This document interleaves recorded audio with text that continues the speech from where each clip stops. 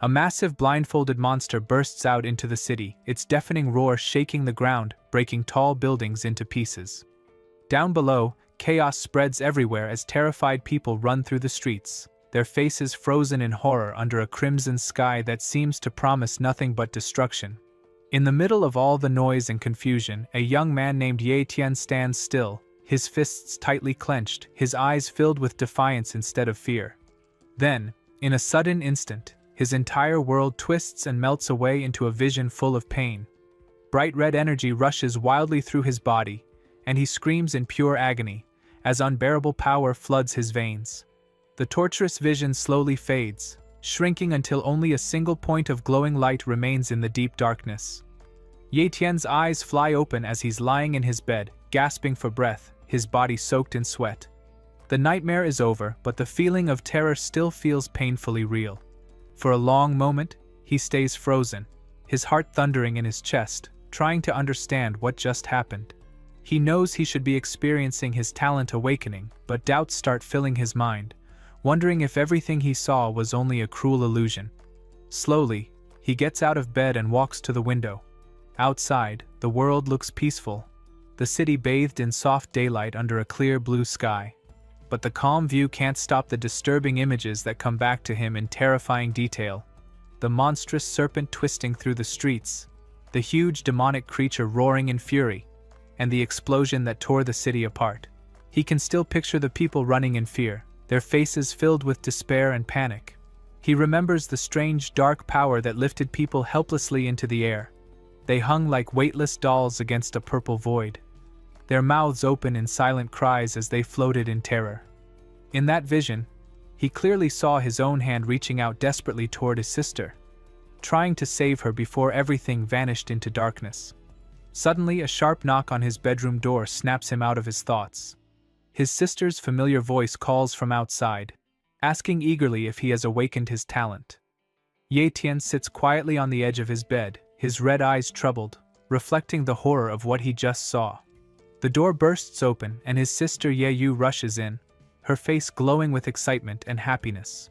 With an enthusiastic shout, she tells him he should be growing stronger already and asks how his talent test went, her eyes full of hope. Ye Tian stays silent for a moment, still facing away from her, before finally turning with a small, calm smile. He softly says that everything went fine and promises he will become a great warrior. That's all Ye Yu wants to hear. Overjoyed, she jumps up with delight and laughs with pure excitement, saying she made his favorite meal to celebrate, before cheerfully hurrying out of the room. Ye Tian mumbles softly in confusion, his confident look breaking apart the moment his sister leaves, leaving him alone with his uneasy thoughts. She pauses at the doorway, playfully telling him to hurry up and asking why he's taking so long. As Ye Tian glances toward her, a glowing status window suddenly appears in front of his eyes, showing her talent, an impressive second-class ice ability. Then, when he sees his own reflection in the faint light, the truth hits him hard. His own talent is weak. Before he can dwell on it, Ye Yu grabs his hand with her usual cheerfulness, her lively energy forcing him to move along. The instant their hands touch, a burst of bright light flashes between them, making them both jump in surprise. Ye Tian's eyes widen as a system message materializes in front of him, telling him to copy the talent before him. For a moment, time itself seems to freeze as the meaning of those words sinks in. He can copy other people's talents. Shocked beyond belief, he stares at his hand, unable to fully grasp what just happened. Slowly, disbelief turns into determination as he tightens his grip, realizing the power that now lies within his reach. Snapping back to the moment, he hears his sister's cheerful voice calling that she made braised pork, his favorite meal.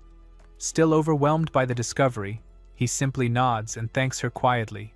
She sets down a generous plate of steaming food and urges him to eat plenty. As Ye Tian begins to eat, his mind keeps replaying the vision of glittering ice crystals, the image of the ability he just copied. His eyes drift away from the meal and settle on a shelf nearby, where two framed photos of their smiling parents rest.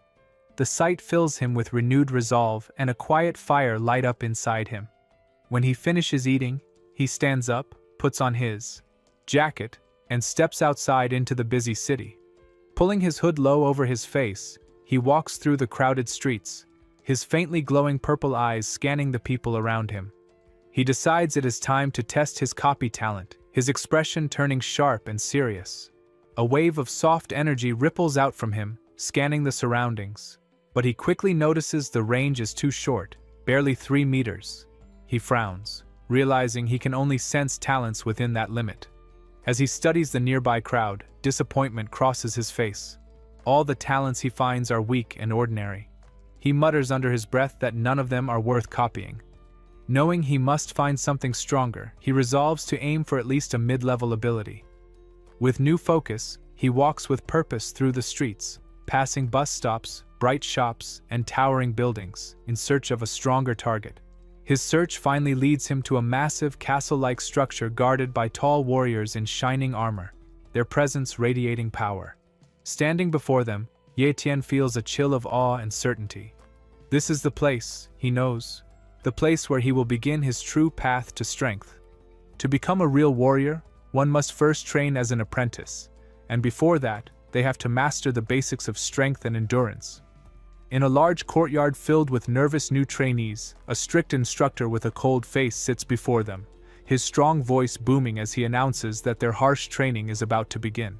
He explains that the test is about endurance and that only those who can form a cyclone in front of their chest will pass. The students strain themselves until they drop to the ground, but the instructor yells at the others to keep going, saying that only those who can create the cyclone deserve to be called warriors. Among them, Ye Tian pushes himself hard, sweat dripping down his face as he struggles, thinking in frustration that nothing is happening. Doubt creeps in, making him wonder if his talent is too weak. Losing patience, the instructor glares at them all and calls them the worst students he has ever taught before dismissing them. His cruel words sting, but instead of discouraging Ye Tian, they ignite a fierce determination within him. His red eyes burn as he silently vows to prove himself. When the session ends, he walks with his friend Zhang Bao, who points excitedly at the main building and whispers about a genius named Chen Dong. Curious, Ye Tian asks who that is, and Zhang Bao explains that Chen Dong is the dean's personal disciple and became a warrior in just half a month. Holding a piece of paper, Zhang Bao starts daydreaming about the wealth and luck of being connected to someone like that. Ye Tian gives a quiet, unsettling smile but says nothing. Suddenly, a buzz spreads through the courtyard as students shout that Senior Chen Dong has arrived. The crowd cheers as the prodigy walks in, smiling confidently and waving. Zhang Bao stares in awe, whispering that this is the famous Chen Dong. Watching from the side, Ye Tian studies him carefully, a sharp grin forming as his red eyes glow faintly. This is the moment he's been waiting for. As Chen Dong greets everyone warmly, Ye Tian activates his hidden power and a status window flashes before him, showing that Chen Dong's talent is medium level. A plan quickly forms in Ye Tian's mind as he clenches his fists. When Chen Dong asks for quiet and starts shaking hands with the students, Ye Tian steps forward quietly, blending in. Finally, Chen Dong extends his hand toward Ye Tian, and their eyes meet as they grasp hands firmly. The contact is all Ye Tian needs. In that instant, the ability triggers, and a triumphant thought fills his mind. He has done it. A small, satisfied smile forms on Ye Tian's lips as he slips away into the dark, rainy night. A moment later, a glowing system message appears before his eyes, confirming that the mid-level talent has been successfully copied. Taking shelter in a nearby cave to escape the storm, Ye Tian sits quietly, thinking about what to do next. He hesitates, unsure if merging the copied talent is a wise decision. A painful memory from a past failure flashes in his mind, but he pushes it away almost instantly, deciding that no matter the risk, he must go through with it. With firm resolve, he sits cross-legged and begins the merging process. Almost immediately, an unbearable pain bursts through his chest, stealing the air from his lungs. He gasps, clutching at his coat as the pain deepens, throwing his head back and screaming into the howling storm outside. The agony is unimaginable as the foreign talent fuses with his body, twisting his insides and sending violent tremors through him. His veins bulge, his muscles tighten painfully. Yet through it all, a grim smile stays on his face, a smile of determination and defiance. Lightning flashes across the sky, lighting up the cave for a moment, and then a new system message appears before him. Human Ye Tian, talent level, medium. Though his body shakes and sweat drips from his chin, Ye-Tian knows it was worth the suffering. He feels reborn, certain that he has just changed his fate. As the pain fades, another realization strikes him. He can copy more talents after 30 days, and the power he now holds is far more terrifying than he imagined. Excited to test this new strength, he takes a deep breath and sits back into a focused stance, deciding to repeat the physical training their teacher had shown them. In an instant, a bright white orb of energy swirls into being inside his chest, the cyclone they were all meant to form. His eyes widen in disbelief as he watches the spinning energy grow stronger. Something that once felt impossible now comes easily. With his mid-level talent, the exercise feels natural, almost effortless. He whispers the word warrior softly, feeling an unshakable determination settle inside him. Gazing out at the moonlit city beyond the cave, he vows quietly that he will become the greatest warrior of all. His true journey has just begun, and his direction is clear. Beneath that same glowing moon, far away, a massive horned monster crashes down from the sky, its glowing eyes filled with dark rage. On the quiet street below, a father walks hand in hand with his little daughter, who happily asks what they will have for dinner. He smiles and asks what she wants, unaware of the danger hiding in the shadows. Ye-Tian walks along another street, carrying a lantern, lost in thought about his rival. The night is calm until the joyful voices of the father and daughter are suddenly drowned by a horrible splash of blood. The man's lantern crashes to the ground as his body is struck aside by the shadowy beast. Ye-Tian's eyes snap toward the sound, locking on the horrific scene. The creature's eerie pink eye turns toward its next prey, the trembling girl. The sight burns into Ye-Tian's mind, the monster towering over the fallen father, crimson blood spreading across the pavement, and the child frozen in terror as her scream for her father echoes through the night while the creature takes a heavy, slow step toward her. Panic explodes on the once quiet city street as people scream and run in fear, shouting for everyone to get away, crying that the monster has killed someone. In the middle of the chaos, Ye-Tian stays where he is, his eyes glowing faintly red as he recognizes the terrifying creature behind the slaughter. Near a bus stop, a huge wolf-like beast with glowing crimson eyes stands over a lifeless victim, while a small girl stares in frozen horror, too scared to move. In a flash of speed too fast for the eye to follow, the beast leaps forward, its jaws open wide to strike again. But before it can reach her, Ye-Tian appears out of nowhere, diving in and grabbing the girl from danger. He watches, stunned by how fast everything happens, thinking that the monster moves too quickly and that escape would be impossible. Suddenly a burst of power sweeps through the air, followed by a loud crash as a warrior in a red cape lands hard on the street, breaking the ground beneath him. He stands between Ye-Tian and the beast, blocking the monster's path as it snarls angrily. The creature, a silver moon mink, growls, baring its sharp teeth, ready to attack. The caped warrior leaps high into the air, sword in hand, shouting an apology for being late and promising to end the threat he failed to stop earlier. With a fierce grin, he looks back at Ye-Tian and introduces himself as Captain Windwolf. He tells Ye-Tian to protect the girl and assures him that he will handle the silver moon mink. Ye-Tian, still in shock, quickly nods and pulls the frightened child behind him, shielding her from harm. Seeing them safe, Captain Windwolf charges toward the beast with a loud battle cry, daring it to fight him. His sword meets the monster's claws in a bright shower of sparks as the battle begins. Ye-Tian covers the girl's eyes gently, whispering for her not to watch the terrifying scene. The fight rages on with thunderous power. Windwolf strains against the creature's strength, gritting his teeth and admitting that it is stronger than he expected. His sword slices through the air, but the silver moon mink moves with incredible speed, dodging each strike with ease. Realizing what he's facing, Windwolf shouts that the fight will not be simple if it truly is a silver moon mink. His blade smashes into the side of a building, sending debris flying, but the beast is already gone, moving faster than he can follow. The furious battle continues as the monster climbs the building walls to higher ground. Windwolf chases after it, muttering that the creature shouldn't forget what's coming next. In that instant, several figures leap onto the rooftops, his teammates, cutting off the beast's escape routes.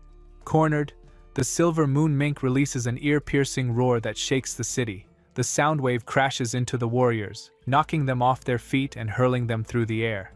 Their ambush shatters instantly, leaving the team scattered and helpless as the monstrous creature's scream echoes through the night. With the ambush shattered, the beast wastes no time and leaps from the tall building, diving straight toward the street below like a living missile. One of the warriors shouts a warning to their captain as the monster plummets through the air, its body a blur of claws and fur. Captain Windwolf steps forward, sword raised and eyes locked on his target, declaring that he has arrived just in time. At that exact moment, his team springs into action from above, descending together in perfect formation. Blades flash and energy surges as they close in on the silver moon mink from every direction, striking in a coordinated storm of motion. The clash is fierce and dazzling, and in seconds the beast crashes into the street with a heavy, thunderous impact. One of the muscular warrior lands nearby, cautiously lifting his sword as dust swirls around them. He asks if the creature is dead, and for a brief moment, silence fills the air. Then, the beast's claw twitches, and with a monstrous roar, a surge of deep crimson energy explodes outward from its body, blasting the warriors off their feet once again. The street shakes under the power of the detonation. But the silver moon mink is not finished. Captain Windwolf crashes to the ground but quickly pushes himself up, brushing off the dust as one teammate shouts to check if he's hurt. Windwolf calls back that he's fine, only for another fighter to yell in alarm that the beast is escaping. Before panic can spread, a calm, confident voice cuts through the noise, assuring everyone there's nothing to worry about. Above them, a streak of red light flashes across the skyline, the beast's trail as it tries to flee. Watching from the ground, Captain Windwolf smirks with certainty, saying that the creature cannot get away and that his trap is already set. On a distant rooftop, a lone female archer stands ready, her eyes following the fleeing target through the stormy night. She draws her bow, aiming high at the sky, and calls out teasingly to her captain, saying it took him long enough to set this up. Without hesitation, she releases the arrow. It cuts through the darkness like a streak of light, silent and deadly. A brilliant burst of pink energy erupts as it pierces the silver moon mink mid-air. The beast's shadowy body crumbles into glowing fragments before it even reaches the ground. The fight is over. Relief and triumph fill the street as the warriors gather around the fading remains. Windwolf looks at Yetian with a mocking grin, asking if he wants to fight with them since he's just a rookie, then turns away dismissively. He then praises the archer's perfect aim, and she laughs lightly, saying she's only doing her job. As they celebrate their victory, Yetian's gaze drifts to a sudden blue glow in front of him. A mysterious window appears, showing data about the fallen beast, and his eyes widen in shock as he realizes it's revealing the monster's hidden talent. Yetian stands tensely on the dimly lit street, keeping the frightened little girl close behind him while his gaze stays fixed on the monstrous red beast ahead. Sweat gathers on his forehead, and his right eye begins to glow faintly crimson, pulsing with strange power. The warriors nearby cheer in relief, believing their fight is over, one shouting that speed-type beasts are always the hardest to defeat and that they've finally won. But their celebration stops abruptly when a terrified voice cries out for everyone to be cautious. To their horror, the creature's huge body begins to move again. The captain's voice booms through the chaos, shouting that the monster is still alive and ordering everyone to pull back immediately. The warriors rush to react, weapons raised once more. Though panic fills the air, the captain keeps his composure, telling his team to stay calm, assuring them that the beast is badly weakened and that he will handle it alone. As he prepares to strike, he spots two civilians nearby, Yetian and the small girl, frozen in fear. His tone sharpens as he yells for them to move away fast, warning that the place isn't safe. But Yetian doesn't budge. The captain shouts again, desperate for him to run, but Yetian stands perfectly still, eyes burning red, his focus locked entirely on the rising beast. A slow, unsettling grin spreads across his face. He doesn't see danger, rather an opportunity. Before the captain can stop him, Yetian bursts forward in a sudden flash of speed, moving faster than any of them can track. The wind tears around him as he blurs past the shocked warriors, charging straight at the monster instead of escaping. The captain gasps, unable to believe what he's seeing. Yetian's fist connects with the creature's body in a thunderous impact that sends the beast flying backward. smashing it through a nearby building in an explosion of dust and debris. As silence falls, a glowing notification flickers before Ye Tian's eyes, confirming what he instinctively knows: he has copied the fierce beast's talent. A powerful red aura flares around him, his body pulsing with new strength. Without hesitation, he launches himself at the creature again, the same monstrous power now coursing through his veins. The fight is short but merciless. Ye Tian's attacks are wild, brutal, and unstoppable. The monster is ripped apart by his strikes, its final roar echoing through the street before fading into silence. When the dust settles, Ye Tian stands tall above the lifeless creature, his trembling fist dripping blood. The nearby warriors stare in shock, one whispering that the beast must truly be dead now. The captain, his uniform torn and face pale, can only stare at the young man in disbelief, asking quietly if what he just witnessed is even real. Ye Tian's expression remains calm and cold, his face splattered with blood as he stands over the monster's corpse, the air around him heavy with the proof of his terrifying strength. Snapping out of his shock, the captain quickly regains control of the situation, barking out orders for his team to secure the area and clean up the battlefield. He tells one of the warriors to take care of the terrified little girl before turning back to face Ye Tian. There is a new look of respect in his eyes as he nods to the blood-covered young man, saying goodbye for now, and inviting him to join the Windwolves once he officially becomes a warrior. Ye Tian gives a small, weary grin, his face still streaked with dried blood, and agrees. Later, in a quiet public restroom, he stands before a cracked mirror, washing the sticky red stains from his hands and face. He scrubs hard, thinking he must not let his sister see him like this. Ye Yu would be terrified to death if she saw all this blood.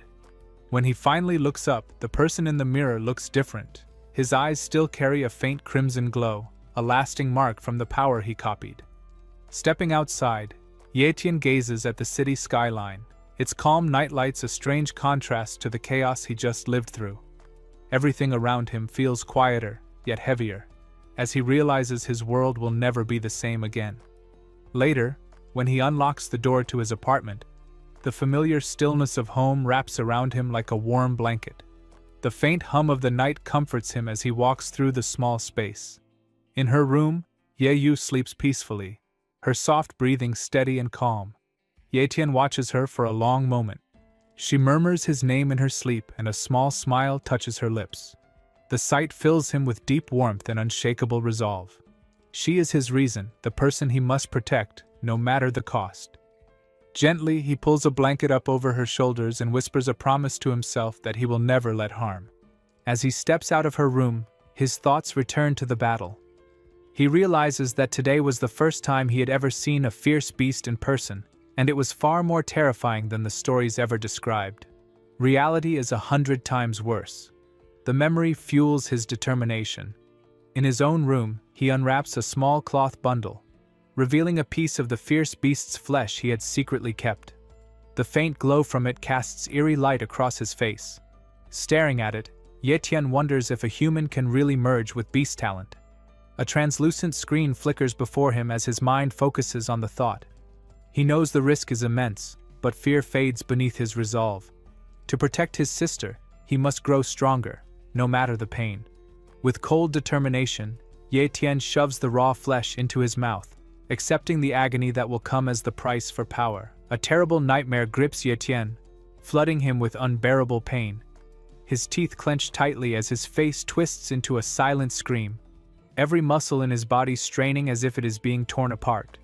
His trembling hand, covered in swollen veins, presses hard against the ground, while the horrifying sound of bones cracking echoes in the darkness. His body bends unnaturally, his foot twisting at a grotesque angle. Then, with a sharp, sickening snap, his arm breaks and warps, the flesh melting away until it becomes a dark, monstrous limb. The pain is indescribable, like a living nightmare tearing him apart from the inside. He crashes to the floor, gasping in horror as a single thought screams through his mind: it's broken. His heartbeat thunders in his ears, and one desperate word repeats in his head, denying the reality before him. But the nightmare feels too real, like a cruel promise of the monster he might become. Suddenly, Ye Tian's eyes shoot open. He's back in his bed, the morning sunlight spilling through the window, casting warm light over the city beyond. The horror was only a dream. He sits up sharply, crying out his sister's name in panic, his voice breaking as he asks why it had to be her. Sweat drips from his face, his chest rising and falling rapidly as the fear lingers. Looking down at his legs, confusion replaces terror. Jumping out of bed, he's stunned by how light his body feels. He throws a high kick effortlessly, his eyes wide with disbelief as he mutters that his body feels completely weightless. Just then, a blue glowing window appears before him, confirming the truth.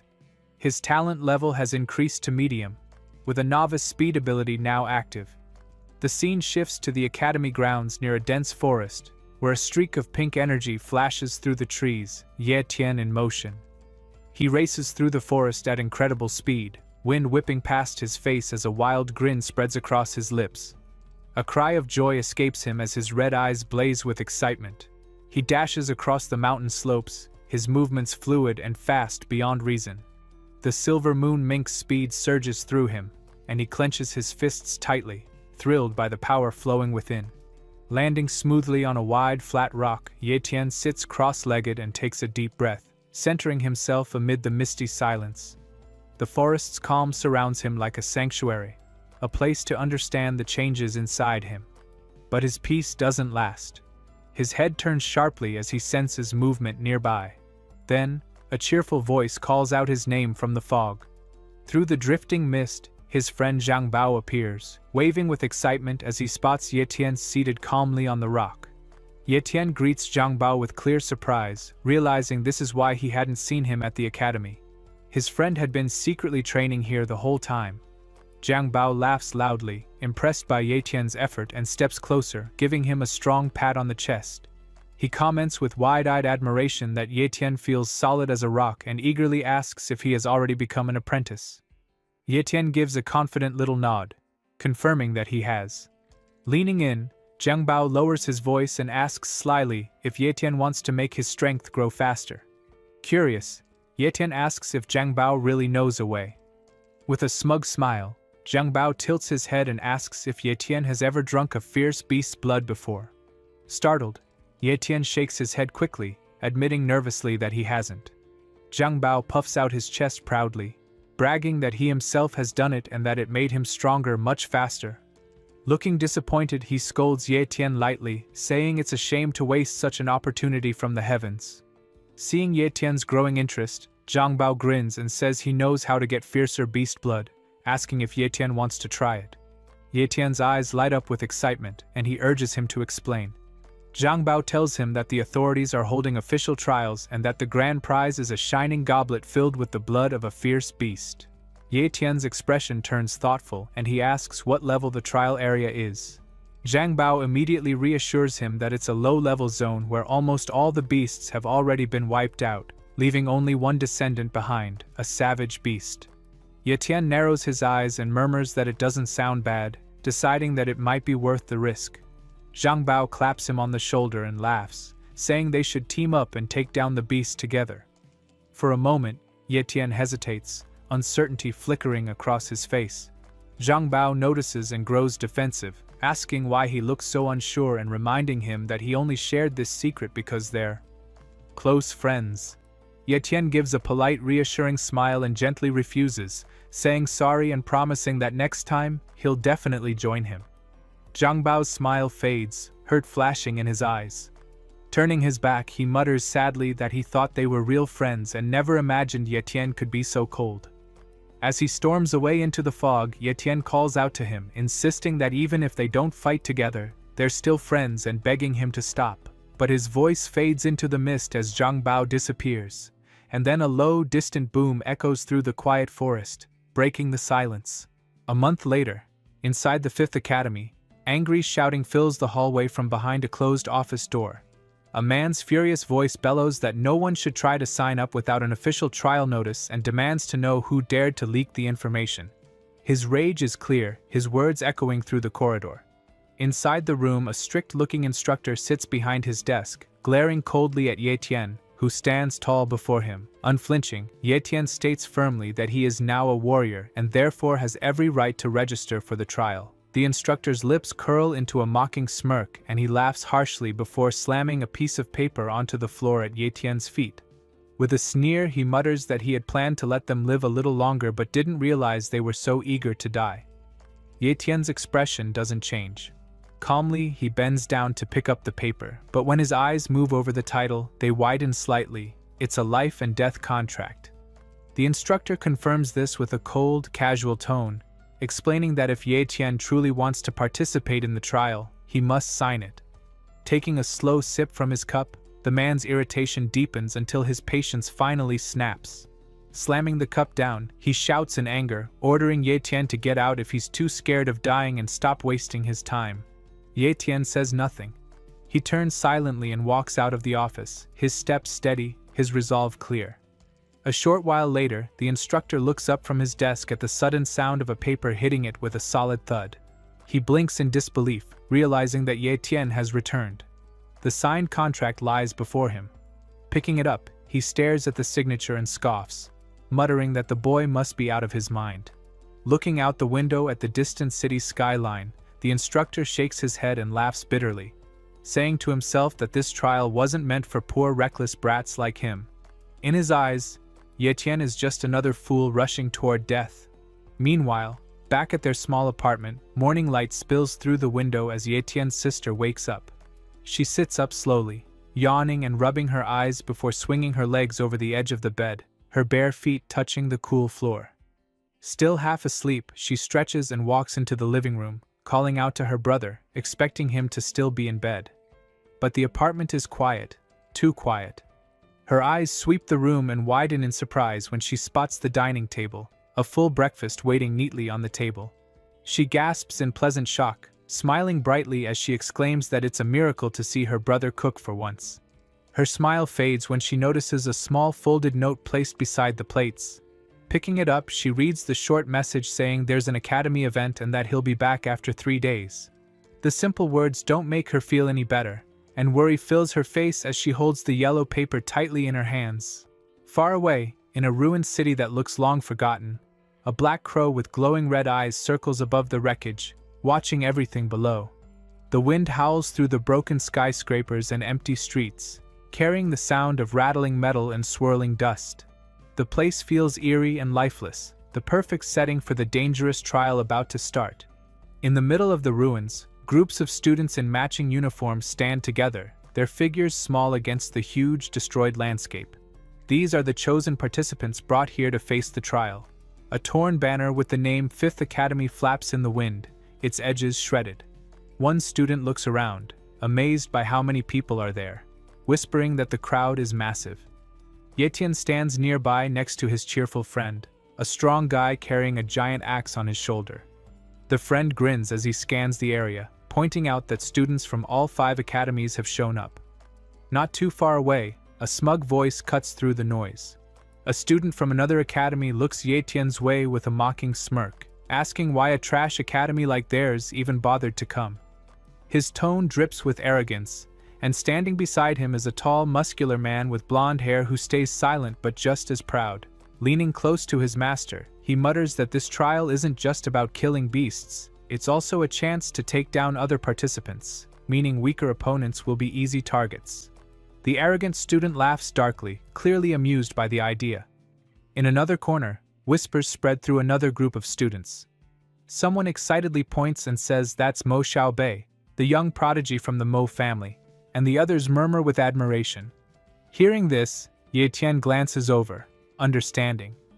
Immediately where that arrogance comes from, of course. Anyone from the Mo family would act that way. Suddenly, a loud commotion breaks out as a rugged warrior walks straight toward the First Academy's camp. A guard yells for him to stop, but the newcomer just grins, his body glowing with a fierce blue aura. He flashes sharp fangs in a teasing smile and locks eyes with Mo Xiaobei, taunting him in a low, challenging voice, reminding him of his past defeat. Mo Xiaobei's face tightens with anger as his own energy flares up. Among the broken ruins, Ye Tian stands quietly, his striking red eyes watching the growing crowd. The air hums with tension until someone from a nearby group breaks the silence, asking curiously who the person in front is. A muscular student carrying a huge halberd replies that it's Li Yunxing, the knife genius from the second academy who once lost to Mo Xiaobei. Not far away, a stern instructor dressed neatly in a suit scoffs loudly and spits on the ground, muttering with disdain that Li Yunxing is just another arrogant fool. His harsh voice booms through the ruins as he repeats the word ignorant, looking down on all the gathered students. Ye Tian stays silent, but his expression tightens. Anger flickers in his eyes as he thinks bitterly that the real ignorant one is the instructor himself. He's sick of these proud teachers who underestimate everyone else. From the crowd, a younger student cheers for Li Yunxing, making the knife-wielding warrior blush in embarrassment. Suddenly, a crackling sound fills the air as the speakers come to life. A voice from a loudspeaker tower echoes across the plaza, announcing that fighting outside the wilderness area is forbidden and that anyone who breaks the rule will be disqualified from the trial. The warning hits the crowd like a wave. Hearing it, Li Yunxing stops his advance, his face twisting in frustration. He spits on the ground and glares at his opponent, his tone sharp and venomous as he growls that his rival should count himself lucky for now. Sliding his knife back into its sheath with a metallic ring, he promises coldly that once they're inside the wilderness, he'll make sure to beat him down. His voice drips with fury, and though he steps back, the rage burning in his eyes doesn't fade. Mo Xiaobei, the proud genius of the Mo family, doesn't even flinch. A smug grin spreads across his face as he mocks his rival, saying with icy amusement that all he's doing is barking. His tone is calm but full of arrogance, his confidence clear to everyone watching. With the confrontation paused, Li Yunxing turns toward the crowd and spots the person who cheered earlier. He strides over and calls out, asking for the student's name. Ye Tian meets his gaze with a cool smirk and answers that he's Ye Tian from the 5th Academy. Li Yunxing's stern face softens a little as he nods approvingly, saying that it's a strong name, one that means the one who hides the sun and defies the sky. A glint of respect appears in his eyes as he reaches out a hand, suggesting they work together during the trial to surpass Mo Xiaobei. But Ye Tian only looks down, smiling slightly without saying a word. He doesn't move to shake the offered hand, letting the silence linger.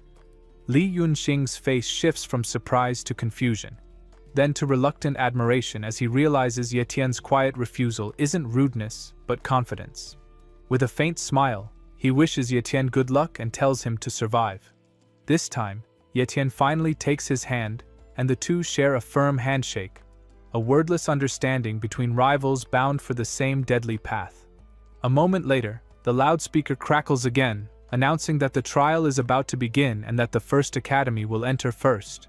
Without wasting a second, the elite students in red uniforms leap off the high platform one after another, their bodies dropping into the wild terrain below like a wave of falling stars, each eager to prove their strength in the deadly trial.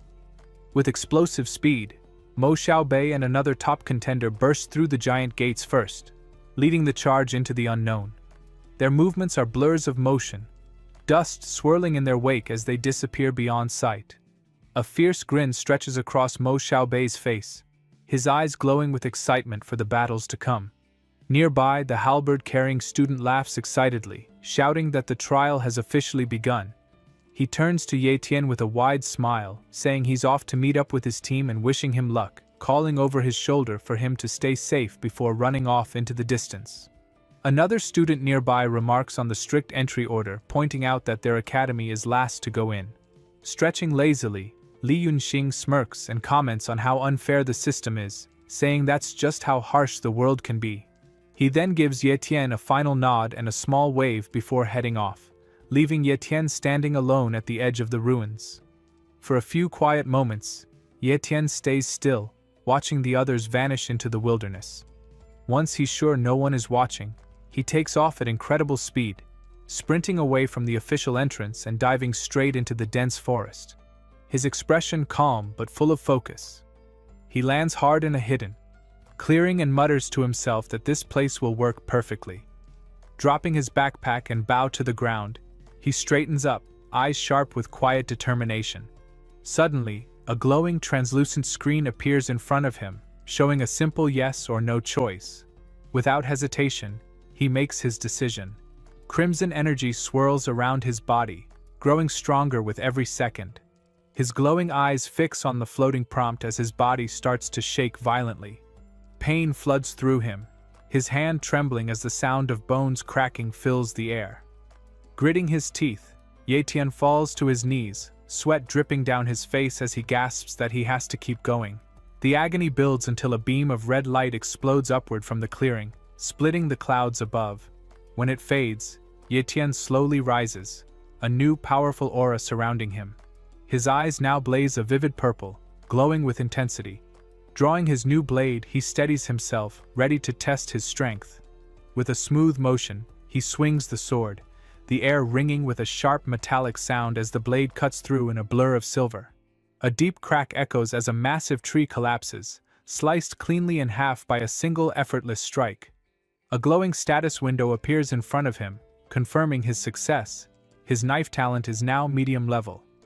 Yetian smirks faintly, his body wrapped in shadows, eyes burning with purpose as he prepares for what's next.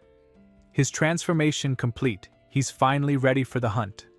Back at the main gate, the announcer's booming voice declares that it's time for the 5th Academy to enter, and a line of students, including Yetian's cheerful friend, steps forward, determination gleaming in their eyes. In the middle of a foggy, broken city, one lone figure walks quietly through the empty streets. The mist hangs thick in the air, wrapping around the ruins of crumbling buildings. Overhead, a few black crows circle slowly, their caws echoing through the silence, the only signs of life in the dead city. Carrying a heavy backpack and wearing a calm but determined look, Yetian steps over the rubble and shattered glass, his footsteps the only sound that disturbs the still air. Suddenly, a low hiss cuts through the quiet, and a massive serpent-like beast slithers into view, its scaly body weaving between the ruins like a living shadow. High above the ground, gripping tightly onto the creature's rough scales, Yetian holds on as the monster coils and twists through the broken skyline. The wind rushes past his face, tearing at his clothes, but he doesn't flinch. His red eyes burn with sharp focus as he locks onto the serpent's snarling head. There's no trace of fear in his expression, only cold, precise determination. Then, without hesitation, he pushes off the monster's back, launching himself into open air. He plummets toward the ground in a smooth, controlled dive, his weapon flashing in his grip. Mid-fall, Yetian spins, his figure outlined like a dark shadow against the pale, clouded sky and the skeletal remains of ruined towers. With a furious roar, the serpent dives after him, its jaws stretched wide, ready to swallow him whole. For a moment, it looks like Yetian is the one being hunted, but this is exactly what he planned. In an instant, he swings his blade in a fast, perfect arc. The steel slices clean through the beast's thick tail, sending a burst of purple blood spraying through the air. The severed tail hits the ground with a heavy crash, shaking the broken street below. The serpent writhes and howls in agony as Yetian lands softly nearby, his red eyes cold and steady. Standing over the wounded creature, he drives his blade deep into its skull and pulls out a glowing orb from its head. Holding it up, he mutters that it's 1 point for him, though his tone carries a hint of disappointment. He stores the orb away and shakes his head, thinking that savage beasts are weaker than he expected. His gaze turns distant as he wonders how many points he'll need to take first place in the trial. After a moment, he adjusts his bag and exhales slowly, saying to himself that there's still a long road ahead and many beasts left to hunt. With a strong jump, he propels himself upward, bounding lightly across the cracked rooftops. The ruins blur beneath him as he moves with speed and precision, scanning for his next prey. Suddenly, he freezes mid-stride, sensing something strange. Landing on a ledge, Yetian's eyes narrow. A second later, a faint, trembling voice rises from the shadows below, pleading weakly and warning him not to come any closer. Yetian looks down from the ledge and spots a terrified man surrounded by the bloody bodies of demonic wolves, with even more of the beast closing in from every side. The man glances up, his eyes wide with fear and sudden recognition as he gasps, realizing who Yetian is. Yetian meets his gaze, his expression calm and cold, giving away nothing. The larger man trembles uncontrollably, sweat dripping down his face as his hands tighten around the handle of a massive axe. The snarling pack circles closer, their glowing red eyes gleaming in the mist, sharp fangs bared and ready to strike. The man whimpers weakly, saying he doesn't want to die and complaining through his tears that he hasn't even had the chance to get married yet. His panic breaks through all reason, and with a desperate scream, he throws his axe aside and bolts in fear. One of the wolves lunges toward his back with lightning speed, claws outstretched and jaws open wide. But at that exact moment, Ye Tian moves. He flips gracefully through the air, drawing his bow in a single smooth motion. The bowstring pulls tight, and with flawless precision, he releases the arrow. It whistles through the air like a streak of light and pierces the lunging wolf straight through its glowing eye. The beast is dead before it even touches the ground.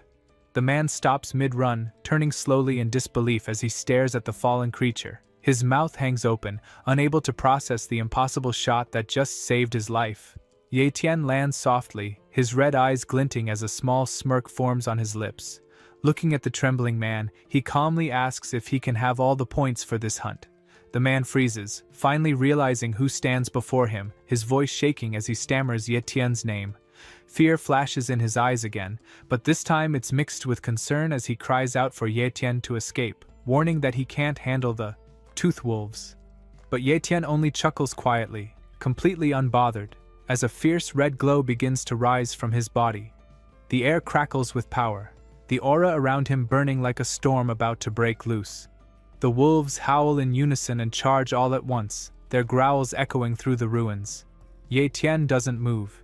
Instead, he raises his arms wide and releases a surge of blue and purple energy that bursts outward, shaking the ground beneath him. The energy wraps around his body like lightning, flickering across his skin. Gripping his sword, Ye Tian draws it free, and the blade bursts into radiant light, surrounded by swirling blue flames. With one steady breath, he swings the sword in a wide arc, the air itself vibrating from the force. The power of the attack hums through the ruins as he prepares to cut through the entire pack in one strike. From a distance, the other man can only watch, his fear slowly melting into awe as the ground cracks and lightning flashes all around Ye Tian. Eyes wide, he whispers in disbelief before shouting aloud, marveling that Ye Tian is unbelievably strong. With a sharp metallic sound, Ye Tian pulls his blade free from the jaws of the slain wolf beast. Blood drips from the steel as he calmly reaches down and plucks one of the creature's long fangs from its mouth. Standing on top of the huge carcass, he glances over at the shocked man nearby and casually asks if he minds him taking the wolf's teeth. The man, too shaken to argue, stammers nervously that they're all his to take. Ye Tian gives a small nod, tosses the tooth aside without interest, and turns to leave the ruined battlefield. The other survivor watches in confusion and calls out, asking if Ye Tian is really planning to keep going in that condition. Ye Tian doesn't look back. He adjusts the straps of his backpack and with a calm but distant voice, says he's giving up. Without another word, he walks away, his steps echoing faintly in the silence of the empty ruins. Behind him, the man exhales heavily and sinks to the ground, exhausted. He mutters that this trial has been far too dangerous and that he's just happy to still be alive. His eyes drift toward his fallen teammates lying motionless among the rubble, and he whispers that they're all badly hurt. Deciding he needs to focus on getting them out, he tells himself that surviving is good enough this time. Ye Tian stops in his tracks for a moment, taking a slow, steady breath. His eyes narrow with determination as he realizes there's only one real choice left to keep moving forward. The injured man starts limping away but pauses to shout a warning over his shoulder, telling Ye Tian to be careful because there's a fake fierce beast deep in the wilderness. The words instantly grab Ye Tian's attention. He repeats them quietly to himself, intrigued by what he's just heard. The man continues grimacing as he explains that some students from the first academy were teaming up to fight a massive striped snake, more than 10 meters long, and that it's worth 500 points. The number makes Ye Tian's eyes widen slightly. He repeats it under his breath, his expression changing as excitement sparks in his gaze. A dangerous grin spreads across his face, his eyes glowing faintly red. In the next instant, Ye Tian appears right in front of the man, grabs him by the collar, and demands to know which direction the beast is in. A burst of bright pink energy flares around him as he shoots forward, leaving behind a glowing trail through the broken city. The man watches him vanish into the distance, his mouth hanging open in disbelief before shouting after him in panic, warning Ye Tian once more to be careful. Ye Tian turns into a streak of motion, a blur of violet light slicing through the ruins of the broken city. He moves so fast that his feet barely brush the cracked pavement before he vanishes again, leaving only faint ripples of energy behind. The destroyed buildings rush past him like shadows as his immense power propels him forward. He lands hard in another part of the city, the force of impact cracking the ground beneath him as his glowing aura fades away. In front of him lies a grim sight, the lifeless body of a warrior wearing a red uniform. A dark pool of blood spreading slowly across the broken asphalt. Yetien's red eyes narrow as he crouches slightly, his gaze fixed on the crimson fabric that marks the fallen fighter as someone from an academy. The air is thick with tension, the silence around him broken only by the distant echo of chaos. Suddenly the sky erupts with a brilliant flash of light followed by a deafening explosion. Yetien's head snaps up instantly, his focus sharpening as he realizes a battle is raging somewhere nearby. Without hesitation, he pushes off the ground and shoots upward, his body arcing gracefully through the smoky air. The wind howls around him as he lands lightly on top of a half-collapsed skyscraper, crouching low near the edge. From his vantage point, he looks down at the battlefield below. A scene of complete destruction. A monstrous serpent with a demonic upper body thrashes violently in the middle of the chaos, its scales glinting under the flashes of fire and energy. The creature's roar echoes through the ruins as several warriors surround it, their glowing weapons striking at its enormous form like sparks against steel. Explosions tear through the streets, fire and smoke swirling in all directions.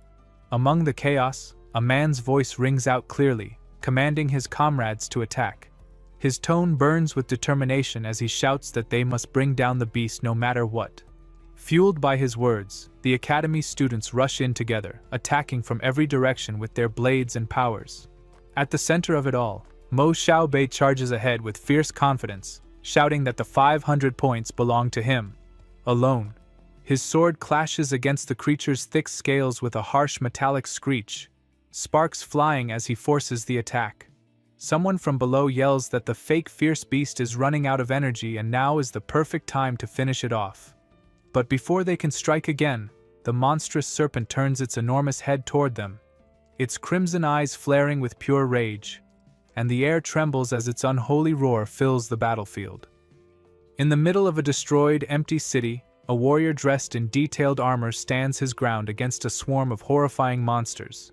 The ruined streets echo with the sounds of battle and chaos. Not far away, another fighter, Mo Xiaobei, leaps high into the air, his sword glowing bright red with energy as he dives toward a giant shadowy beast below.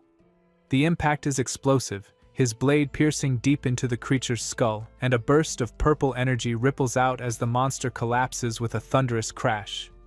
Landing on top of the fallen beast, Mo Xiaobei throws his head back and laughs wildly, a manic grin spreading across his face as he basks in his apparent victory. For a brief moment it looks as though the battle is over, but then, without warning, the massive tail of the beast whips through the air, striking him with terrifying speed. The blow hits him squarely, sending him flying backward. His scream of pain echoes across the ruins as his body crashes into the ground, causing a huge explosion that shakes what's left of the city. When the dust finally clears, Mo Xiaobei staggers to his feet, his face smeared with dirt and his breathing heavy. Yet instead of fear or pain, his expression twists into excitement. Laughing greedily, he shouts that the 500 points are his, fully convinced that he's won. From a distant hidden spot, someone watches the fight silently, wondering aloud if the creature is really dead. Meanwhile, in another corner of the city, Yetian slams his fist into the cracked earth, his red eyes glowing with fury.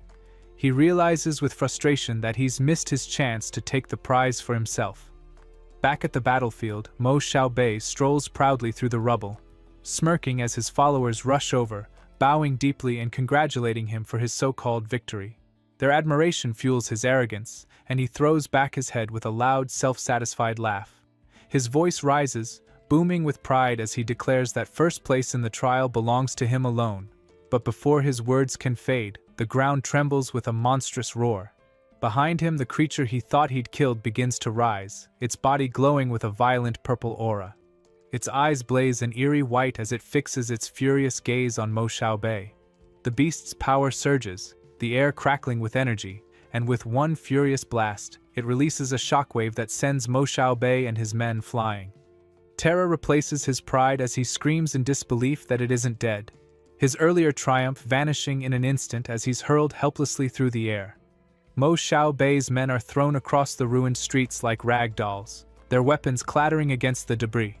As Mo Xiaobei crashes through the air, one of his terrified subordinates lets out a scream, realizing with horror that the creature they've been fighting isn't some imitation, but a real fierce beast. The color drains from Mo Xiaobei's face as his pride and arrogance crumble into raw panic. One of his men shouts, asking if they should still fight it, but greed flickers brighter than fear in their leader's eyes. Mo Xiaobei yells back furiously that of course they will, shouting that the beast is worth 1,000 points. His followers stare at him in disbelief, stunned by the number, but his authority leaves no room for argument. Barking commands, Mo Xiaobei orders them to move fast before someone else steals their reward. Driven by desperation and greed, the group regathers and charges once again into the fight, their battle cries echoing through the shattered streets. Watching from the top of a crumbling rooftop, Ye Tian takes in the scene below, his sharp eyes analyzing every movement. He quickly realizes the terrifying truth. This creature isn't a fake, but a real fierce beast radiating immense power.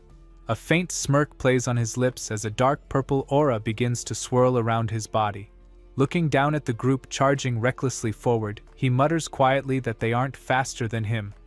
In an instant, Ye Tian thrusts his hands downward, releasing a powerful surge of energy. A massive pillar of blinding violet light erupts from the cracked earth, blasting through the street below with deafening force. The explosion rips apart the ground, sending chunks of rubble flying as the beam cuts straight across Mo Xiaobei's path. A thick trail of purple smoke and shattered concrete lingers in the aftermath, a clear warning for anyone foolish enough to challenge him. As the dust slowly settles, Ye Tian leaps down from his perch, landing softly in the middle of the destruction. Wisps of purple energy curl around his boots as he surveys the wreckage with calm satisfaction. Glancing around, he notes with relief that no one from the first academy has arrived yet. Crouching down, he brushes his fingers across the strange purple residue left behind by the beast, studying it with focused curiosity.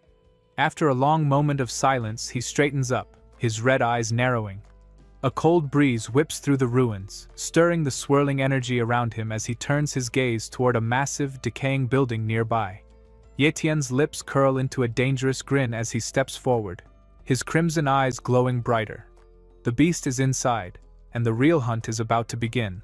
In the ruins of a destroyed shopping mall, piles of rubble lie beneath an eerie purple glow. Ye Tian walks carefully through the wreckage, every sense sharpened and alert. A drop of sweat runs down his temple as his eyes widen. He realizes he is not alone. From the steel beams above, a dark sticky liquid begins to drip and merge together in midair. The substance shifts and twists until it forms a long, shadowy, snake-like shape hanging from the ceiling. A thick tension fills the air as the hidden creature prepares to attack. The shadow's tip sharpens into a deadly point and suddenly shoots downward. Beneath it, a massive mouth lined with sharp, glistening teeth opens wide, revealing a glowing purple tentacle stretching out, ready to trap its prey. Ye Tian doesn't move an inch. His red eyes fix on the darkness above him, filled with cold resolve. In one smooth, practiced motion, he draws his long sword, the steel catching the dim light as he gets ready to face whatever comes. One thought flashes through his mind: he'll figure it all out after earning the 1,000 points. Gripping his sword tightly with both hands, he channels his energy through the weapon. The blade hums and crackles with power as it starts to glow with electric energy. The moment he strikes, the entire ground erupts, rubble flying as his sword slams into the target. The force is so strong that Ye Tian is blasted backward through the air, spinning as his coat flutters around him. He crashes hard but quickly steadies himself, watching as the real form of his enemy finally appears. It's a massive horned demon with glowing red eyes and a terrifying grin stretching across its purple face. The creature moves incredibly fast, almost too quick for the eye to follow, leaving trails of motion in the air. Ye Tian's eyes widen in shock as he realizes its unbelievable speed. The demon's enormous fists slam into the floor, sending a shockwave that hurls Ye Tian across the ground. His sword flies from his hand, clattering away, while his body slides helplessly through the debris. Gritting his teeth, Ye Tian flips mid-air, regaining balance as a bright blue aura bursts to life around him. He charges forward, releasing a powerful counterstrike that smashes straight into the demon's face. The monster howls in pain, its head snapping back violently. Spinning metal discs, like chained wheel blades, fly through the air toward the staggering demon. Seizing the moment, Ye Tian dives, grabs his falling sword mid-motion and re-enters the battle without hesitation. The towering demon roars, its vast shadow spreading across the shattered battlefield, threatening to swallow everything in sight. Ye Tian struggles to stay on his feet, his arms shaking violently as he tries to push back against the monster's crushing power. Letting out a furious roar, he channels every bit of energy left in his body, refusing to give in. But the creature's strength is far too great, and in the next moment he's thrown through the air again, his body crashing hard into the shattered ground below. Dust and smoke rise in thick waves as he lands among the rubble, the purple haze of destruction swirling around him. Across the battlefield, the enormous beast's shadow slithers across the broken floor like a living storm, dominating everything in sight. Still, Ye Tian plants his feet and straightens up with a defiant grin spreading across his face. He thinks to himself how he really is strong. He is impressed but also relieved that he wasn't the first one to fight it. If others hadn't weakened it before, he knows he wouldn't have survived this far. Then something catches his attention, a faint glimmer, a strange crystal-like object lying among the debris. His eyes lock on it instantly. It's glowing faintly, and he can tell it's not something ordinary. Spiritual attribute, he mutters to himself, realizing it's worth something valuable. Without hesitation, he decides to go for it. He doesn't care who the beast originally belonged to. A prize like this is too precious to ignore.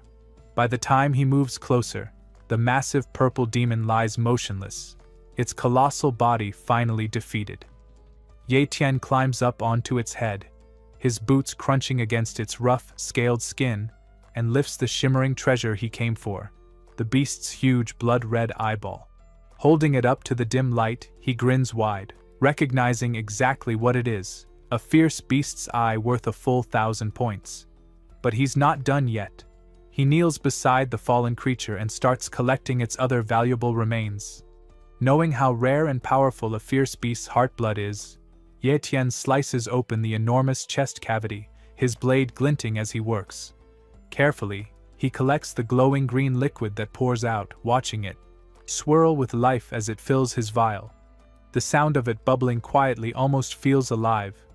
Once his work is done, Ye Tian steps away from the mountain of corpses, a satisfied smile spreading across his face.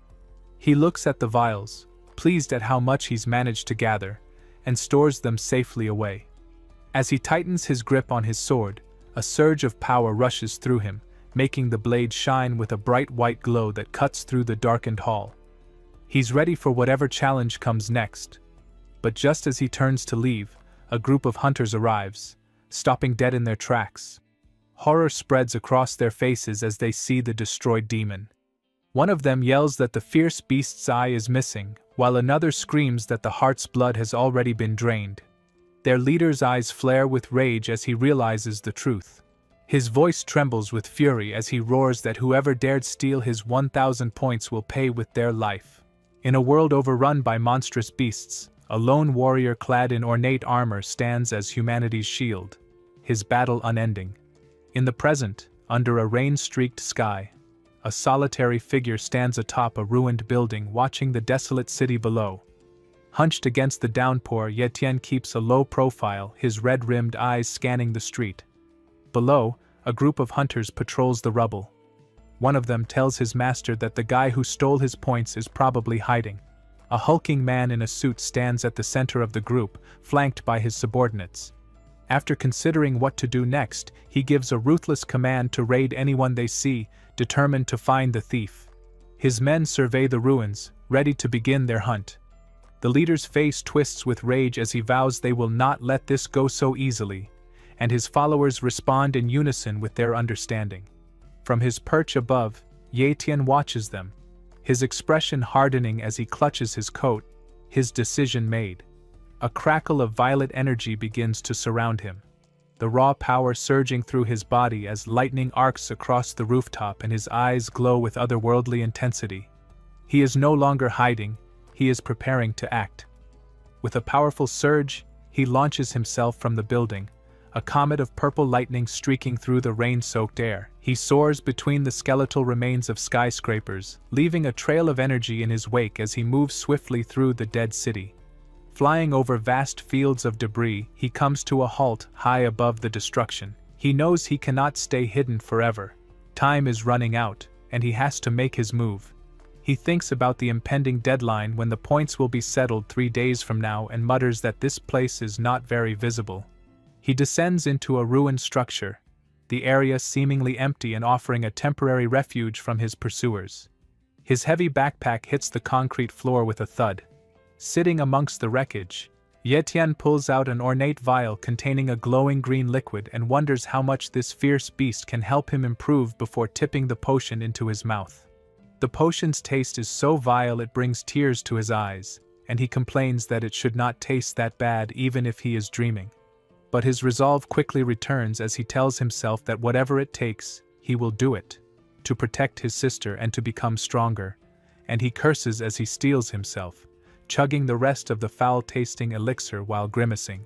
Far away, in what seems like another world, a young schoolgirl lets out a sudden, powerful sneeze. She rubs her nose, wondering who might be thinking of her. Sitting alone in an empty classroom, she gazes out the window at the rain, her thoughts drifting to her sibling, softly whispering with deep concern as she hopes her brother is all right. Back in the ruins, Yetian roars as the potion takes hold. A vortex of bright green energy swirls around him, coursing through his body with immense power. 3 days later, at a makeshift exchange post, survivors present their hauls, bags filled with potions and beast hearts. A crowd of weary participants gathers to have their points tallied. An official announces the low scores, calling out that Zheng He has 10 points, Bao Lei has 23 points, and Zhui Hai has 0 points. A cocky warrior then steps forward, dropping his bag and asking the official to count his with a smug grin. Li Yunxing watches as the official unzips his bag, revealing a gleaming cache of monster cores. Her eyes go wide with surprise as she declares the impressive total of 195 points for Li Yunxing. While the crowd reacts with awe, a condescending voice cuts in, dismissing the excitement over a mere 195 points. A sinister-looking man named Mo Xiaobei and his entourage stride forward, their presence casting a shadow over the gathering. Mo Xiaobei taunts his rival, asking if that is all and if Li Yunxing really thinks he is qualified to challenge him with so few points. Li Yunxing seethes, recognizing the arrogant bully. Another voice then calls out to count his points. It is Mo Xiaobei again, a malicious grin spreading across his face as he presents his own bag. He pours its contents onto the table, revealing a massive collection of valuable monster parts that dwarfs Li Yunxing's haul, leaving the official speechless. The official announces the shocking number of 427 points. The crowd gasps, stunned by the huge score. An enraged Li Yunxing accuses him of robbing others, but Mo Xiaobei simply laughs and says he robbed them with his own abilities, questioning what the problem is. Li Yunxing can only clench his fists in helpless rage. Xiaobei's followers immediately begin to flatter him, congratulating him and predicting he will be in first place. But Mo Xiaobei scowls, unsatisfied, saying that first place should have more than 1,000 points. His bold claim sends a ripple of disbelief through the crowd as they whisper among themselves, wondering how 1,000 points could even be possible. The head administrator asks his assistant if all the students who are still alive have come out already. The purple-haired official smiles smugly and replies that if that is the case, first place belongs to Mo Xiaobei. The administrator nods, ready to make it official. Just then, the sound of a single footstep echoes as a lone silhouette appears in the distance, walking calmly toward them through the desolate street. The sudden arrival shocks everyone, and the administrator turns his head in disbelief. A gentle swoosh of air is the only sound as the mysterious figure continues his approach. Steam rises from his boots as he walks with an unwavering and confident stride, his purpose clear as he nears the point exchange. Glowing red orbs glisten in the dim light, presented as proof of victory. A woman with striking purple hair stares at them, her face tightening in recognition as she identifies the objects for what they are, the eyeballs of a fierce beast. Ye Tian stands calmly before the panel of judges, his expression steady and unreadable, a single red eye shining faintly with power. He confirms in an even voice that the orbs truly came from a fierce beast and asks what his final score is. His tone carries no excitement, just quiet authority demanding an answer. A powerful voice echoes across the shattered city, announcing that Ye Tian's total points are 1,163, earning him first place in the entire trial. The announcer continues, declaring that his prize includes 3 vials of fierce beast blood and a reward of 100,000 yuan in cash. As light rain begins to fall, an official steps forward to personally congratulate him.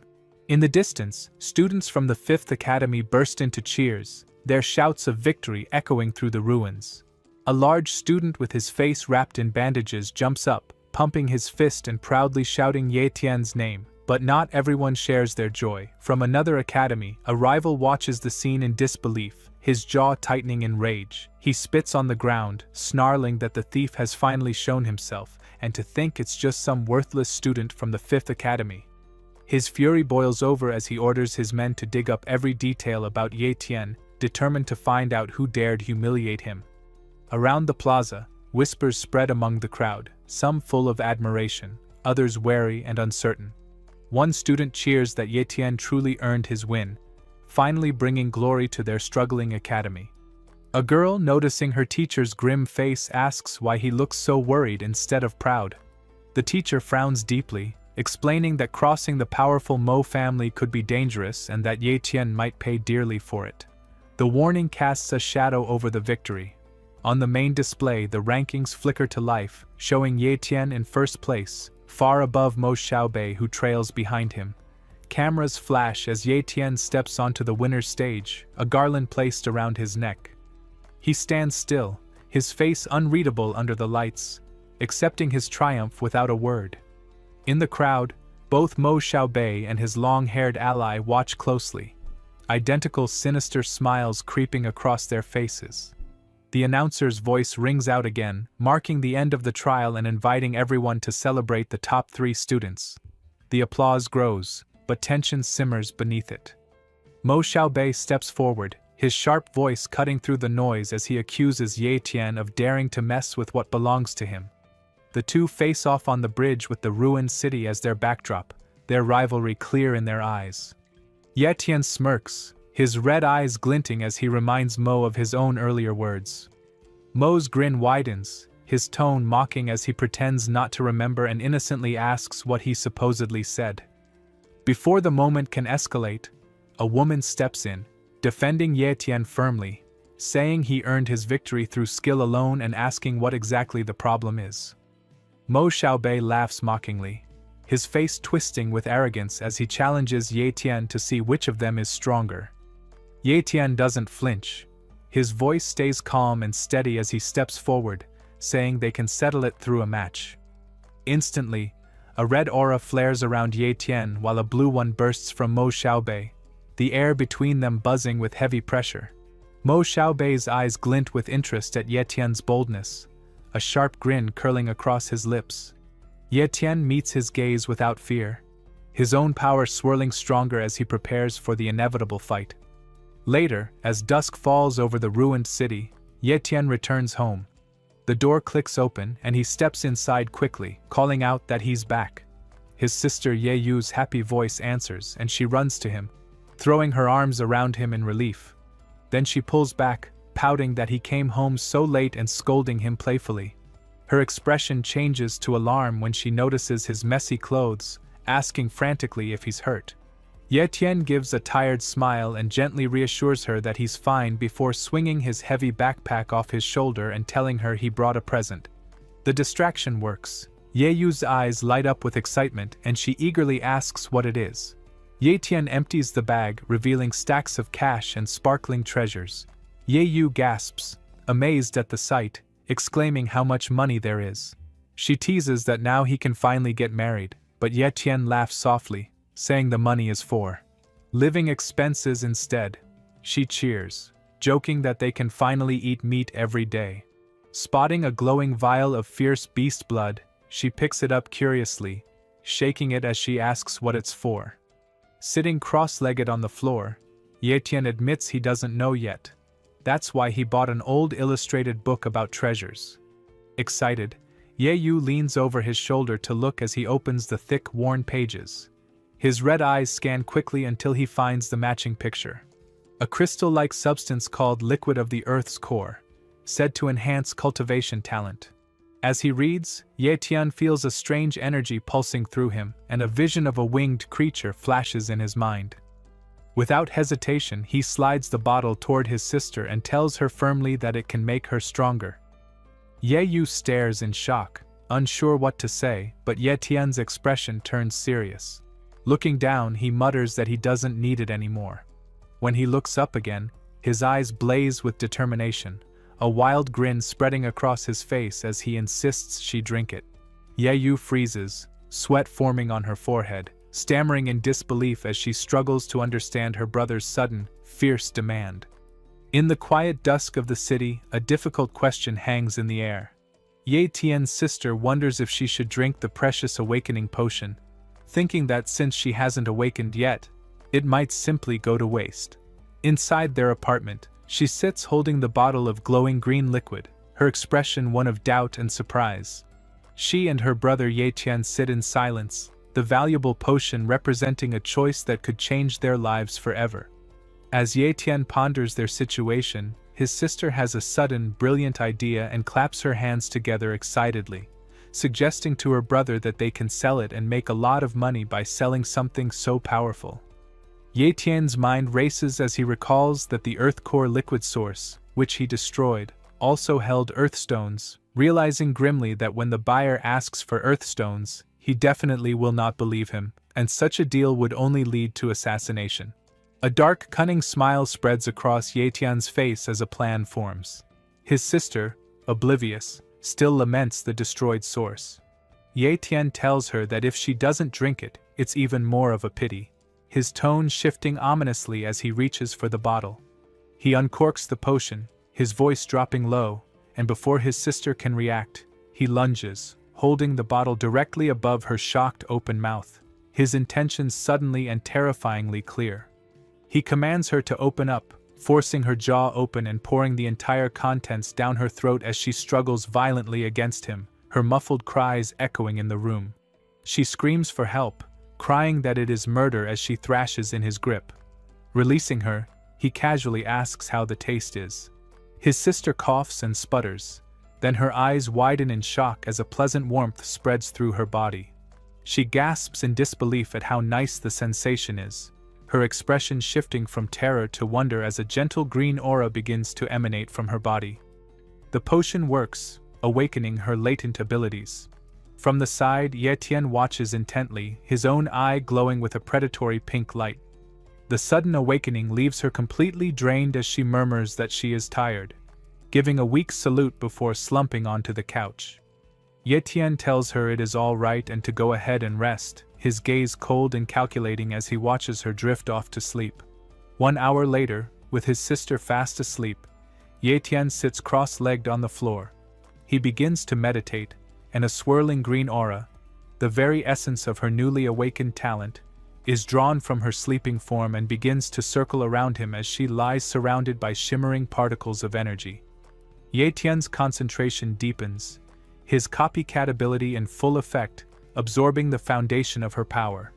His eye glows a fierce red, a sign of his immense focus and terrifying talent.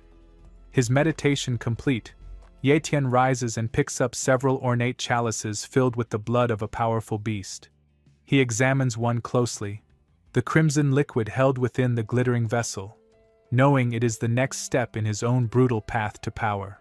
Night settles over the quiet city as Ye Tian sits alone in his dimly lit apartment. He tilts his head back and gulps down the thick, glowing beast blood, setting the empty cup beside a plate piled with raw meat. Without hesitation, he tears into the food, devouring it hungrily like a starving predator. When he's done, he wipes his mouth and returns to his meditative stance. Suddenly, a burst of violent purple energy explodes from his body, shaking the room as the air crackles with chaotic power. His muscles tense and he grits his teeth in pain as the transformation surges through him. The power feels incredible, but not enough. He glances at the 2 remaining chalices of beast blood, thinking regretfully that there isn't much left and already craving more. His mind races as he tries to figure out his next move. His supplies are low, and strength is the only thing that matters. 10 days later, the scene shifts to a massive fortress surrounded by green forest. In a quiet clearing under the sunlight, Ye Tian meditates calmly, a faint, strange tail-like mark resting behind him. His peace is suddenly broken by the sound of heavy footsteps and panicked breathing. A terrified man bursts through the trees, shouting frantically for help. Ye Tian opens his eyes, frowning slightly, and asks what's wrong.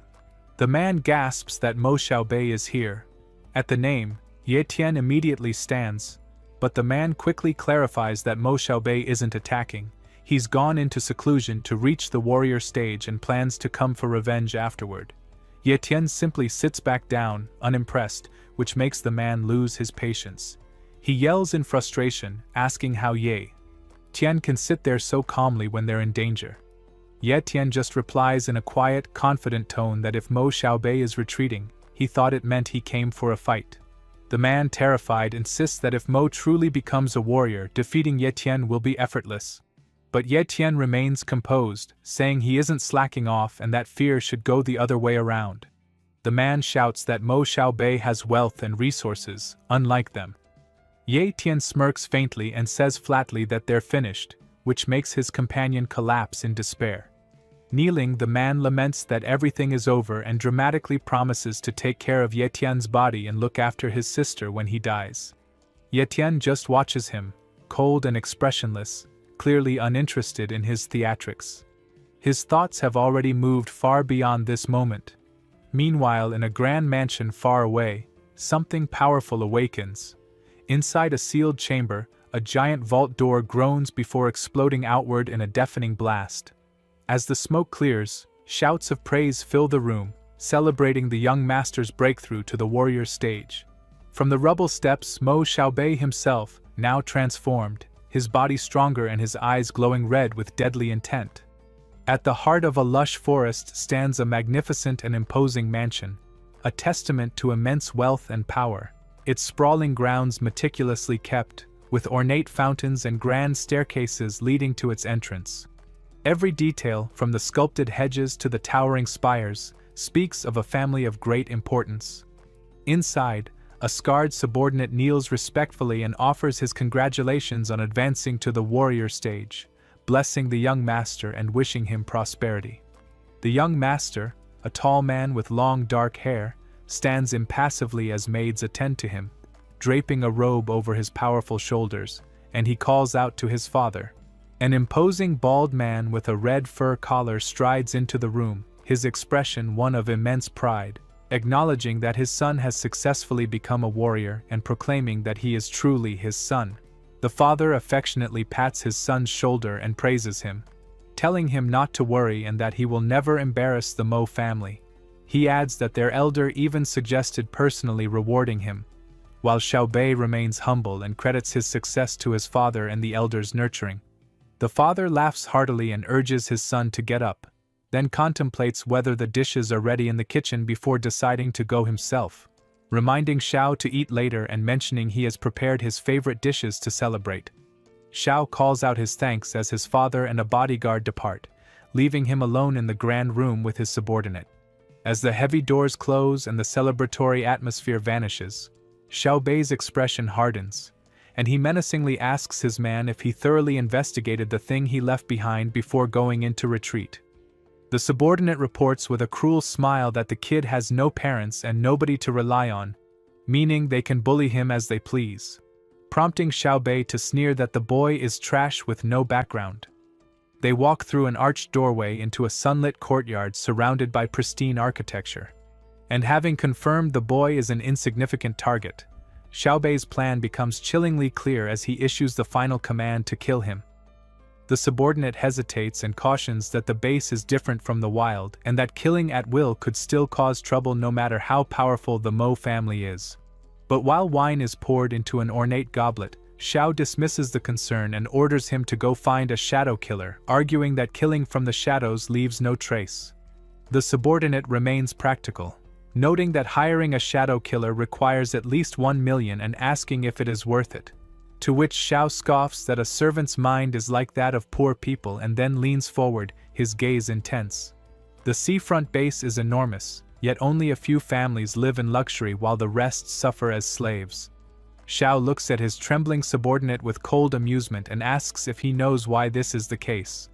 His voice grows sharper as he explains their twisted creed, saying that whenever a genius appears among the poor, they kill him immediately. His tone drops to a dark whisper before he suddenly raises his glass and shouts the final words with cruel satisfaction. The declaration hangs heavy in the room, and with a mad grin, Xiao crushes the glass in his hand, red wine splattering like blood across the floor. His subordinate's face drains of color as he finally understands the meaning, stammering that the Fifth Academy isn't meant to develop talent but has another purpose entirely. Xiao Bei's eyes glimmer with malicious energy as he completes the sentence himself, declaring that the Academy exists to dominate the weak and that this is how the world truly works. His twisted philosophy is simple: only power matters. His expression hardens into grim determination as his thoughts turn toward eliminating his rival. Far away, beneath the looming shadow of a gray stone castle, a silent operation unfolds. Assassins move swiftly through the forest, their pink energy flickering between trees as they leap from branch to branch with unnatural speed. One drops from the canopy, landing heavily with a shockwave as lightning crackles around his body. His sword gleams in the darkness, ready for the kill. Meanwhile, miles away, Ye Tian sits quietly in meditation when he feels a cold drop hit his cheek. Opening his eyes, he glances up at the sky and murmurs that rain is coming, deciding it's time to go home. He adjusts his sword and walks through the dark, rain-soaked streets, his steps echoing in narrow alleys. The heavy rain pours down as he moves deeper into the maze of concrete walls, completely unaware that something deadly is following him. A faint blue glow catches his attention, a small rectangular light hovering high on a power pole, flickering against the stormy sky like a strange beacon. Before he can think further, a dark blur drops from above, cutting through the rain with terrifying speed. The force of its descent sends wind rushing through the alley, making Ye Tian's coat whip around him. His instincts flare as he senses the massive energy of his approaching enemy. The figure lands silently, green light swirling around his body, his ornate sword glinting in the dim light. Ye Tian straightens, his eyes narrowing, and demands sharply to know who's there. The rain pours harder as the stranger steps out of the shadows, dark energy coiling around him like smoke. His cold voice carries over the storm as he raises his weapon and declares that he has come for Ye Tian's life. Rain pounds heavily on a deserted alley in the city, turning the ground slick and reflecting the dim light around. The air feels thick with tension, almost suffocating, as an unseen voice suddenly cuts through the downpour, demanding to know who has intruded. The question hangs in the stormy night, waiting for an answer from the darkness. Suddenly, Ye Tian appears, hovering amid the rain, his sword drawn and his body glowing with a deadly aura that makes the shadows around him tremble. From the gloom, a sinister figure emerges, an assassin with sharp, jagged teeth and a malevolent glare. His own blade shines a bright, ominous red as he declares that he has come for Ye Tian's life, his voice dripping with malice and intent. The ornate red sword glints in the faint light of the storm, sending small reflections across the wet walls. Ye Tian's eyes narrow, glowing crimson, and he tightens his grip on his own sword, feeling the weight of the upcoming battle. The tension between the two is almost tangible, the rain falling in heavy sheets around them as they prepare for combat. With a loud clang, the fight erupts, their blades colliding with explosive force. The assassin channels a swirling green energy around his weapon, a malevolent vortex surging forward like living mist. The emerald storm fills the narrow alley, tendrils of dark power crackling and stretching toward Ye Tian, who meets the attack with a surge of his own blue lightning energy, striking his blade against the incoming threat. Sparks fly everywhere, flashing against the wet bricks and puddles, and the sound of metal against metal echoes ominously through the alley. As the flash fades, the swirling remnants of blue and green energy ripple across the space. Ye Tian lands lightly on the soaked pavement, a faint blue glow surrounding him as he readies his stance for the next move, his expression focused and unyielding. He glances up just as the assassin reappears on a nearby rooftop, shrouded in shadow, moving with impossible speed to launch a more powerful attack. A bolt of violet lightning crashes down violently, striking the ground where Ye Tian had been moments before. The assassin watches in disbelief, stunned by Ye Tian's inhuman speed, unable to comprehend how quickly his opponent moves. Ye Tian seizes the moment, surging with violet energy, and reappears above his surprised foe, descending in a blur of motion. He strikes with incredible force, slamming the assassin into the concrete below with an impact that shakes the entire alley, sending water and debris flying in all directions and obscuring the result of the blow. Before the assassin can recover, Ye Tian strikes again, sending him tumbling through the air, his body writhing in pain as he crashes against the alley wall, shards of glass reflecting the violence of the strike. Blood erupts from his mouth as he screams in agony, and Ye Tian stands over him, calm and unyielding.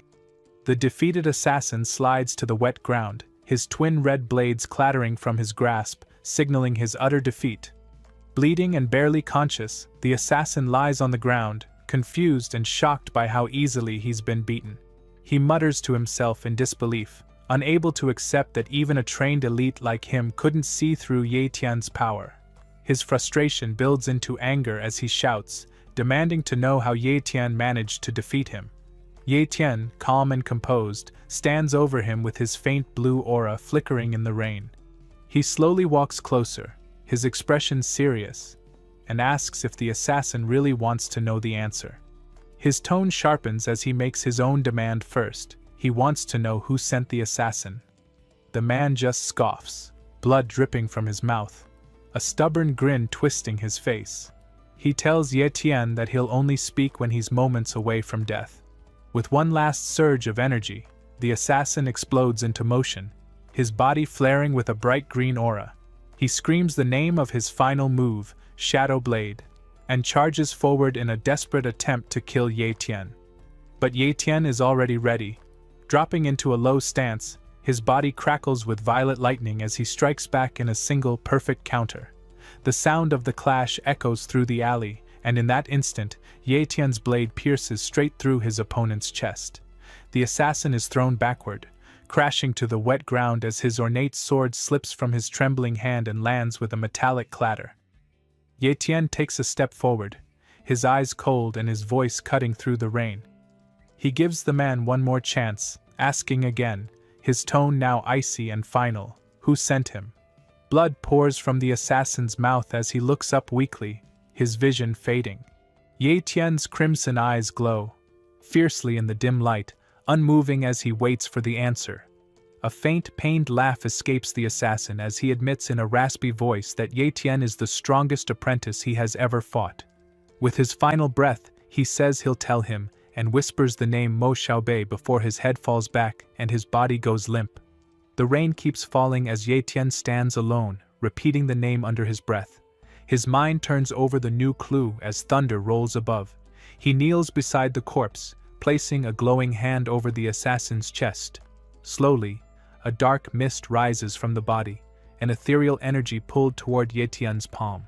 The green aura swirls around him before being completely absorbed into his own power. When he stands again, the same eerie green energy now surrounds him, mixing with his violet lightning. A faint system message appears before his eyes, confirming that he has gained a new novice-level shadow talent. Ye Tian quietly acknowledges the success in his thoughts. Standing tall under the pouring rain, his expression grows even harder, determination setting deep into his face as he vows to uncover the truth behind the name he has just learned. Rain pours down endlessly over jagged mountain peaks as lightning flashes across the storm-darkened sky, illuminating the chaos of memory. For a split second, a violent scene resurfaces. A monstrous face with fangs twists in its final scream before being swallowed by the storm. The rain falls harder, as if mourning, veiling the remnants of past violence beneath its relentless tears. In a quiet forest drenched by the downpour, a slender hand brushes against a pile of rough stones, a simple grave marker. Kneeling there is a lone figure cloaked in red, the only vivid color amid the muted greens and grays of the rainy wilderness. It is a wordless moment of grief beneath the weeping heavens. Raindrops fall into an open palm, resting on a single crumpled leaf. After a pause, the hand closes tightly around it, crushing it with trembling resolve, a silent vow born in pain. Slowly, Yetian rises, his head bowed beneath the torrent. He stands before the grave, shoulders heavy with sorrow, leaning against an ancient tree as the storm rages on. For a long time, he does not move, his stillness as deep as his grief. Later, far from the mountains, the sound of running water fills a modern bathroom. Yetian stands under the shower, washing away the dirt of the forest and the weight of memory. His face is calm but intense, his focus shifting from the past toward what lies ahead. When he steps out, he dries off and pulls on a clean t-shirt, the lean strength of his body revealing the results of endless battles and harsh training. The boy who once mourned in silence has become a man forged by struggle. Settling onto his couch, his eyes fall upon the coffee table where the spoils of his latest victory are spread out. Everything that once belonged to Li Kun. Twin swords, strange books, and glittering cards lie before him like relics of conquest. Yetian picks up the ornate blades, studying them closely and realizing they must have belonged to a Yuan soldier. His own sword had shattered, but these remain flawless. As he lifts one, a faint red glow ripples from its edge, humming with power. He sets it aside and turns to the rest of the items. A golden card worth 1,000,000, a white card worth 100,000, and other treasures totaling 3.5 million. He grips the golden card tightly, the tangible reward of his survival, and a sly grin spreads across his face as he pockets the wealth. Then something else catches his attention, an intricately decorated book resting near the edge of the table. He frowns slightly, realizing he had overlooked it earlier, and reaches out to touch its embossed title. His fingers trace the words, Shadow Knife. The name alone feels heavy with significance, stirring a flicker of curiosity deep within him. Leaning back on the couch, Yetian studies the book in his hands titled Shadow Knife, realizing with growing excitement that it's a bronze-level knife technique. A spark of thrill races through him as he recognizes how valuable this discovery truly is. He mutters to himself that it's impressive stuff, fully aware of the potential strength contained within its pages. His wide eyes gleam with manic excitement as he thinks that he can finally channel his knife talent through proper techniques, exactly what he needs. A wicked grin spreads across his face as he decides, with newfound energy, that it's time to start training. Clutching the book tightly, he strides into his room, shutting the door firmly behind him. Settling in, he opens to the first chapter, his eyes scanning the text intently while the storm outside continues to rage. A blinding flash of lightning illuminates the city skyline beyond his window, perfectly reflecting the power surging within him. Then, out of nowhere, a chilling realization strikes. His expression shifts, his crimson eyes flaring with worry as he wonders where Yeyu is and why she hasn't returned yet. Panic grips him instantly. Without hesitation, Yetian bursts from his room and leaps out into the violent storm. Rain pelts his skin as he lands hard on the slick pavement below, a red aura flaring around him like living fire. His gaze sweeps across the drenched city until it fixes on the distant silhouette of a church standing solemnly in the rain.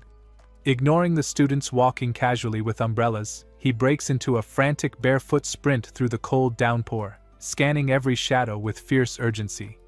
Then his eyes lock onto a lone figure. Without thinking, he gathers energy, muscles coiling as he shouts for them to stop, his voice slicing through the roar of the storm. He leaps into the air, surrounded by crackling red lightning, his leg arcing downward in a powerful kick. But just as the strike is about to connect, a voice shouts back, commanding him not to move. The sound hits him like a jolt, freezing his attack in midair. That voice, it's familiar. His red eyes widen as the haze of aggression lifts, and he lands heavily on the wet ground, staring in disbelief. Calling out for Yahello, he is shocked. His sister stands before him, calm and unbothered, holding her red umbrella against the rain. His anger dissolves into a mix of relief and irritation as he demands to know where she's been and why she took so long. Yahello answers softly that she was on duty, busy cleaning, her voice steady despite his tone. She opens the umbrella wider, covering them both as the rain continues to pour. Embarrassed, Yahello scratches his neck, fumbling for an excuse and mumbling that he was just in a hurry. Yahello narrows her eyes, unconvinced, pressing him to explain how he managed to move like that. They start walking together down the quiet, glistening street, their reflections rippling in puddles. As they move through the rain, a sleek black car slides past them. Behind its fogged window, a shadowed figure sits motionless, their face hidden but their aura burning with cold fury. The glass vibrates as they glare through the storm, their mind echoing one hateful thought, wondering how Yahello is still alive. Rain pours heavily over the city as Yahello and his sister Yahello walk together under her small umbrella. Yahello smiles and offers him a barbecued sausage, saying it's his, and he accepts it gratefully, softly thanking her. It's a quiet, comforting moment between them as they walk through the storm. While eating, Yahello cheerfully asks what he wants for dinner, and Yahello smiles faintly, saying he'd like her poached pork slices, the dish she cooks best. She grins happily at his answer. Their peaceful walk suddenly breaks when the loud screech of tires echoes nearby. A black car skids to a stop, sending a chill down Yahello's spine. His expression hardens instantly, his instincts flaring as danger fills the air. Later that night, the steady sound of rain taps gently against their apartment windows. The tension from earlier feels like it's gone, replaced by warmth and comfort. From the kitchen, Yahello calls brightly that dinner is ready and tells him to come help with the food. But Yahello doesn't respond. He stands by the window, motionless, his back turned to her. Outside, through the sheets of rain, the same black car sits parked quietly on the street. He finally replies that he's coming, his tone distant and flat. His red eyes glow faintly, betraying his real thoughts. He isn't thinking about dinner but about his sister's safety. A dark image flashes in his mind as he silently vows to protect her from whatever danger is lurking. The next morning, life at school goes on as if nothing is wrong. A teacher calls on a student to answer a question and Yahello confidently stands up, unaware that someone is watching her. From a nearby rooftop, Yahello stands in the shadows, his hood pulled low, his sharp eyes scanning the area around the school. He studies every corner, every car, watching closely like a predator waiting for the perfect moment to strike. 3 long days pass, and that same black car never leaves. Each day, Yahello's anger grows colder and sharper. He can no longer stand the thought of someone watching Yahello. They've crossed the line, and he knows exactly what he must do. When the car finally drives away from the school, his eyes burn red with resolve. Without hesitation, he leaps from the rooftop, the concrete cracking beneath his boots as he launches into motion. Moving through the city with silent speed, he follows the car's trail as it speeds toward an empty construction site. But this time, the trap isn't for him, it's for those men. The car screeches to a stop, and the driver steps out, glancing around nervously. He freezes as a strange energy fills the air. Looking up, he spots Yahello standing high above on a massive crane, his figure outlined by the storm as lightning dances across his body. His power surging like a storm about to break loose. Surrounded by a fierce green glow, Yahello's shining eyes burn with the promise of swift revenge. In a dark, dusty warehouse, a man screams as blood splashes onto the concrete floor. He begs his captors weakly, insisting that he doesn't have the money right now but will repay them soon. His voice trembles with fear as he pleads for mercy, yet the men around him ignore his cries. A cold, mocking voice cuts through the air, warning that if he doesn't pay today, his debt will double by tomorrow, and reminding him that borrowing money from their boss isn't something to be taken lightly. Watching from a short distance is young Master Shao, a cruel smile curling on his lips as he sits surrounded by his thugs. The henchmen stand over their helpless victim while Shao leans forward casually, his presence heavy with menace. With a smug tone, he asks if what he said sounds fair. The terrified man protests, saying the interest rate is too high and that he has family to take care of, begging for another chance. Before anyone can answer, a door opens and one of Xiao's subordinates steps in, bowing and announcing his return. Up above, hidden in the rafters and cloaked in a green aura, Ye Tian watches quietly. Xiao asks his man if there is any word from the shadow killer. The subordinate nervously admits that he hasn't been able to reach the assassin, his eyes darting upward as an uneasy chill fills the room.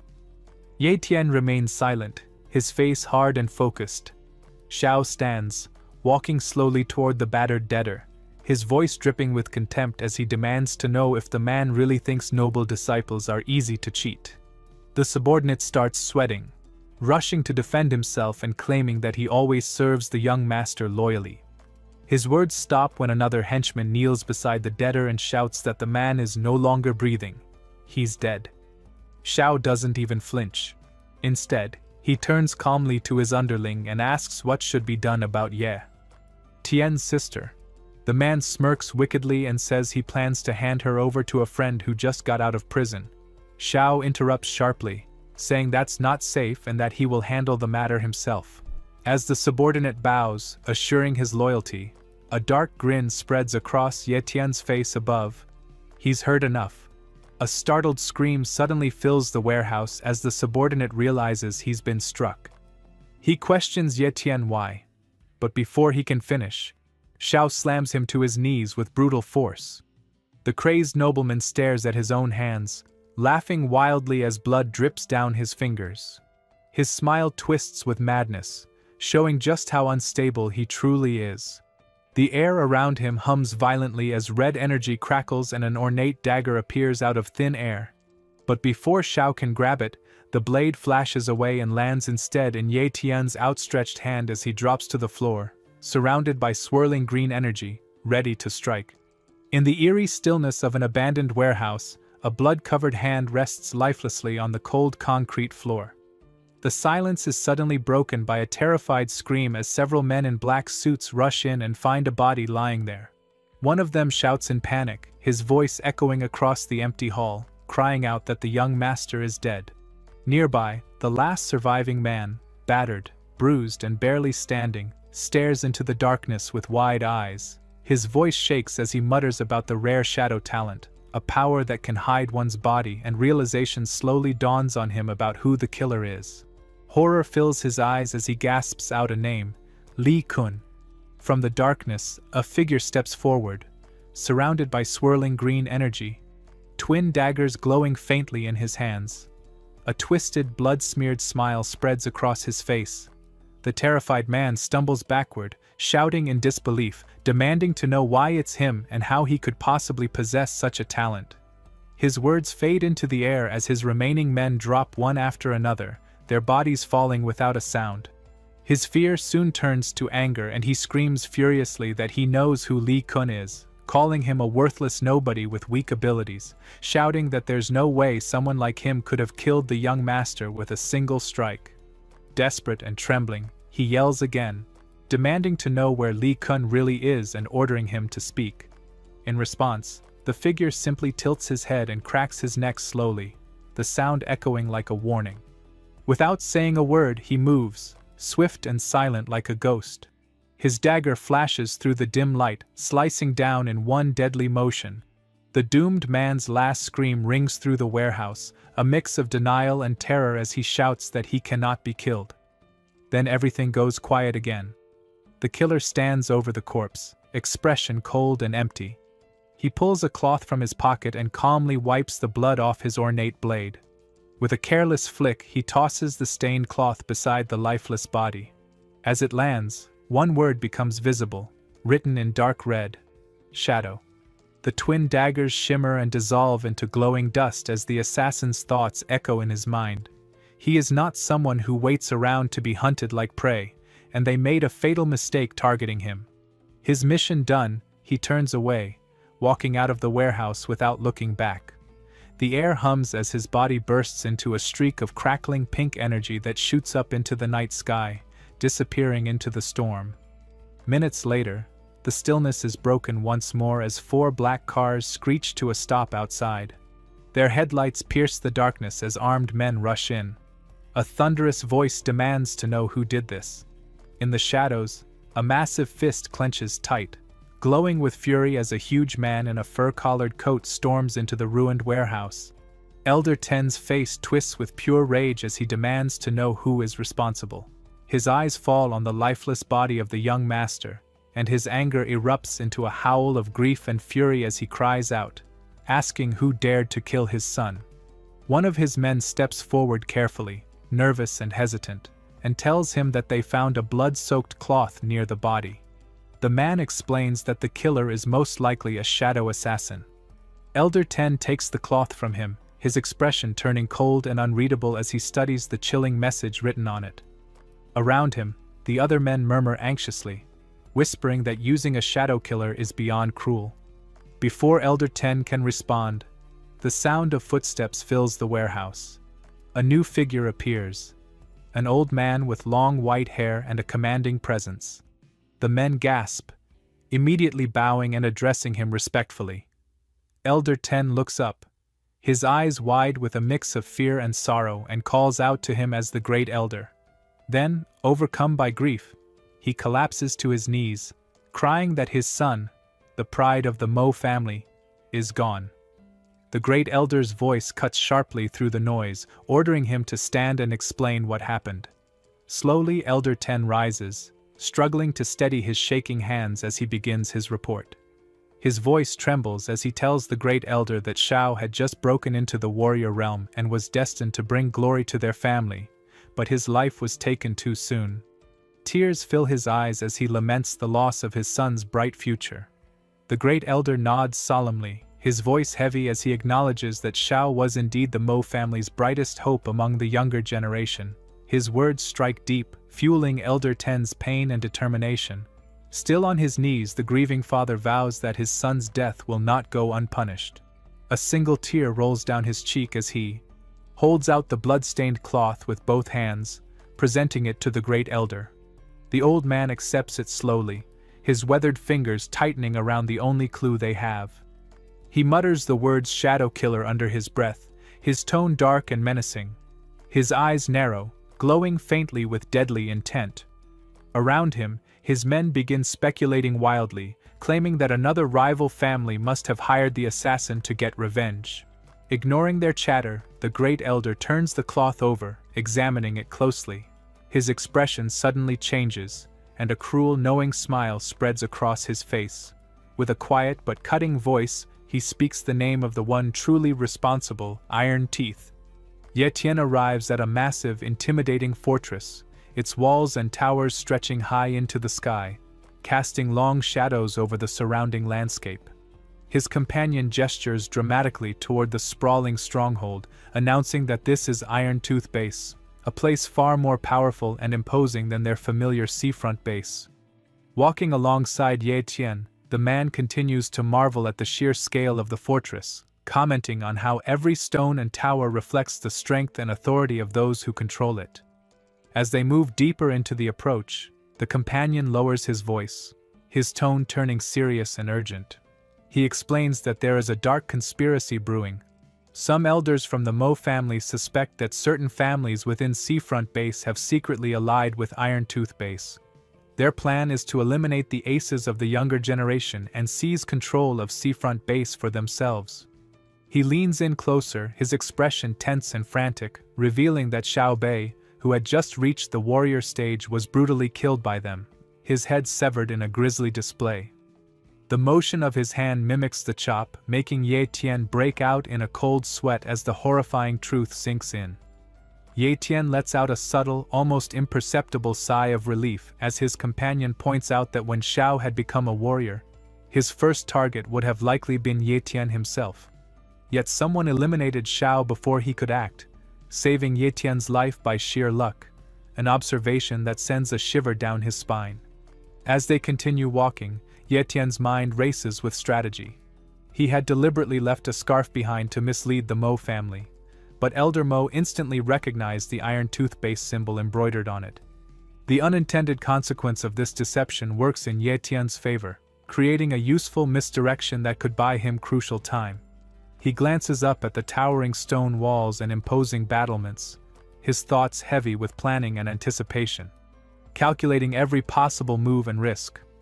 The scene then shifts to the quiet of his apartment as dawn breaks. Sunlight filters softly through the window, illuminating the room as Yetian rises from his bed, stretching his lean muscular body. He slips on a dark hoodie, preparing for the intense training that awaits. Efficiently, he grabs a large bag and slings it over his shoulder. Kneeling down, he ties his sneakers quickly and securely, each movement purposeful and precise, signaling his readiness to leave. Just as he reaches the door, his sister Yeyu speaks softly from behind, her voice filled with groggy concern. She rubs the sleep from her eyes, her brow furrowed slightly as she asks if he was already awake and questions where he is heading so early in the morning, her tone a mixture of curiosity and worry. He turns around, his face set with determination, and tells Yeyu that he plans to train alone in the wild so he can quickly grow stronger. His voice carries a firm resolve, leaving no room for argument. Yeyu's expression drops immediately, her eyes glistening with worry as she softly pleads for him not to go. She reminds him that he just returned home not long ago and now wants to leave again, alone. He glances back at her briefly, giving her a calm, reassuring smile, and tells her not to worry, insisting that she wait safely at home for his return. But before he can move, Yeyu rushes forward unexpectedly and wraps him in a tight hug, catching him off guard. He murmurs her name softly, feeling the rare warmth of her embrace as she whispers, her voice trembling slightly, for him to come back soon. For a moment, his usual seriousness softens, and he holds her close, promising firmly that he will return. They share a final, wordless hug, a moment of quiet intimacy between them, before Yetian finally steps out the door, leaving Yeyu behind, her eyes watching him go with a mixture of worry and hope. Miles away, Yetian stands atop a high cliff overlooking a vast dry desert. The wind whistles across the rocky precipice as he surveys the barren landscape below, his confident smirk stretching across his face. He cracks his knuckles, the sound sharp and echoing in the open air, signaling that he is ready to begin. His eye flashes a bright red, locking onto his target in the distance. Suddenly, a massive horned creature bursts violently from the desert floor, an iron cow with a second-class defense talent. Its immense size and powerful stomps shake the ground, sending sand and small rocks flying in every direction. Ye Tian's eyes widen briefly, impressed by the sheer strength and resilience of the creature. The beast lets out a thunderous roar, its crimson gaze fixing directly on him, and Ye Tian feels a surge of anticipation. A predatory grin spreads across his face as he mutters that the timing couldn't be better. With precise motion, he tosses his heavy bag aside, freeing his body for combat. The iron cow charges forward with earth-shaking force, its massive hooves cracking the desert floor. Ye Tian meets the charge head-on, leaping into the air with an almost impossible kick. Two crimson-bladed weapons materialize in his hands, crackling with raw energy. With blinding speed, he strikes the monster, delivering a precise and devastating blow. The iron cow lets out a final, agonized roar that echoes across the plains before collapsing into a cloud of dust. Ye Tian lands gracefully, a satisfied, confident smile on his face. He studies the fallen beast, nodding to himself as he remarks that its talent is solid, and declares that it now belongs to him, ready to add its power to his own arsenal. A massive bull-like creature with glowing red eyes lets out a roar so loud that it feels like the ground itself is trembling. Dust and sand rise from the plains as the monster lowers its huge head, ready to charge forward with terrifying force. Ye Tian narrows his eyes, his focus sharpening as he senses the second-class defense talent is now within his reach. A sly, confident smirk spreads across his face, knowing he is about to seize this power for himself. The air around them feels heavy with a sense of doom, tense and electric. As Ye Tian steps forward, his wild grin matching the raw energy radiating from the glowing red sword he holds.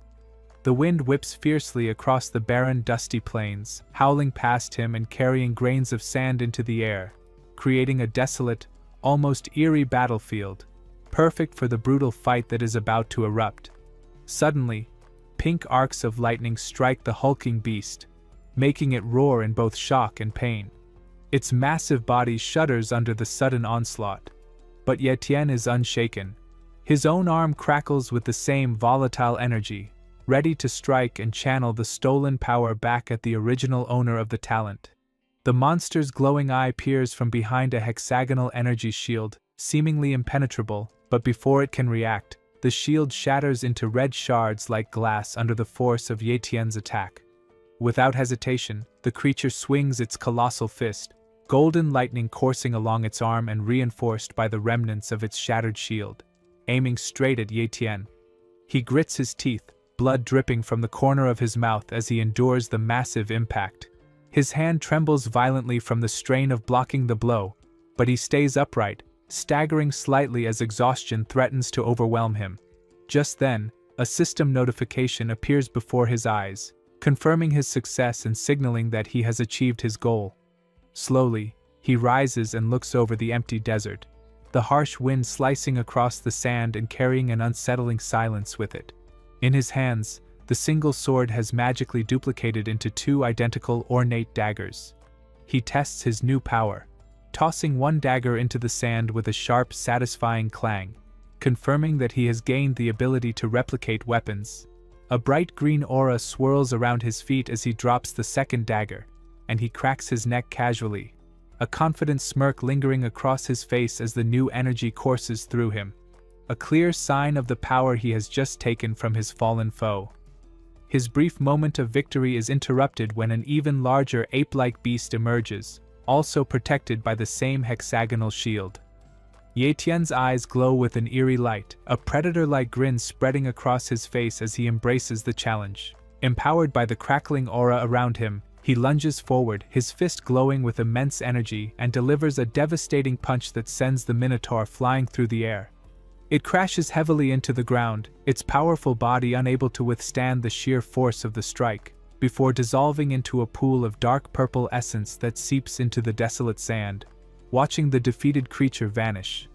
Yetian stands tall, victorious, a self-assured smile on his face, muttering that he must have guessed correctly, his bold gamble paying off brilliantly. Yetian makes a plan in his mind, deciding that once the massive beast is dead, he will pierce it with his sword to collect its blood. As soon as the creature collapses, he drives his blade deep into its flesh, carefully drawing its powerful blood into a vial. Kneeling beside the enormous corpse, he methodically fills several vials, making sure not to waste a drop of the potent essence. He pauses for a moment to look at his work and the fallen giant, thinking that no matter how strong a talent is, it is useless once the owner is dead, wiping the sweat from his brow. Yetian stands and studies the massive body, already thinking about the next step. The creature's hide is probably valuable and he plans to harvest its eyes, eggs, or anything else worthwhile. The size of the beast promises great rewards for his efforts, and he quickly identifies the most valuable prize, its enormous horns. With a strong, determined swing, he hacks them off and, straining with the effort, straps the heavy trophies to his backpack, ready to continue with the rest of his plan. He decides to find a quiet, secluded place to start training, pulling his hood over his head as he marches onward. Soon, he discovers a hidden rocky cave and finally sets down his heavy load, preparing for what is to come. He arranges his modest but powerful supplies, fresh blood from the fierce beast and some peanuts from the sister brand. A fierce, determined glint sparks in his red eyes as he focuses entirely on his goal, declaring that the breakthrough to the warrior stage will depend on these materials. Without hesitation, Yetian drinks the vial of blood in one gulp and shoves a handful of peanuts into his mouth. Sitting cross-legged, a massive vortex of bright blue energy erupts from his core, spinning wildly around him within the dark cave. Arcs of raw power crackle through the air as he absorbs the essence of the beast. Slowly, the explosive energy calms, leaving Yetian sitting in the quiet darkness, a cloud of steam rising from his lips as he exhales deeply. His body undergoes a fundamental change, and a final powerful pulse of blue lightning bursts from the cave's entrance, visible from miles away. Far off on a distant cliff, two cloaked women watch the strange spectacle. One points excitedly, telling her companion to look, while the younger woman stares in amazement, realizing someone has broken through the warrior stage in the middle of the wilderness. The taller, dark-cloaked woman simply observes the fading light with a subtle smile, murmuring that it is interesting. Back inside the cave, Ye Tian feels the immense power coursing through him. Gasping as the surge of strength ripples through his body, blue lightning arcs wildly around him, and glowing white veins spread across his arms, marking the profound change that has just taken place within him. Ye Tian clenches his fist, fully realizing that he has now reached the warrior stage. His entire body glows with a vivid electric blue aura, a clear sign of the incredible change he has undergone. After taking a moment to glance calmly at the empty vials scattered on the ground, he lifts his pack onto his shoulders, feeling that his work in the cave is complete. Stepping out into the bright sunlight, he comes across the enormous, sun-bleached skeleton of the beast he had defeated. He reaches out and touches one of the towering rib bones, and a sudden jolt of understanding passes through him. With a deep sigh and a touch of remorse, he acknowledges the limits of even the strongest talents and regrets breaking the creature into 8 pieces so early in the fight. From a high perch above, the 2 cloaked women observe him, and the younger one wonders aloud if it could be him who killed the fearsome beast. The taller woman shakes her head, dismissing the idea, explaining that he may have just broken through the warrior stage, but the fierce beast was already long dead. Still, she can't help but feel impressed by his courage, noting how bold it is for someone who is only an apprentice to venture into the mountains alone to train below. Ye Tian discovers a small oasis and strips down to his shorts, starting to stretch his muscles. The younger woman gasps in shock and indignation, her face flushing as she complains that he is acting like a hooligan. Her companion responds sharply, telling her to stop the nonsense and insisting that they should move along, though even she appears a bit flustered. Completely ignoring their presence, Ye Tian gracefully dives into the cool, refreshing water, fully focused on his own training and well-being. Later, Ye Tian reaches a busy, lively town. Carrying his heavy pack through the bustling marketplace, his attention is immediately drawn to the largest and most imposing building in the area, which appears to be the biggest shop in the city. A proud banner hangs above the entrance, displaying a flower sigil and the words, "Martial Pavilion." This is the place he has been looking for. Determined to see what lies inside, he gazes steadily at the building and starts walking toward the entrance. As he approaches, the 2 cloaked women he had seen in the desert pass by him without him realizing it at first. Suddenly his head snaps to the side, his red-tinged eyes narrowing as his heightened senses detect something unusual about their presence. The taller woman freezes, sensing his gaze. A flicker of surprise crosses her face as she slowly turns her head. Her eyes widening slightly as she looks at the young man, recognition washes over her in an instant. And she whispers a name she thought she would never say here, Ye Yu. At the sound of his name, Ye Tian spins around, his expression hardening, and a sharp glare meets her eyes as the 2 of them lock their gaze for the first time. Walking through the empty town square, Ye Tian freezes in disbelief when he thinks he sees someone familiar far off in the distance and calls out to his little sister, his voice full of shock and surprise. Squinting more closely, he quickly realizes his mistake. There are 2 women, not his sister, and shakes his head, muttering to himself that Ye Yu could never be here. He rubs his forehead in frustration and lets out a long sigh, feeling slightly exasperated. But when he looks up again, his eyes catch one of the women, a stunning figure with long dark hair, and he stops completely, struck by her cold, elegant presence that leaves him momentarily speechless.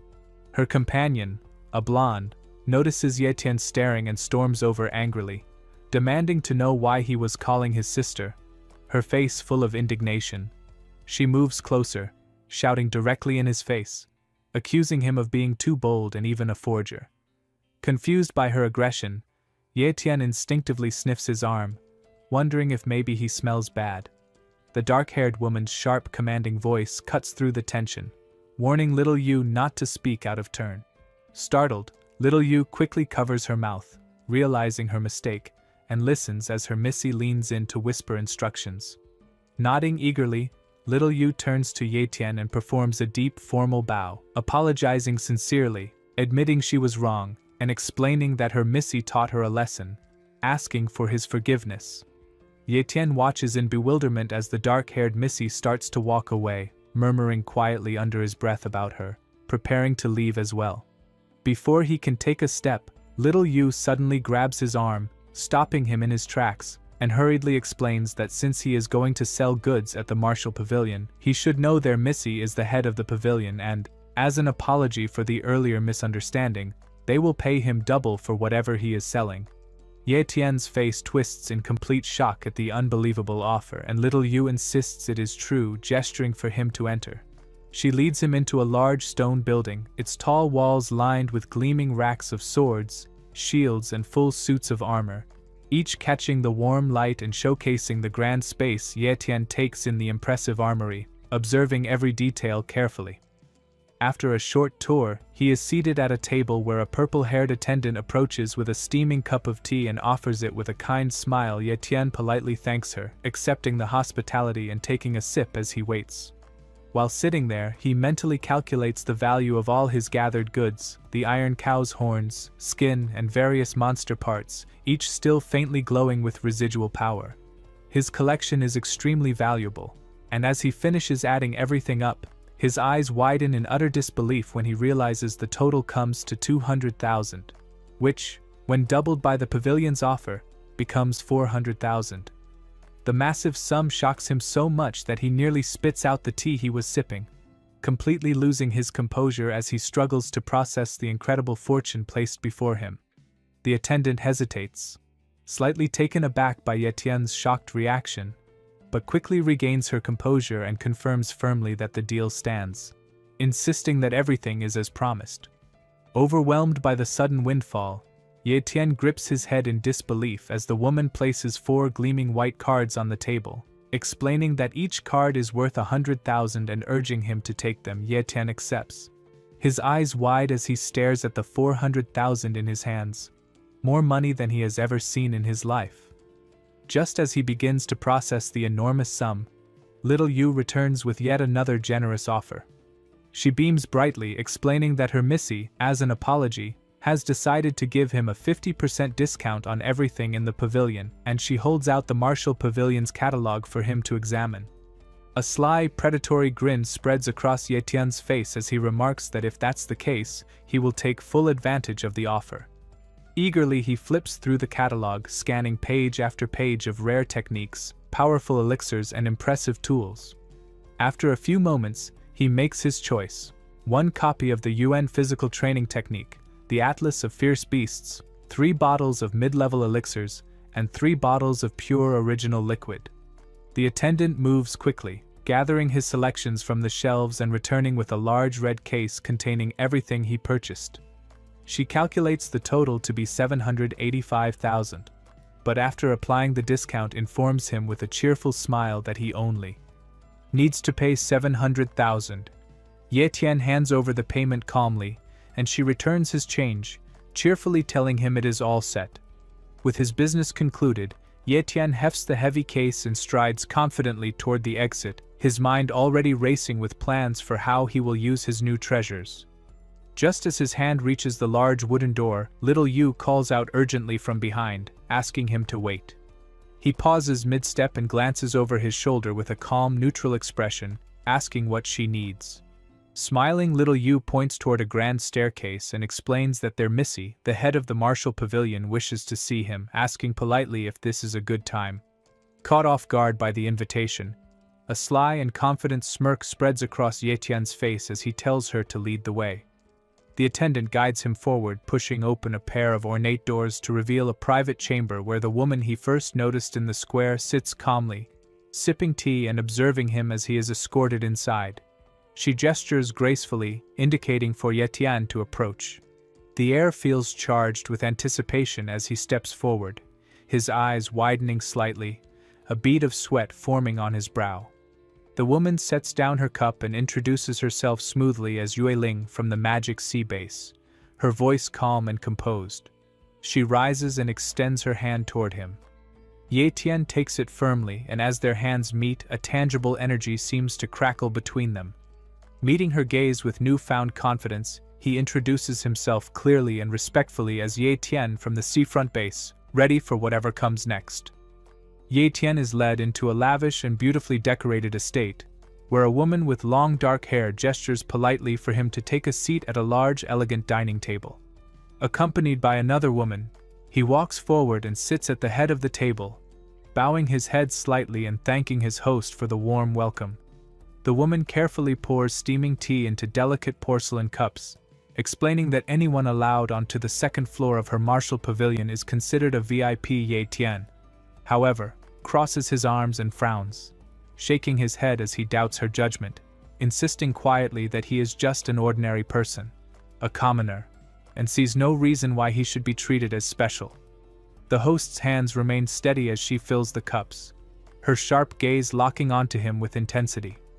She calmly tells him that the VIP is exactly him, because he has no connections to any powerful families, and the seriousness of her words makes it clear that this is not just a polite compliment, but a deliberate statement meant to convey weight and importance.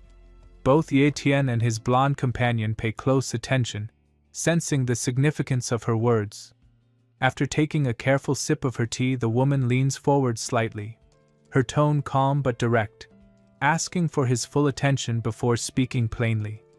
The tension in the room rises as she pushes a shimmering red and silver cross-shaped emblem across the polished table, the metallic object gleaming under the warm light. With deliberate confidence, she explains the true reason for this meeting, an invitation for Ye Tian to officially join the martial pavilion. She stands over him with her arms crossed, her posture firm and composed, her expression serious and expectant, letting the weight of her proposal hang in the air like a challenge that he must consider carefully. Ye Tian's eyes sharpen as he processes the sudden and direct offer from this powerful, commanding woman. A bead of sweat traces down his temple as he lifts the teacup to his lips, buying a moment to think, and quietly admits that he does not fully understand the situation, his voice showing both confusion and caution about her intentions for recruiting him. His gaze drifts over the vast, echoing hall, and he mutters to himself that a base this large could never run out of capable talent, lowering his eyes to the cup in his hands while trying to downplay his own ability, saying he is only a beginner stage warrior. The woman interrupts with a casual stretch, her posture relaxed but her words carrying undeniable authority as she explains that a big base becomes great not because it lacks talent, but because it always needs more strong warriors.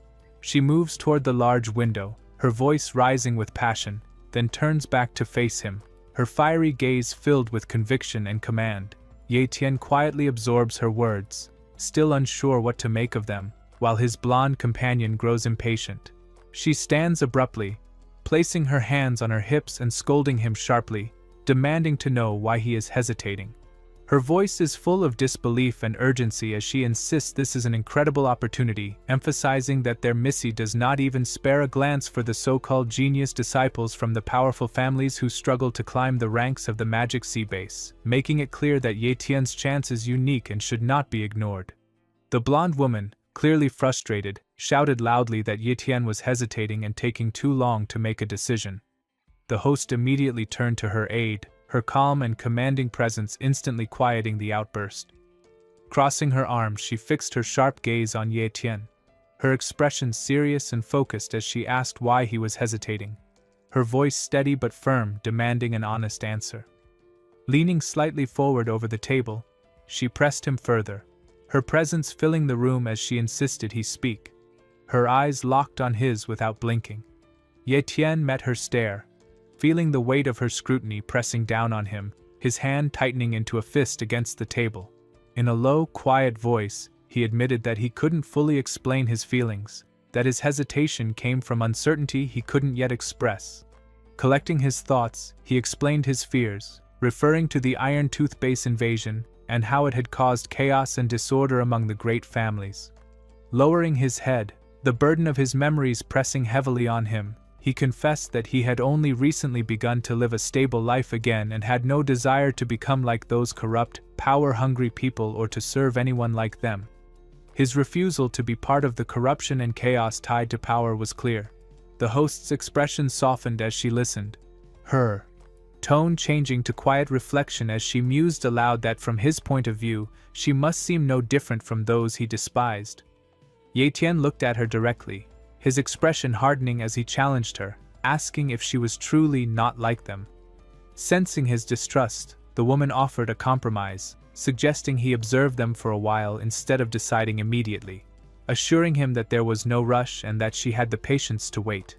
She leaned forward, resting her hands lightly on the table to bring herself closer to his level, her eyes gentle yet probing, while his remained guarded and intense. For a long moment, they shared a quiet understanding, the air heavy with unspoken thoughts as the offer hung unresolved. When the discussion ended, Ye Tian rose and walked away, his footsteps echoing on the cobblestone path as he exited through the grand arched gate of the martial pavilion. The emblem above the gate seemed to watch him leave, a quiet reminder of the decision now weighing on his mind. Passing through the busy market town, the sounds of merchants and chatter surrounded him, but his thoughts stayed distant. His attention was caught by children playing nearby, chasing a soccer ball across a sunlit field, their laughter and carefree energy a sharp contrast to the weight on his heart. The ball rolled near the boots of two men in black suits guarding a gate. One boy called out politely, asking them to kick it back, but one guard sneered cruelly and stomped on it with force, the pop echoing sharply. The child's hopeful expression twisted into shock and disbelief as the men laughed, enjoying their small act of power.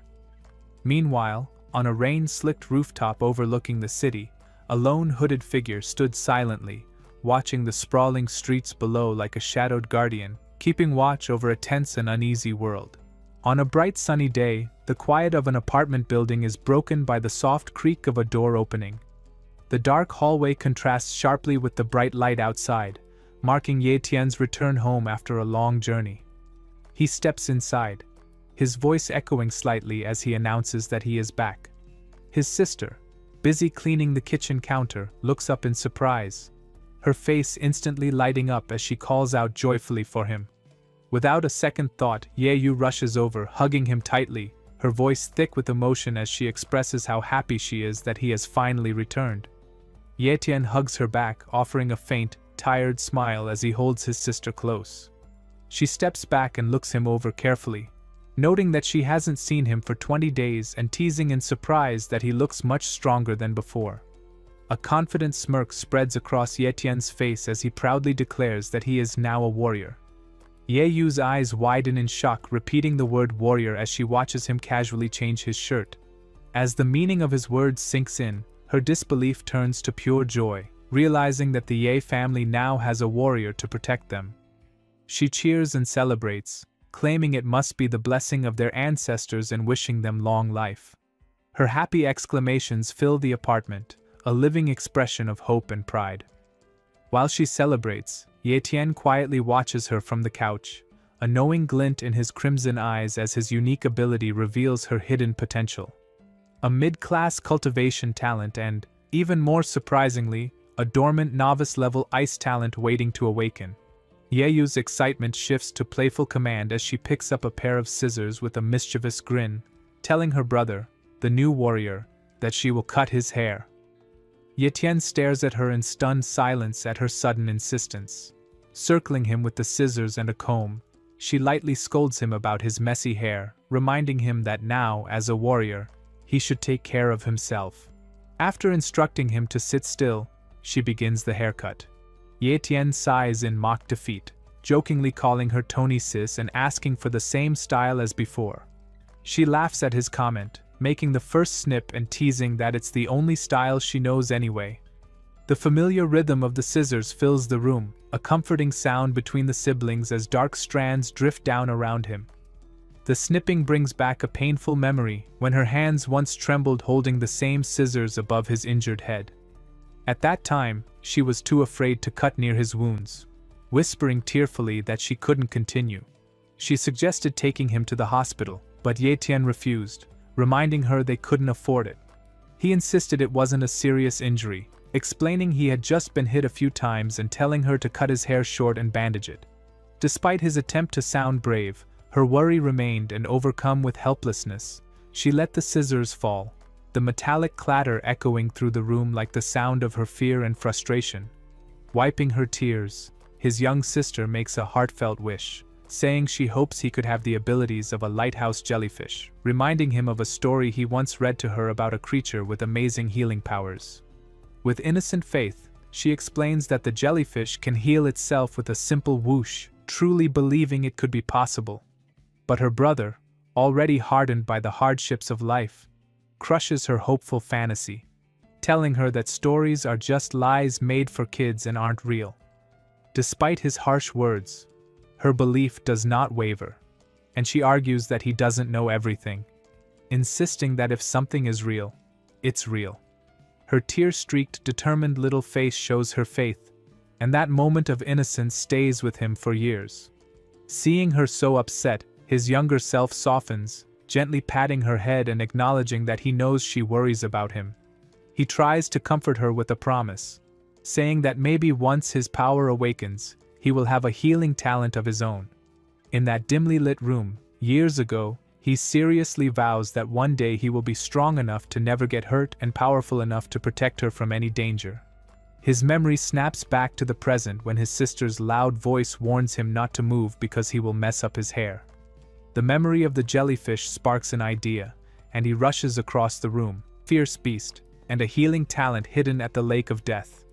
Determination settles on Ye Tian's face, while his sister remains puzzled, repeating lighthouse jellyfish in disbelief and reminding him that stories are just fairy tales, echoing his own old words. Ye Tian, filled with certainty, closes the heavy book with a loud thud and states firmly that some stories are real, his voice calm but resolute. Ignoring her attempts to get him back to finish the haircut, he walks to his room with the book, already thinking about the warrior techniques inside. He studies the instructions, which explain a powerful body training method to gain immense strength by training the skin first, then the muscles, and finally the bones. With unwavering focus, he sits cross-legged to start his training. As he cultivates, bright energy surrounds him. The process clearly painful as his face twists and he grits his teeth to endure it. To push himself further, he drinks a flask of blood-red liquid in one go, causing violent energy to erupt through his body. Purple lightning flashes around him, his hair standing on end as power surges through his veins. His eyes widen at the intensity of the transformation, but eventually the energy subsides, leaving him sitting quietly in the aftermath of his power-up. In front of him, a glowing system notification appears, reminding him of the cost of his ability. His copycat talent is now locked and cannot be used again for 30 days. Ye Tian arrives at a small, rustic town, his destination clear in his mind, the martial pavilion. Determined to become stronger, he walks confidently toward the large wooden building, every step purposeful.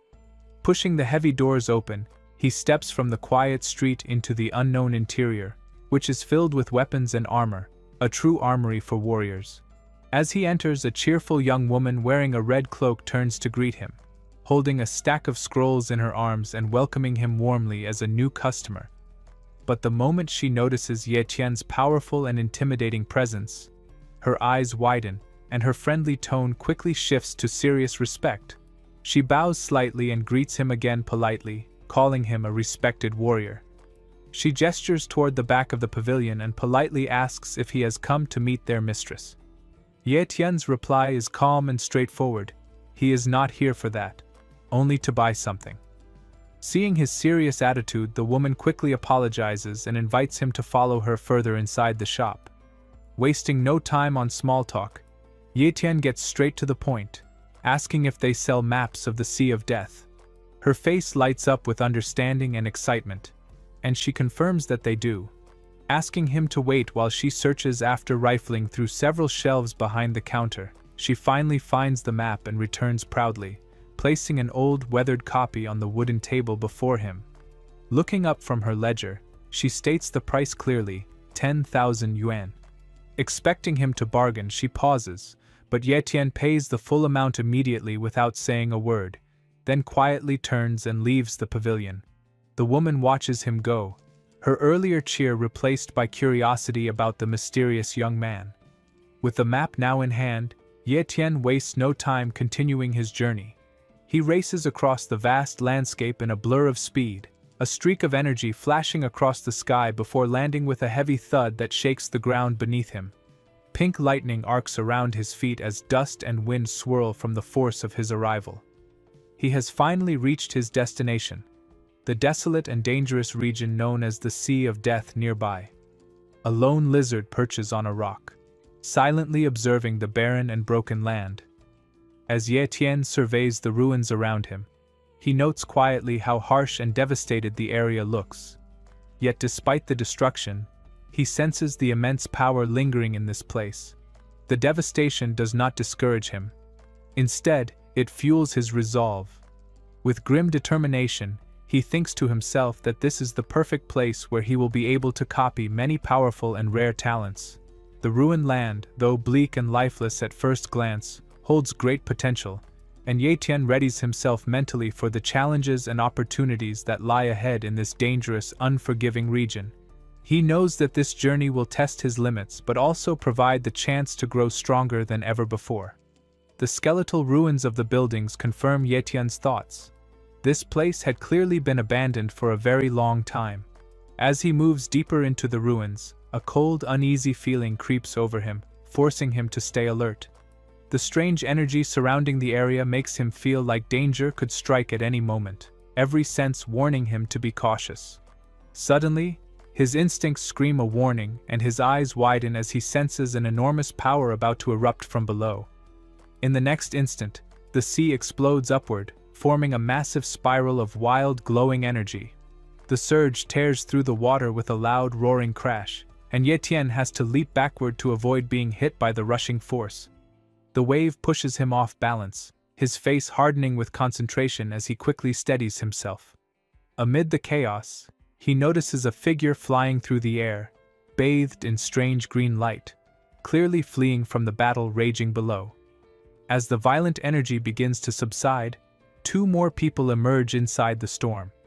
An old man clutches a large umbrella to protect himself, while a woman with long dark hair holds tightly onto a golden chest, both struggling to escape the disaster. Ye Tian's focus sharpens when a deep, terrifying roar echoes from the depths beneath them. The old man's face fills with despair as he realizes they might not survive. His voice trembles as he mutters that escape is impossible, fighting against the overwhelming pressure and fear. Their worst fears come true when a massive scaled beast bursts from the stormy sea, its glowing orange eyes locking onto them with deadly intent. The old man shouts in shock and fear, declaring that this is a top-level fierce beast. Seeing the hopeless situation, Ye Tian's expression becomes firm and resolute. Knowing that they cannot all survive, the old man makes a brave choice.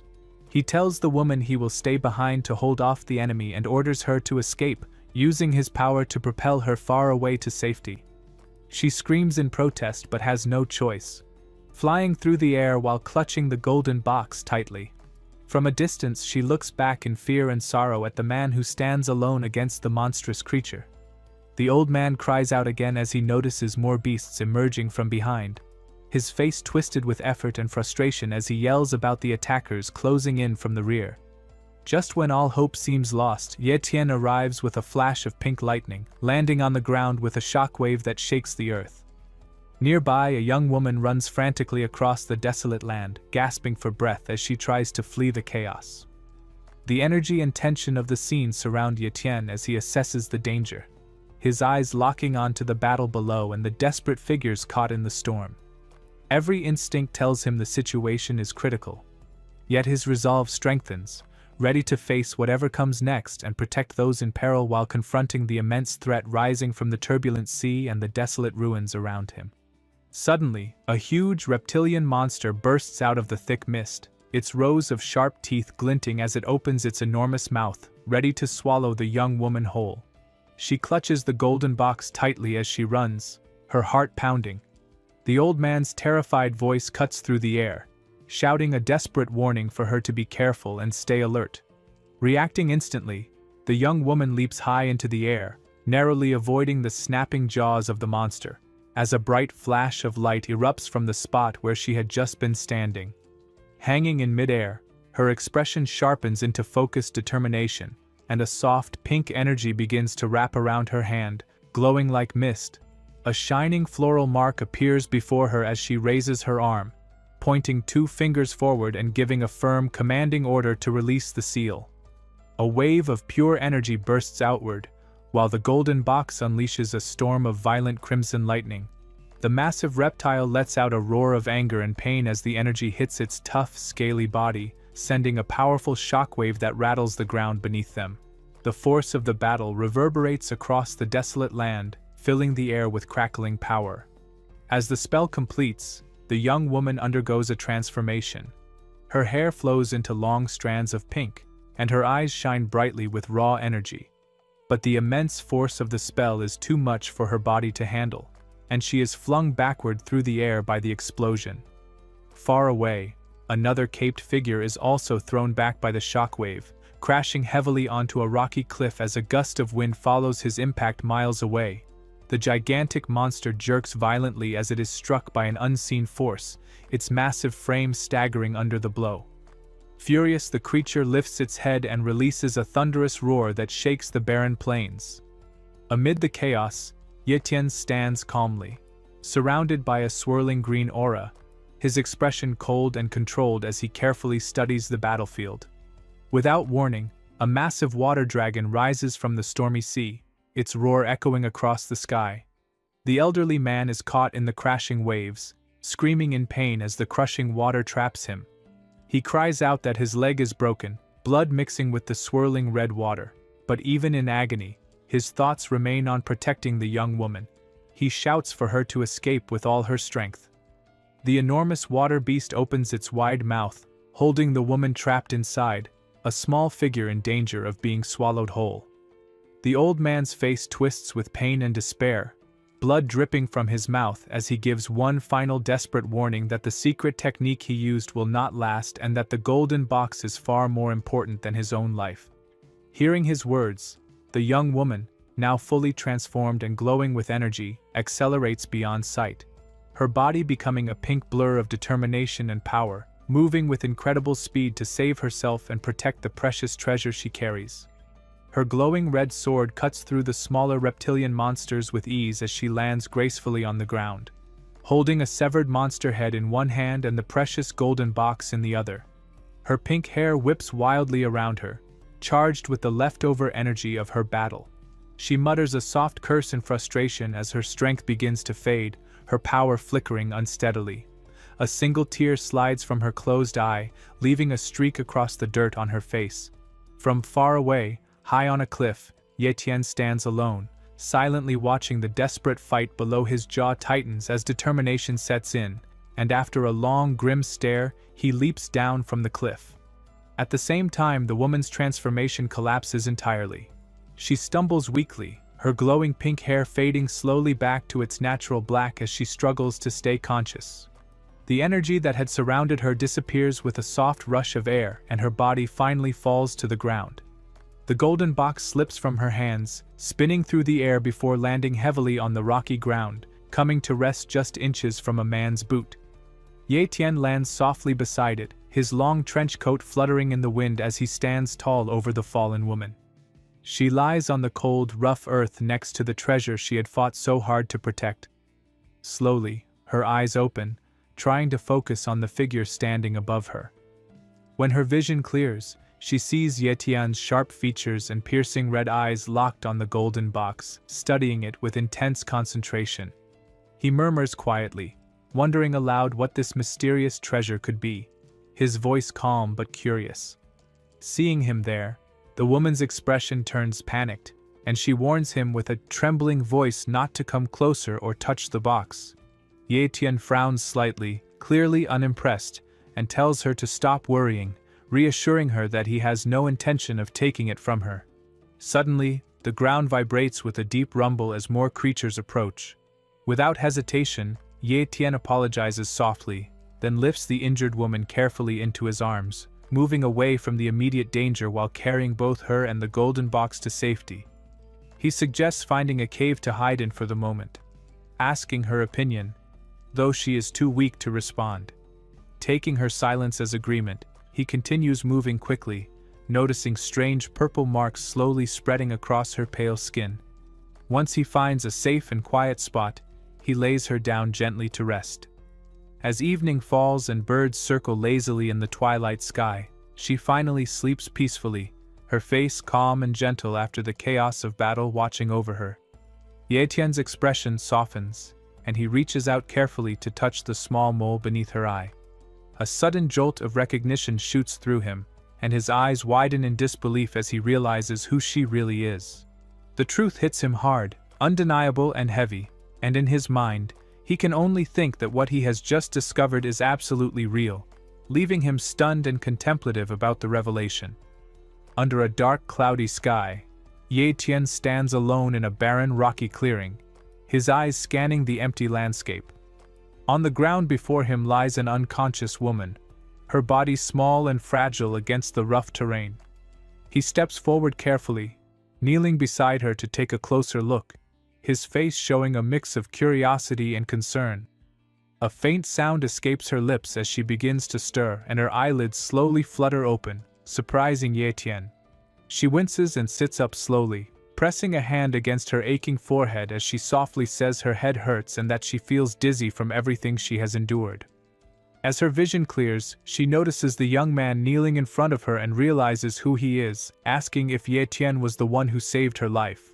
Embarrassed, Ye-Tian quickly looks away, trying to downplay the moment by saying it was just a coincidence and that he hadn't intended to help. She smiles faintly and hands his coat back to him, thanking him for lending it. He accepts it with a small nod, replying politely that she's welcome, and slips the coat back on.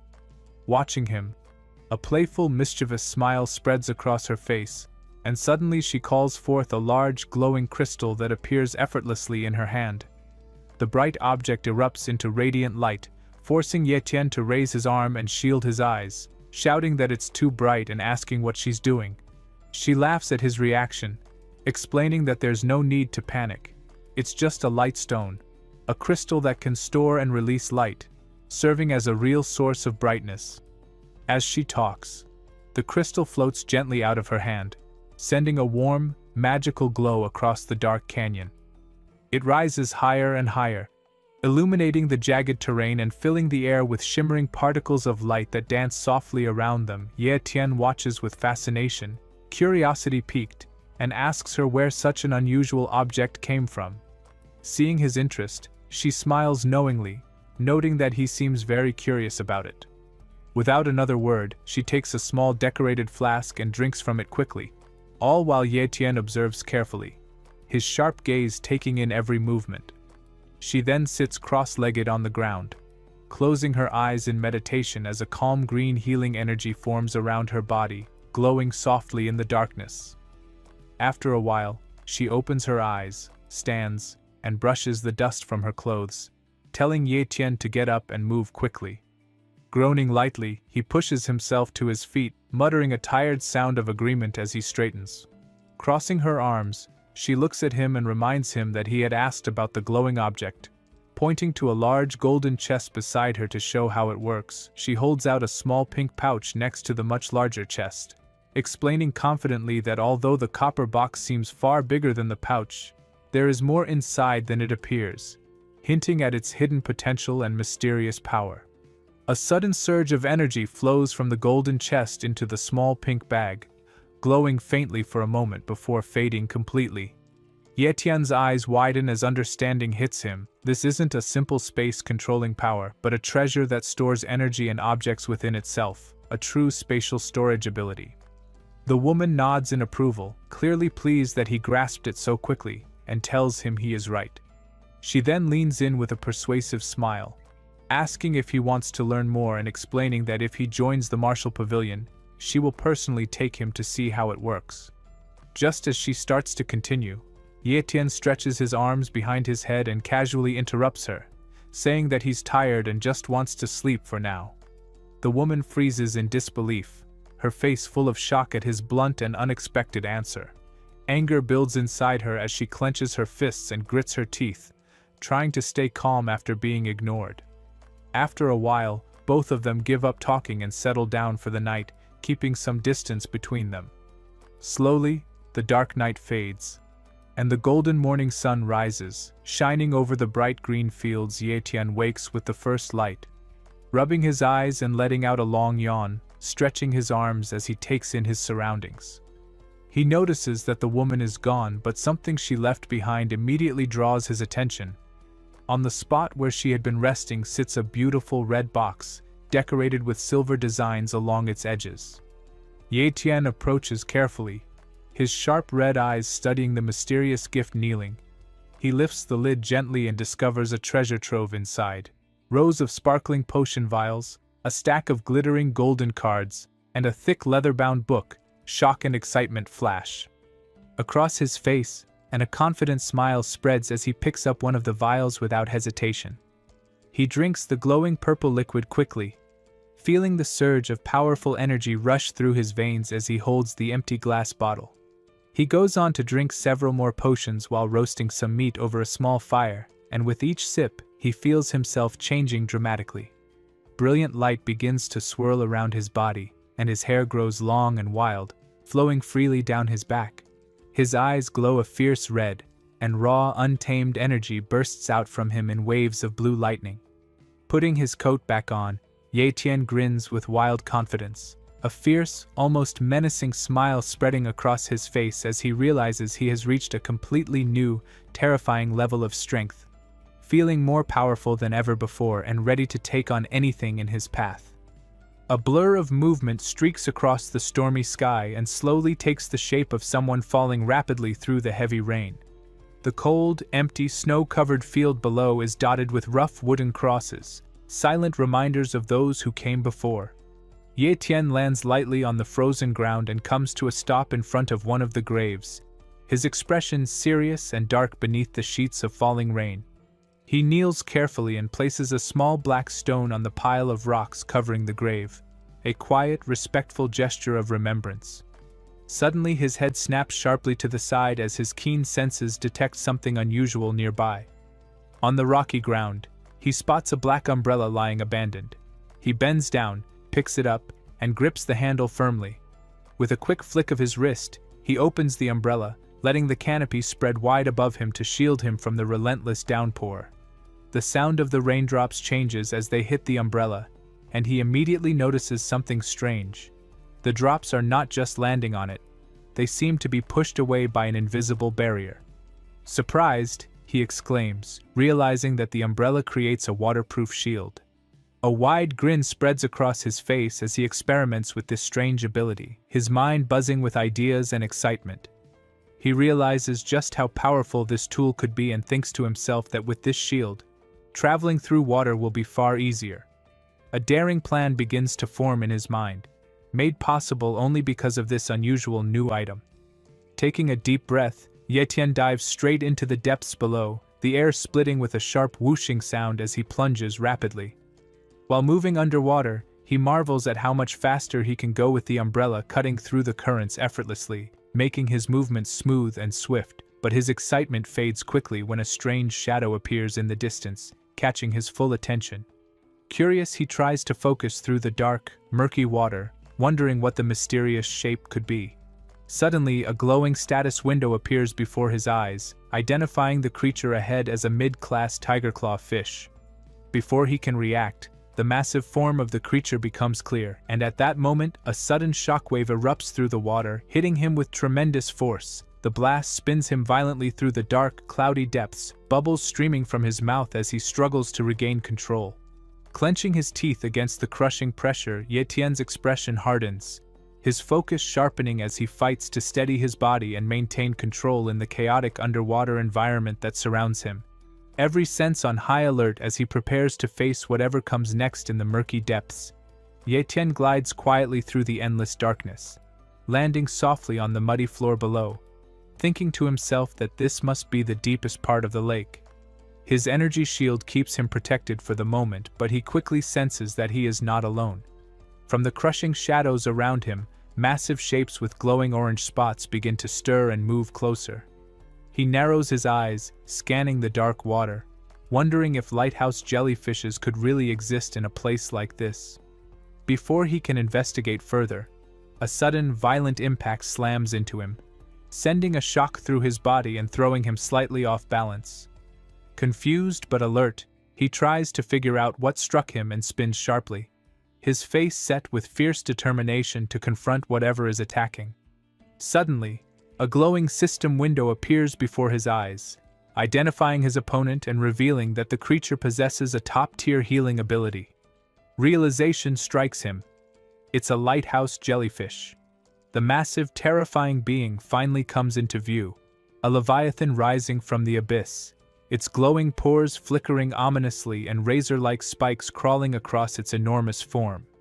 A deep, thunderous roar bursts from its mouth, shaking the water around it and sending violent ripples through the lake's depths. With terrifying speed it charges toward him, one of its twisted tentacles snapping out and swallowing another smaller creature whole in the darkness. Ye Tian watches calmly, his focus razor-sharp as the monstrous scene unfolds before him. Suddenly, another system message flashes across his vision, confirming that he has successfully copied the creature's powerful healing talent.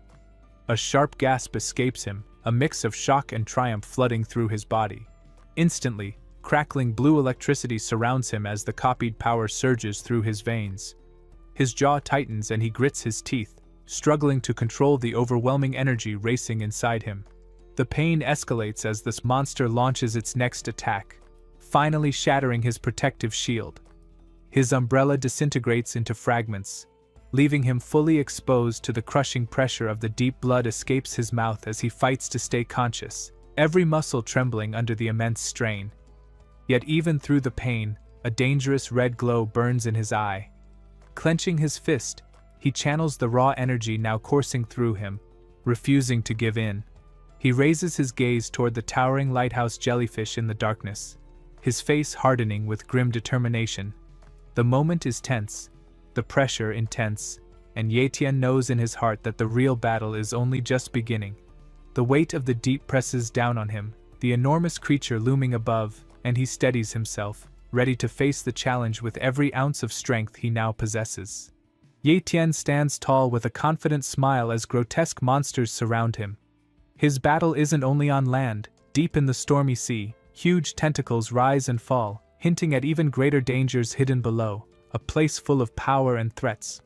The challenge ahead is immense. Lightning sparks at his feet as Ye Tian makes a bold leap through the storm, descending rapidly along a steep cliff while startled birds scatter into the pouring rain. Fierce wind lashes against him as he skillfully navigates the wet, slippery rocks, his long coat flowing dramatically behind him. When he finally reaches a cave entrance, he lands softly and exhales, muttering to himself that he managed to escape the danger. Exhausted, he collapses inside the cave, breathing heavily as he tries to recover. But his rest is short-lived. His mind quickly focuses on his goal. He needs to copy new powers. His eyes glow faintly with a mysterious light as he activates his special ability, and a bright notification confirms that he has successfully merged with a high-level healing talent. His status screen instantly updates, showing his newly gained skill. Realizing the process was easier than expected, Ye Tian feels a surge of confidence. Sitting up, he decides to test his new ability immediately. Looking at his injured hand, still darkened from deadly jellyfish venom, he concentrates and activates the healing power. Instantly, energy bursts from his body, shaking the cave and even cracking the stone walls.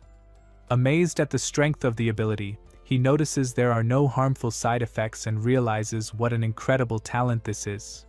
His hand heals completely, faint energy still flickering around it, and he studies it with a satisfied grin. Later, in a modern room, Ye Tian reads an old decorated book when a sharp voice interrupts him. His sister scolds him for disappearing for 10 days and warns him to stay still while she cuts his long hair. Ye Tian laughs softly, feeling slightly embarrassed, and apologizes for making her worry as she trims. His eyes catch a page in the book. He sees a drawing of a strange insect called a magic ant and a detailed magical diagram beside it. Studying the patterns carefully, he feels a new sense of purpose stirring inside him. With a confident smile and a neat new haircut, he sets out again, heading to a rustic place called the Martial Pavilion. Upon entering the cozy tavern-like building, a friendly voice greets him warmly, welcoming him back.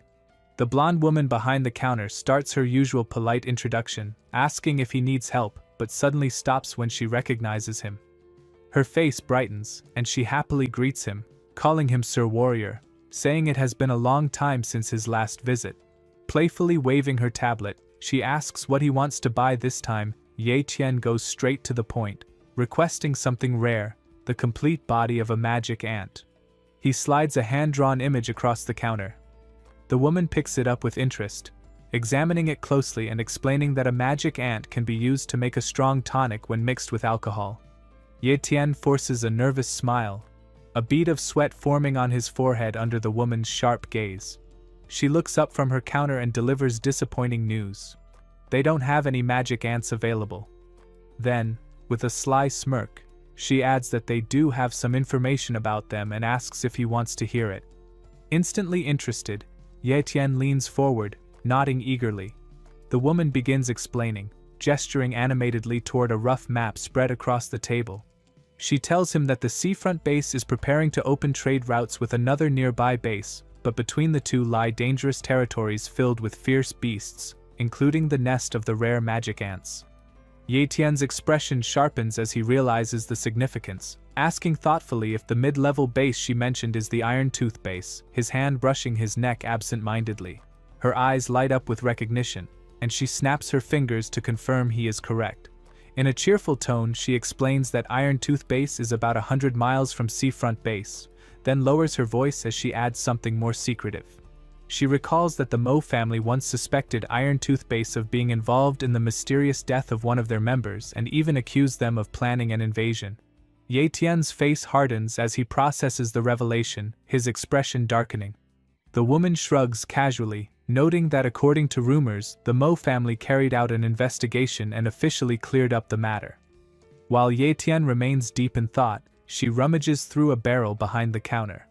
After a moment, she lets out a small cheer, holding up a small wooden token carved with intricate symbols, and stretches it across the counter for Ye Tian to take. She explains that it is a token of participation for upcoming activities, originally meant for someone named Missy, and scoffs, saying her people come from a much larger base, so working for a mid-level base would only be a dream. Ye Tian examines the token closely, noticing the engraved name Lin, while the woman explains that both bases plan to send warriors to eliminate the beasts along the new trade route. Leaning closer with a knowing smile, she suggests that if he joins the mission, he might even find the corpse of a magic ant among the spoils. The offer lingers in the air, tempting and clear. Ye Tian stares at the token in his hand, the symbol reflecting in his faintly glowing red eyes. Slowly, a dark, confident grin spreads across his face as a plan forms in his mind, and he tightens his grip. His decision is made. Later, in a crowded city square, hundreds of warriors gather in front of a massive cathedral, the air filled with chatter and the clatter of weapons. Among them, Ye Tian stands under a deep red hooded cloak, hiding his identity. From a raised platform, an announcer declares the arrival of an important figure named Lin Mingji. The man steps forward confidently, grinning as he spreads his arms to address the crowd, welcoming them to the beast cleanup plan. Two imposing guards flank him, one an older man with deep wrinkles and a harsh scowl, the other a bald giant with a cold, stone-faced expression. Hidden beneath his hood, Ye Tian watches quietly, a wicked smile spreading across his face, his crimson eyes glowing faintly as dark anticipation builds for what is to come. At the seafront base, a loud call to arms echoes across the large square, where a man stands in front of the gathered crowd, speaking seriously about their situation. He explains that everyone knows the base is too small and with limited resources it's hard to meet the cultivation needs of all their people. He proposes a solution, opening trade with a larger base, a plan he insists will benefit everyone. His tone becomes firm as he emphasizes that this mission is extremely important for their survival and future growth, while also acknowledging the danger, since clearing out the fierce beasts will not be easy. The warriors below, their faces hardened from battle, show that they understand the risks. From a wooden platform, the speaker pauses dramatically before his expression turns into a confident, almost predatory smile. The massive crowd of soldiers, mercenaries, and hopeful adventurers listens closely, hanging on every word. When he finishes, a thunderous cheer erupts, voices shouting in support and hands raised high, showing loyalty to the Lin family. Amid the noise, A single figure in a red hooded cloak stands quietly, calm and unreadable, observing the scene. A nearby warrior raises his fist proudly, eyes fierce and determined, while Ye Tian lowers his head slightly, keeping his thoughts to himself.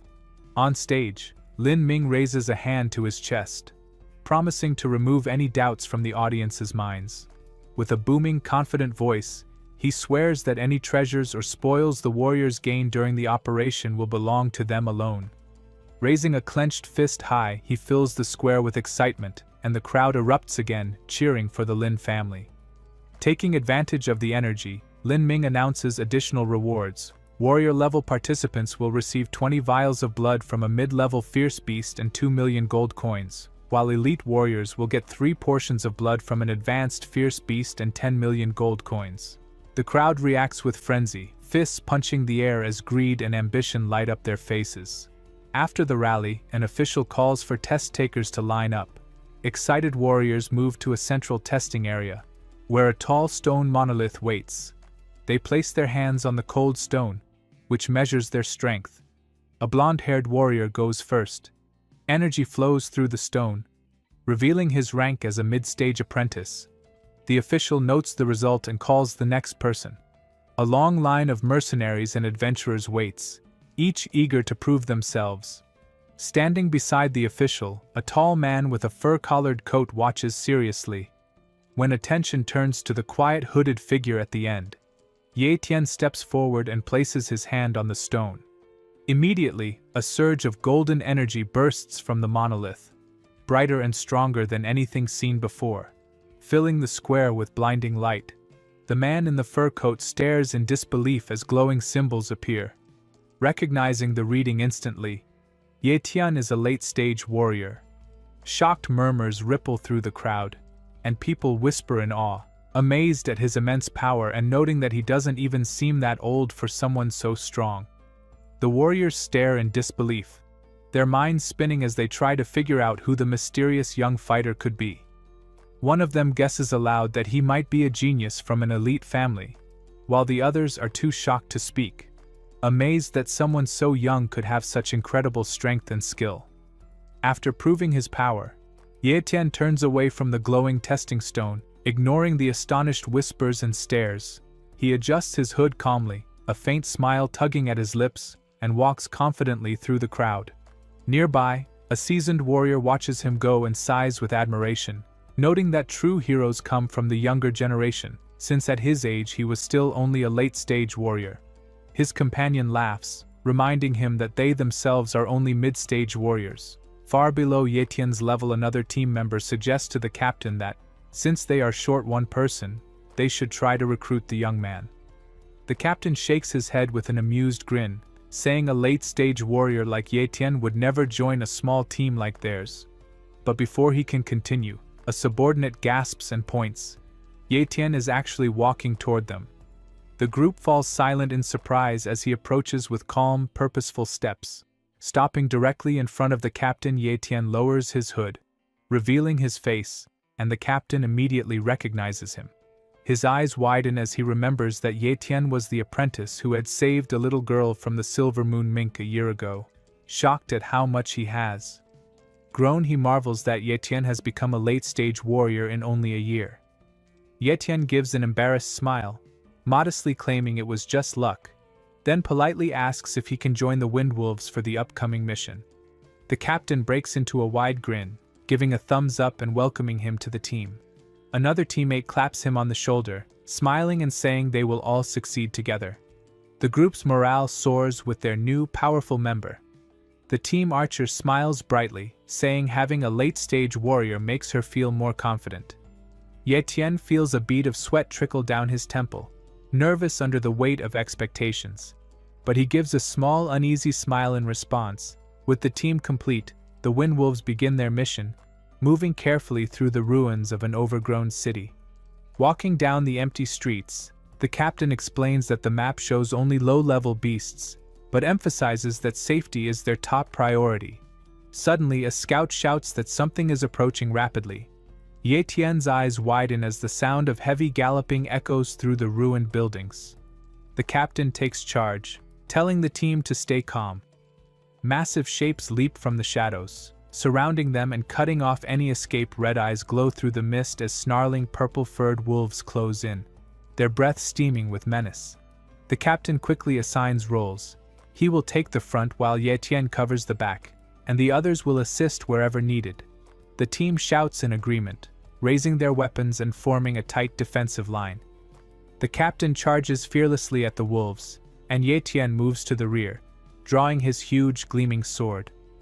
A confident smirk appears on his face as he takes his stance, declaring that the rear defense is his responsibility, fully ready for the fierce battle ahead. In the ruined streets of a broken city, the body of a slain beast lies still on the ground. A red-caped warrior stands with his team, their latest fight apparently over nearby. Yetian, carrying only a sword and a backpack, calmly studies the aftermath, preparing himself for whatever comes next.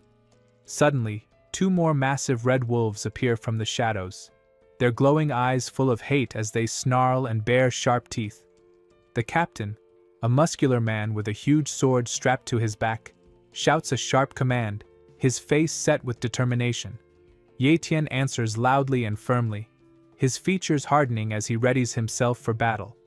In a flash, he charges forward with incredible speed, moving so fast he becomes a blur, closing the distance to the wolves almost instantly.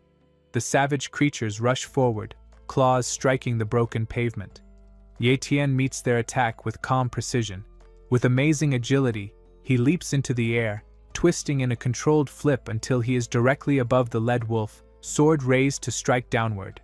The wolf snaps its jaws at him mid-air, but Yetian spins just in time to avoid the bite and kicks the beast in the side, sending it flying off balance. He lands lightly on the cracked ground, coat billowing, as both wolves collapse behind him, defeated in seconds. Silence falls over the battlefield until slow clapping breaks it. A voice praises his skill, calling his performance impressive. The captain steps forward, complimenting Yetian but joking that he's still ahead because he killed 3 enemies. Yetian gives an awkward, tired smile. The team's archer teases the captain, calling Yetian cool and telling their leader to stop being so proud. The captain turns red and protests, asking why he can't feel proud of his accomplishment. Another teammate apologizes, trying to calm the situation. Meanwhile, a warrior crouches by a fallen wolf, asking why the pack didn't wait until the valley to attack. Yetian glances at him thoughtfully, saying that the wolves might not have wanted to attack early but were forced to, hinting that something stronger was influencing them. The long-haired warrior pales, sweat forming as he imagines stronger enemies nearby.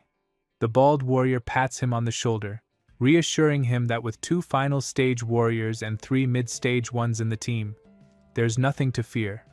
Still uneasy, the nervous fighter listens as the captain lifts his walkie-talkie, explaining with a confident grin that every captain has one to call for help if needed, and the team should stay calm and focused. The anxious warrior nods, understanding. With doubts eased, the captain straightens and orders the group to move forward, leading them deeper into the unknown. The captain shouts for everyone to move, leading his small team deeper into the eerie, ruined streets of the deserted city. As they carefully step over broken stones and debris, a faint rustling sound makes them halt. One of the warriors raises a hand to his ear, listening closely, then whispers urgently that he hears something nearby. The group freezes instantly, every eye scanning for danger. Yetian's head snaps upward, and he yells for the others to watch above. His eyes widen as a gigantic armored lizard-like monster plummets from the sky, crashing through the ruins with a deafening roar and sending out a wave of dark, oppressive energy. Yetian quickly recognizes it as a fire-spitting lizard with a dangerous second-class fire talent. When its massive jaws open and a glowing vortex of flames forms inside, he realizes it is about to unleash a fiery attack and braces himself. With a violent roar, the beast fires a gigantic fireball, striking the ground with immense force and tossing the warriors through the air like rag dolls. The ground shakes as the creature lands heavily, claws sinking into the scorched earth. The captain is sent tumbling, and one comrade shouts that the captain has already warmed up and they should handle this one.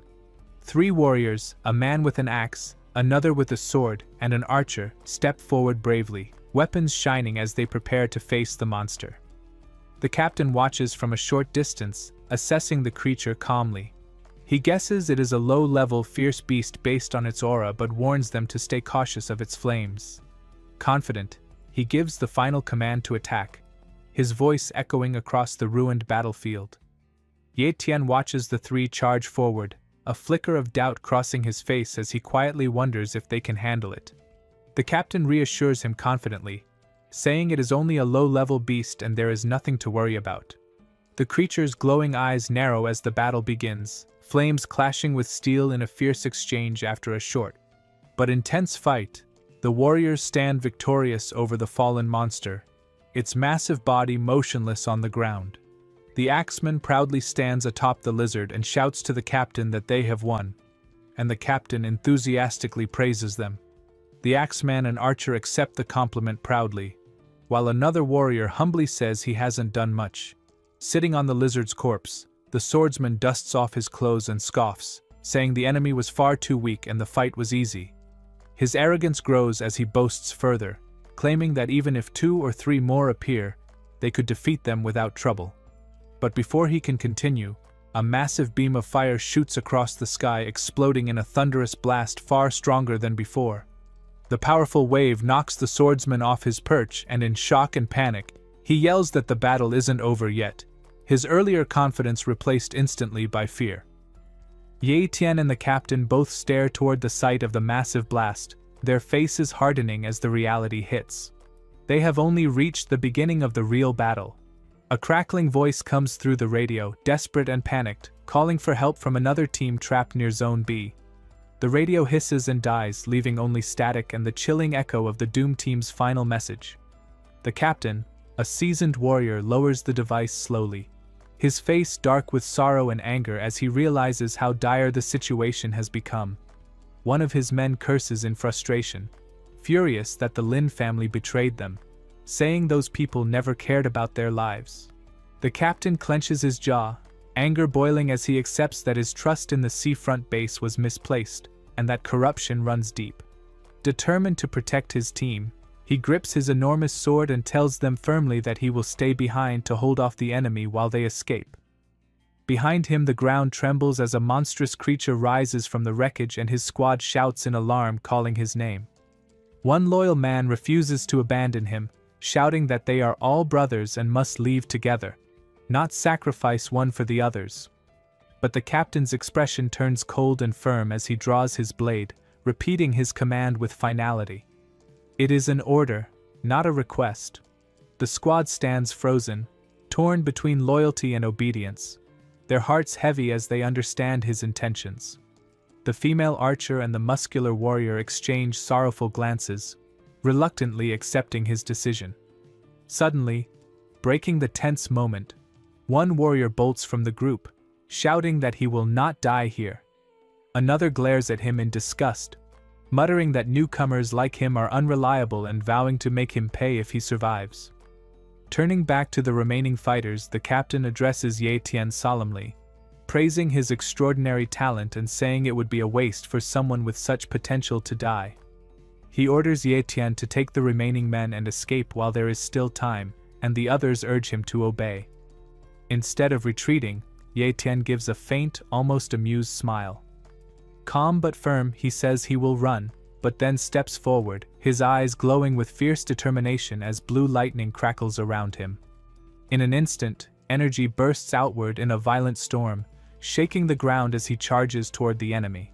His team watches in disbelief as his aura transforms completely, the air crackling with raw electric force while he grips his weapon, ready to fight.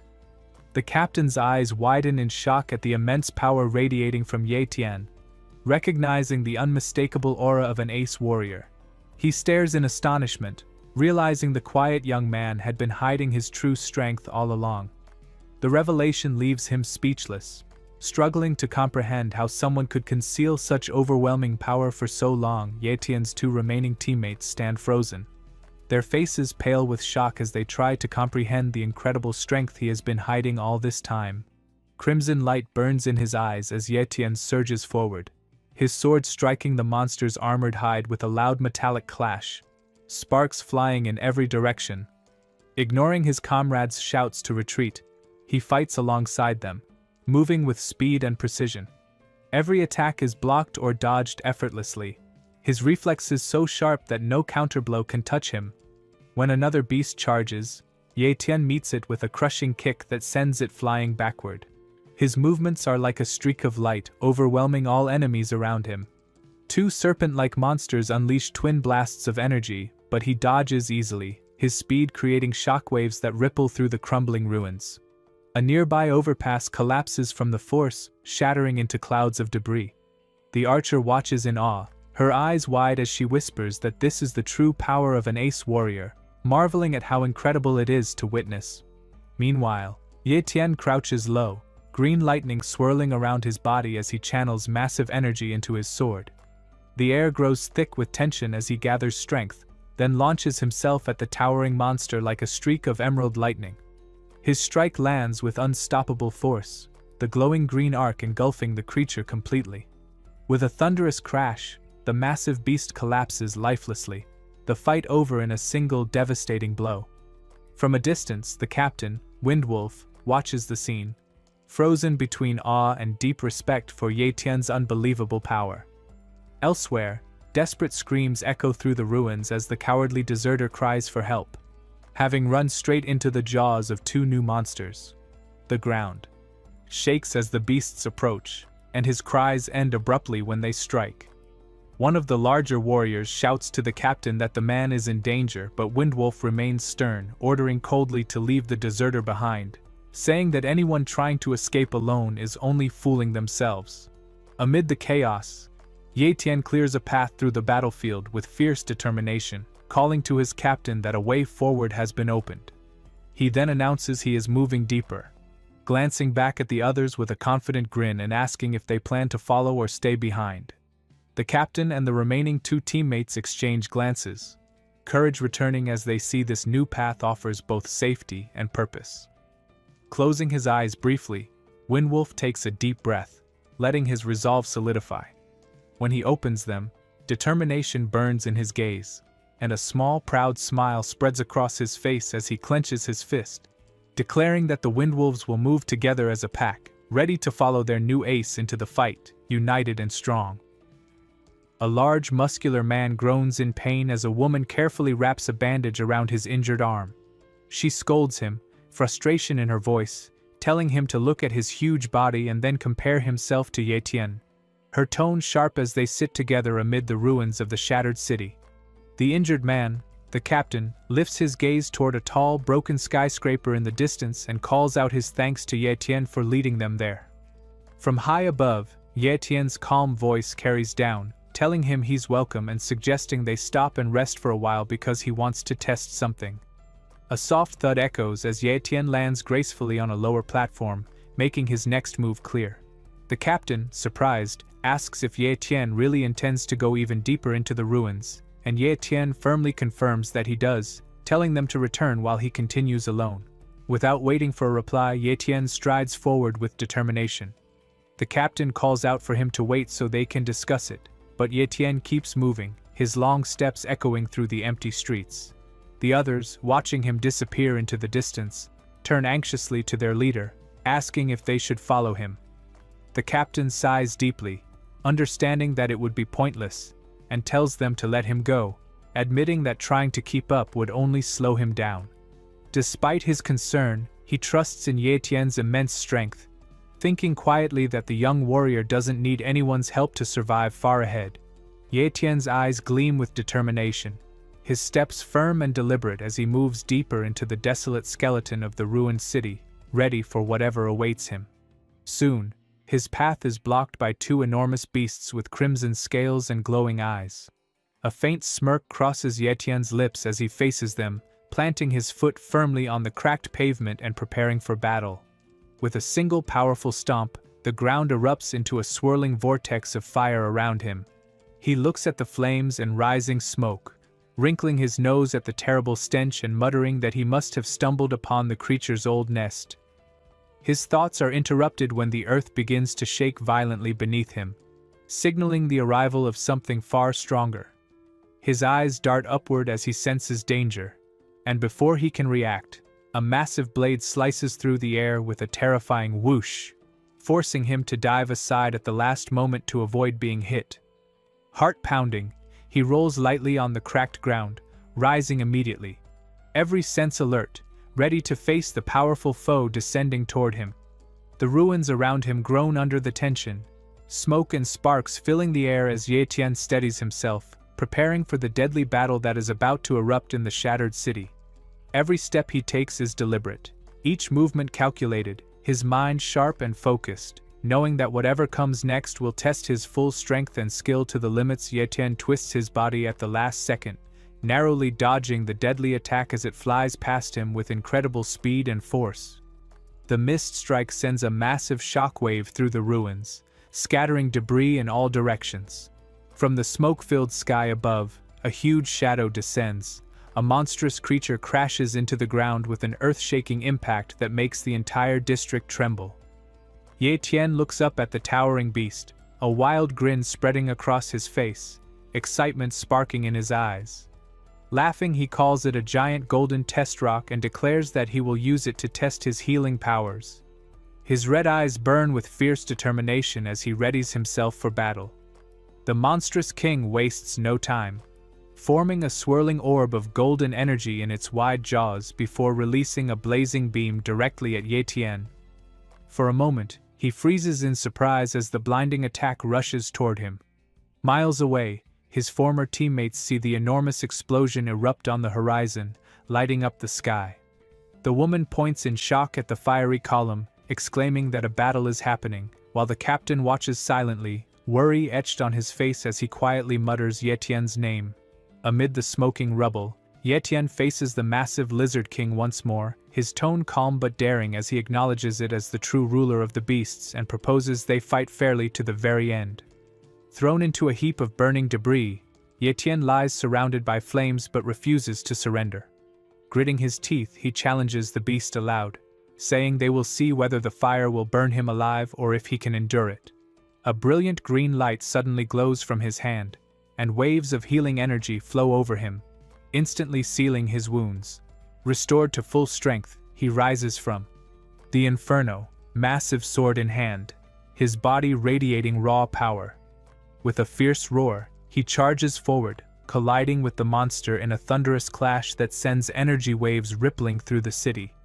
The force of the impact is so intense that the captain and his team, watching from a distance, shield themselves from the shock.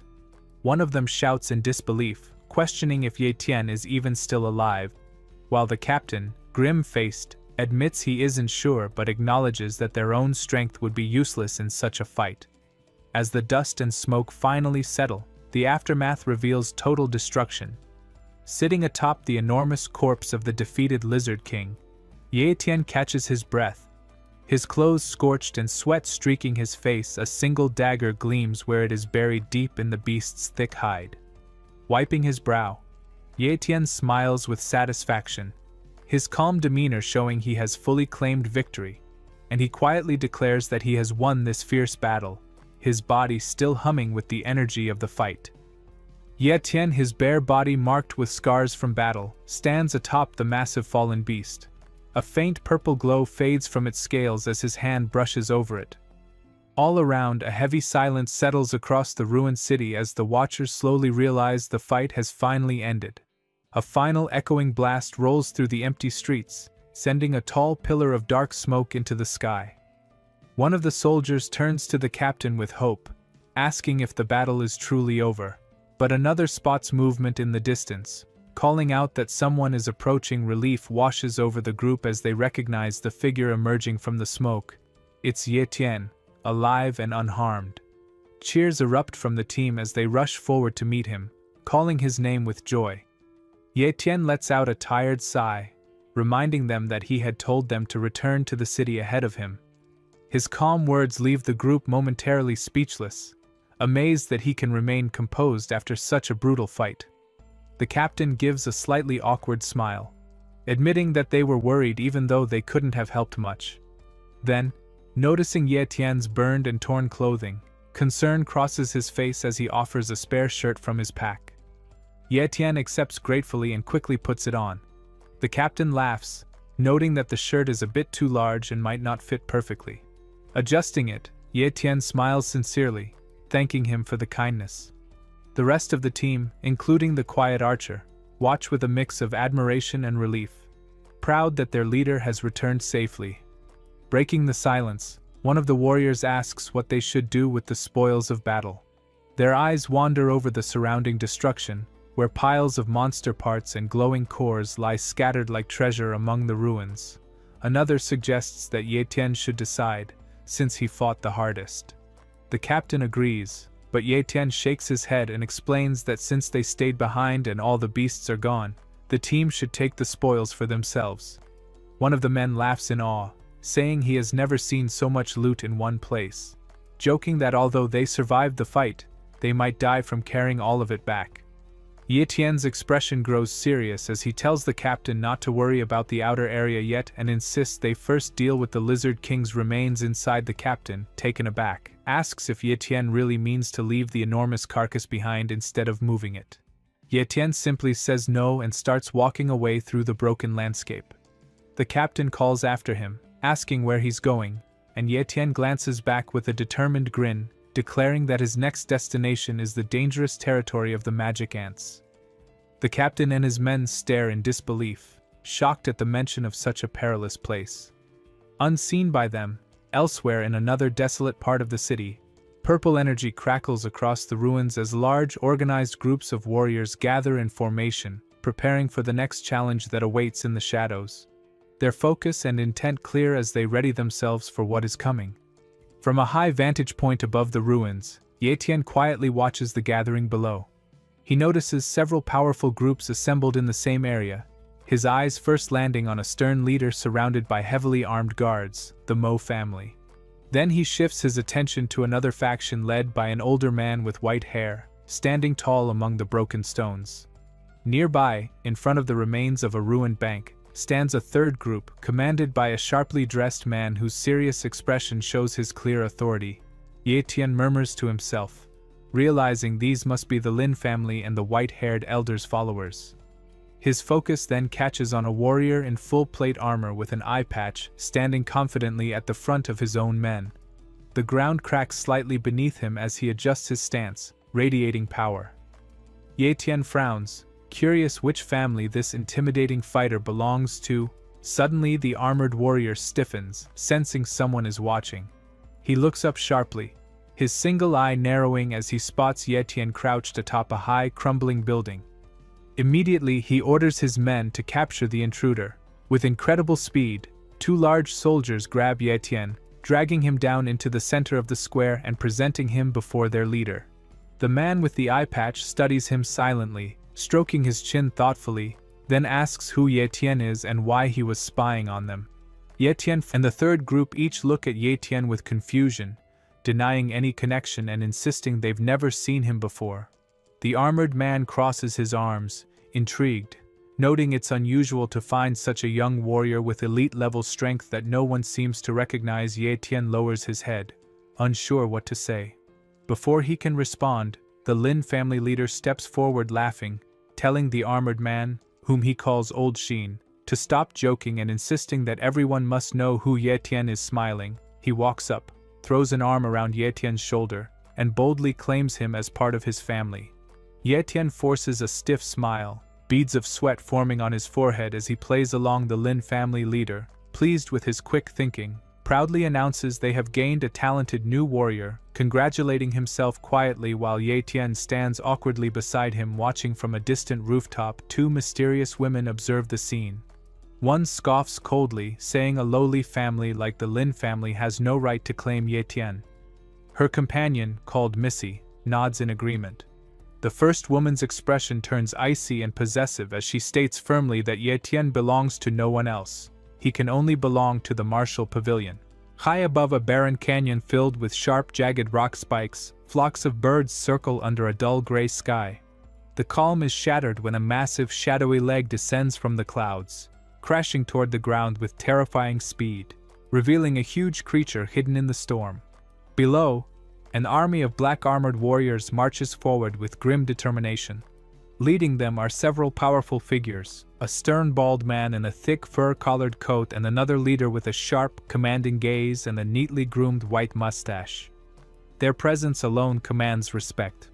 Among the ranks stand a calculating man in a sharp blue suit and a rugged, eye-patched warrior clad in heavy plate armor. A short distance away, Ye Tian stands apart, his sword strapped to his back, eyes focused and determined as he prepares for the challenge ahead. The group stops at the edge of the rocky expanse when a warning cry to halt echoes through the air, but it's already too late. Lightning suddenly crackles from the ground, signaling the activation of a dangerous ritual as a glowing hand descends with immense energy. A voice announces that the ritual is complete, addressing the eye-patched warrior as a deafening crack as a surge of bright lightning arcs violently between his hands. His cape whips behind him as he plunges both glowing hands into the ground, releasing the full force of his power in a massive shock wave. The blast shakes the earth, hurling soldiers backward as dust and debris rise into the air. The man in the blue suit staggers from the sheer power, while Ye Tian braces himself, impressed and thinking that it's an extremely strong formation, one he intends to study someday. From a distant cliff, two hidden observers watch closely. One, alarmed, asks if the old commander has gone mad using such a rare and powerful technique. The other responds calmly, noting that the Iron Tooth base clearly has a plan, and just one fire explosion is enough to overpower the seafront base. The woman stays quiet, watching the scene below as the soldiers cheer in triumph. They shout in amazement, seeing the towering hives reduced to rubble, marveling at how completely the nest has been destroyed and wondering if the creature inside survived. One soldier stares in shock, unable to comprehend what he's witnessing, shouting that there are no visible bodies of the magic ants anywhere on the battlefield. As the dust slowly settles, Ye Tian walks calmly through the scorched ruins, a dark expression forming as a creeping unease takes hold. Something feels deeply wrong, and sweat forms on his forehead when he realizes he cannot copy the creature's ability. From her distant vantage point, the observing woman speaks with cold certainty, remarking that the old commander's reckless use of the powerful formation has ruined everything, stirring up a far greater danger, as if he had provoked a massive wasp's nest. Suddenly a panicked soldier yells after spotting a massive hole opening in the ground, shouting about the dark chasm that has appeared. He peers into it but sees only black emptiness. Qing's face twists in horror as he comprehends the scale of his mistake. A loud, piercing screech shatters the air as an enormous magic ant bursts from the pit, its massive armored body rising above the battlefield and blocking out the light. One of its sharp-bladed legs swings downward with terrifying speed, striking a nearby soldier and hurling him high into the air. The monster lands heavily, shaking the ground, its red eyes glowing with pure hatred. A frightened soldier stammers in fear, realizing it is a magic ant, while the expedition leaders freeze in disbelief, unable to comprehend what they are seeing. One cries out in despair, questioning how such a creature could appear. As panic spreads through the ranks, Ye Tian remains calm, a confident smile curling on his lips as his purple eyes glow with excitement for the fight ahead. The nightmare is only just beginning.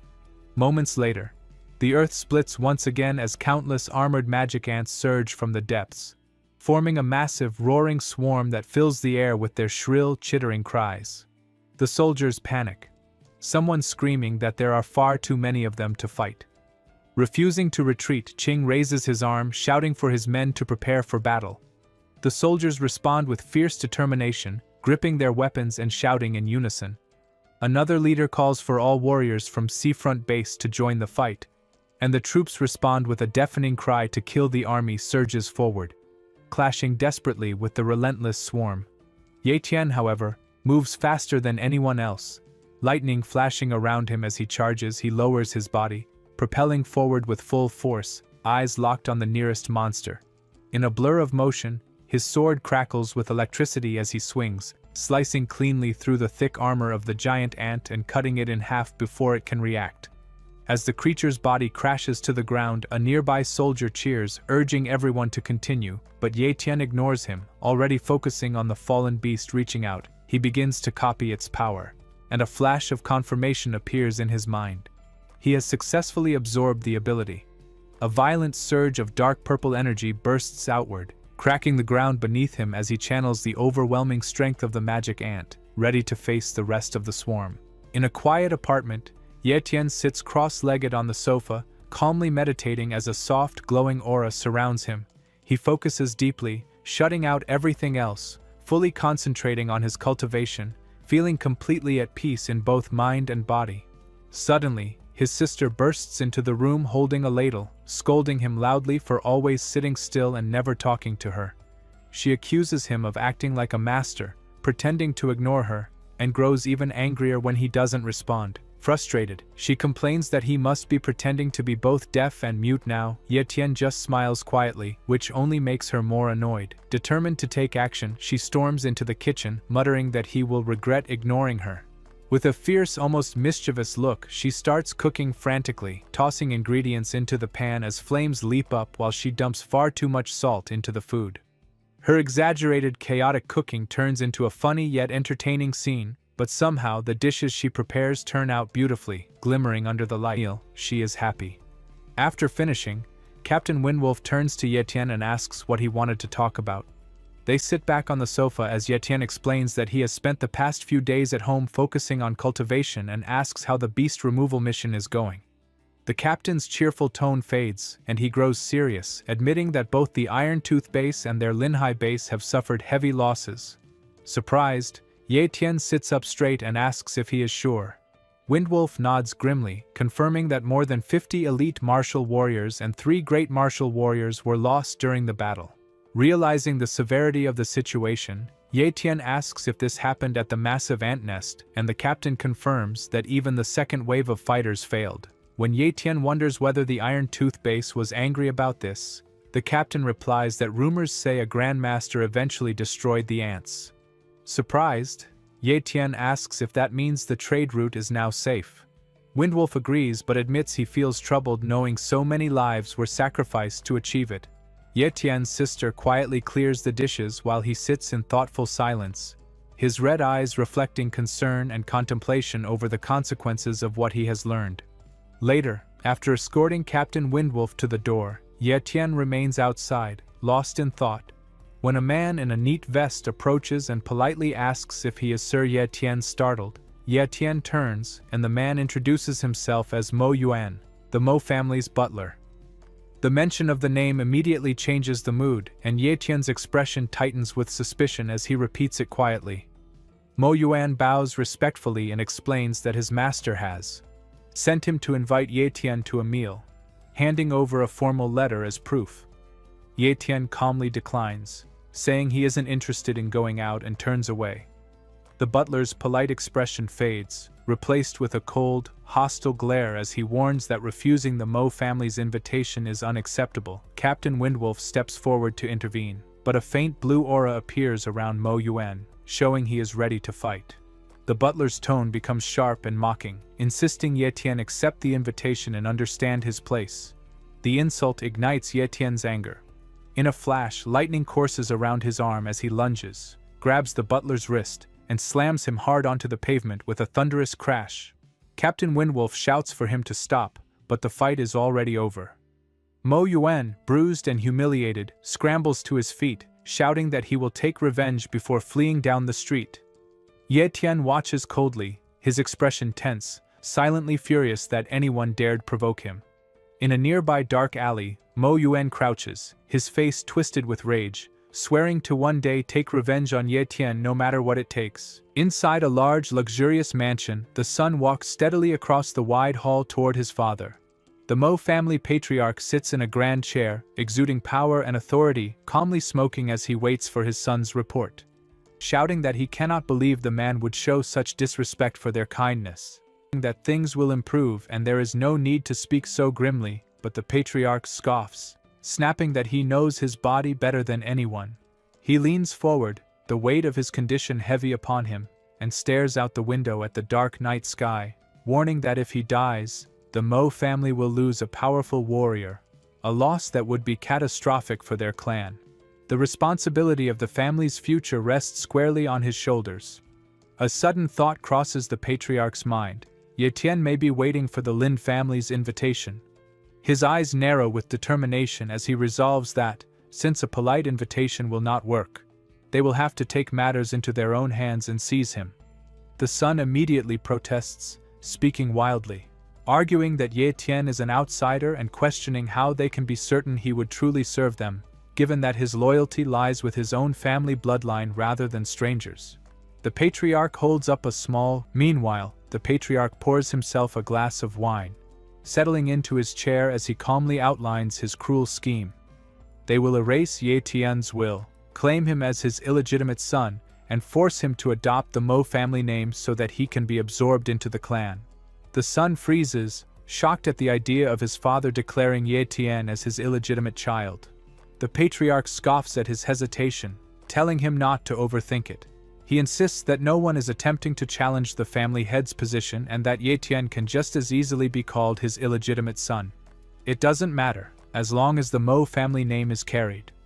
Slowly, the son regains his composure, nervously laughing and explaining that his worry was only about how it might affect his father's reputation. Finishing his wine, the patriarch stands and issues a cold, commanding order to move forward with the plan. The son bows deeply, promising to take 10 great elders with him to carry out the mission. His face hardens with ruthless determination as he swears he will succeed in bringing Ye Tian under their control. As night falls over the city, an assassin slips silently into Ye Tian's apartment, his movements precise and deliberate. Whispering into his communicator, he reports that he has successfully entered the home. The reply comes instantly, giving him a chilling order to capture Ye Tian's younger sister to force his surrender. Acknowledging the command, the assassin begins his operation while cloaked figures. The assassin reaches for the bed, but in an instant, the blanket erupts with blinding energy, throwing him backward with incredible force. In place of the sleeper, a sword crackling with lightning appears. The assassin screams in agony as his hand is severed by the sudden attack. From the center of the storm of energy, Ye Tian's voice rings out, triumphant and calm, declaring that he has been waiting for them for a very long time, his tone filled with power and controlled fury. Over the communicator, the leader panics, frantically asking if Ye Tian's sister has been caught, but all he hears is the sound of the earpiece dropping to the floor.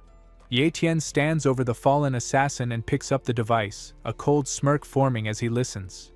The leader realizes in horror that something has gone wrong, shouting in confusion as Ye Tian calmly tells him to catch well. Moments later, a body is violently thrown out of the window. On a nearby roof, another assassin screams in shock as his partner catches it, only to see that the man is dead. Panic spreads through the attackers. One warns the others to be careful, fearing Ye Tian may have called in reinforcements. The group scans the rooftops, shouting into the darkness and demanding that whoever is out there reveal themselves, but no one responds. One of them hesitates, doubting what he sensed. Suddenly, a streak of green energy flashes beside him, and Ye Tian strikes, killing him instantly. Quietly, Ye Tian says, "Second one." A terrified shout rises from the remaining attackers as someone cries out that Ye Tian must have employed a dark shadow assassin. The rest scream in fear, scattering and ordering everyone to split up. Chaos spreading across the rooftops as Ye Tian calmly prepares for the next move.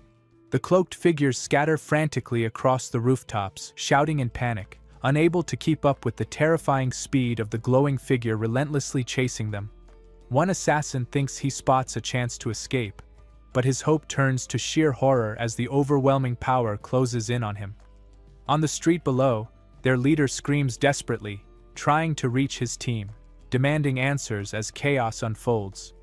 Suddenly, Ye Tian leaps from the building, landing barefoot on the pavement, his sword dripping with blood, and screams erupt as everyone recognizes him standing alone against the remaining men. Their leader trembles, pointing and giving one last desperate command to capture him. But the final assassins charge and are instantly struck down by a blinding flash of power, their bodies smashing into the asphalt, while the leader collapses, stunned and defeated, unable to comprehend what had happened. Witnesses wonder aloud if he is just an elite martial artist, failing to grasp the true extent of his strength. Ye Tian calmly approaches the last surviving man and asks if he is young Master Mo's father, Mo. The man, sweating and terrified, pleads for his life, begging not to be killed and offering anything to spare himself.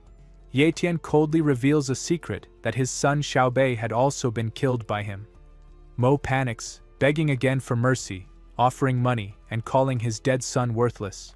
Ye Tian shows no mercy, his tone cold as he explains that eliminating enemies prevents future trouble, and with a decisive blow, he ends Mo's life completely. With his mission complete, Ye Tian stands over Mo En's lifeless body, the ground cracking beneath him as golden lightning arcs around his form. Calmly, he speaks to the fallen man, saying that revenge never waits for the perfect moment. Carefully, he removes Mo En's cloak and drapes it over the body, a final cold gesture of respect. After that, Ye Tian pulls a new cloak around his shoulders, his face hidden in shadow, and solemnly vows to the night that anyone who dares harm his family will meet certain death. Without another word, he turns and walks into the foggy streets, his lone figure gradually swallowed by the mist. Elsewhere, under the same crescent moon, streaks of pink lightning tear across the dark sky. Inside a grand mansion, an elderly man coughs weakly into his hand, worry written across every line of his face as he wonders why the 10 great elders have still not returned. His son approaches with a confident smile, trying to calm his father, telling him not to worry because when all 10 elders gather at Linhai Base, nothing can stand against their power. Suddenly, a loud commotion erupts outside, and the son shouts furiously, demanding to know who is causing trouble. From the balcony railing, Ye Tian appears, sitting casually with his lightning-charged blade, smirking as he finds it amusing that no one recognizes him at first. The son stares in disbelief, asking how Ye Tian got there and what happened to the 10 great elders. A dark, cruel smile spreads across Ye Tian's face as he cryptically says they will see the elders again very soon, the meaning sending a chill through the son's heart. Trembling, the man asks for clarification, his voice quivering, but before he can react, a flash of lightning from Ye Tian's blade cuts across him. Blood spills from his wound as he collapses, crying out desperately for his father. The old ancestor reduces Ye Tian to ashes, his hatred will never fade. Alarms suddenly blare throughout the mansion, warning everyone that an assassin has intruded. From every doorway, guards dressed in black pour into the grand hall, shouting orders to protect the ancestor. They quickly surround Ye Tian from all sides, weapons drawn, ready to strike. Yet Ye Tian stands calmly in the center, lightning flashing dangerously around him, a vicious grin spreading across his face as he prepares to face the oncoming battle, every movement radiating deadly intentional abilities. His companion asks respectfully if he should go closer to intervene, but the young master raises a hand to stop him, a sly grin spreading across his face as he watches the fight from a distance. He tells his subordinate not to rush, explaining calmly that they will wait and observe for now, his voice carrying a sense of interest and cunning. The old master lets out a bellow of anger and swings his massive ring blade with all his strength, the metal slicing through the air like a storm. Ye Tian meets him head-on, his ornate sword colliding with the old man's weapon in a clash of steel that sparks wildly in the dim light. The sound of metal ringing fills the hall as the two engage in a fierce, relentless duel, their blades carving streaks of red and blue light through the space around them. The old master's face is twisted with sheer effort and rage, every muscle straining as he pushes himself against the younger, faster opponent. He spots a brief opening and launches a powerful kick, sending Ye Tian sliding across the shattered stone floor with a scraping crash. Not pausing, the old man stomps his foot to steady himself, preparing for another furious assault, his eyes blazing with determination to finish the fight. Ye Tian, however, is ready. With a loud battle cry, he pushes off the ground, moving so fast that he becomes almost a blur, dodging, weaving, and spinning as the stone cracks under the sheer force of his movements. His cape flares behind him, and his red eyes shine with cold confidence, the sword in his hand crackling with energy as he closes the distance between them. He appears before the old master like a predator, eyes fixed and smirking, taunting him silently. The old man grits his teeth, a vein pulsing on his forehead as he realizes he's being toyed with. Ye Tian's grin widens, his confidence unshakable, and he mocks the elder for thinking he can intimidate him, daring him to continue his attacks. The old master, growing desperate, reaches for a hidden trick, producing a small cylinder humming with energy. He hurls a smoke grenade, filling the hall with thick clouds, and unleashes a burst of lightning, hoping to cover his retreat. Ye Tian's eyes narrow, the grin fading only briefly, as he watches the smoke swirl. Suddenly, the fleeing master is seized by an unseen force, yanked through the air as if the world itself obeyed Ye Tian's command. He crashes to the floor, helpless, completely at the mercy of his opponent. From the haze, Ye Tian's voice rings out, calm yet mocking, saying he just wants to play a little. His red eyes gleam with amusement as he watches the once powerful master struggle, his aura of darkness spreading across the room, oppressive and absolute. The old master cries out in pain, feeling his secret techniques fading, his muscles weakening, and his strength draining away. He collapses to his knees, exhausted, panting and sweating, knowing the fight is over. Ye Tian takes a deliberate step forward, his dark aura surging like a storm, his voice cold and merciless as he declares that it is finally time to end the Mo family, sealing their fate. The old man, utterly exhausted and trembling, looks up at Ye Tian with wide, fearful eyes, his voice breaking as he desperately begs for mercy. Ye Tian halts, a small flicker of curiosity passing through his glowing eyes as he calmly asks what the old man wants. Gasping and shaking, the elder blurts out that he will give Ye Tian everything the Mo family owns, every treasure, every valuable item. Ye Tian studies him silently for a moment, thinking that the scenario feels oddly familiar, as if he's seen something like this before. With a slow, deliberate gesture, he dismisses the offer, telling the old man to bring all the treasures out and place them before him so he can see them for himself. The old man's hands shake violently as he carefully gathers the hoard, muttering that this is the one, asking Ye Tian to inspect it. A dangerous, cunning smirk creeps across his face as he watches Ye Tian, convinced that his trap will work. Ye Tian's eyes narrow slightly, sensing the subtle deceit in the man's movements. In an instant, the old master springs his trap. Dozens of sharp, deadly projectiles shoot toward Ye Tian with frightening speed. Without a moment's hesitation, Ye Tian spins, his sword moving so fast it becomes a blur, deflecting the hail of needles one by one.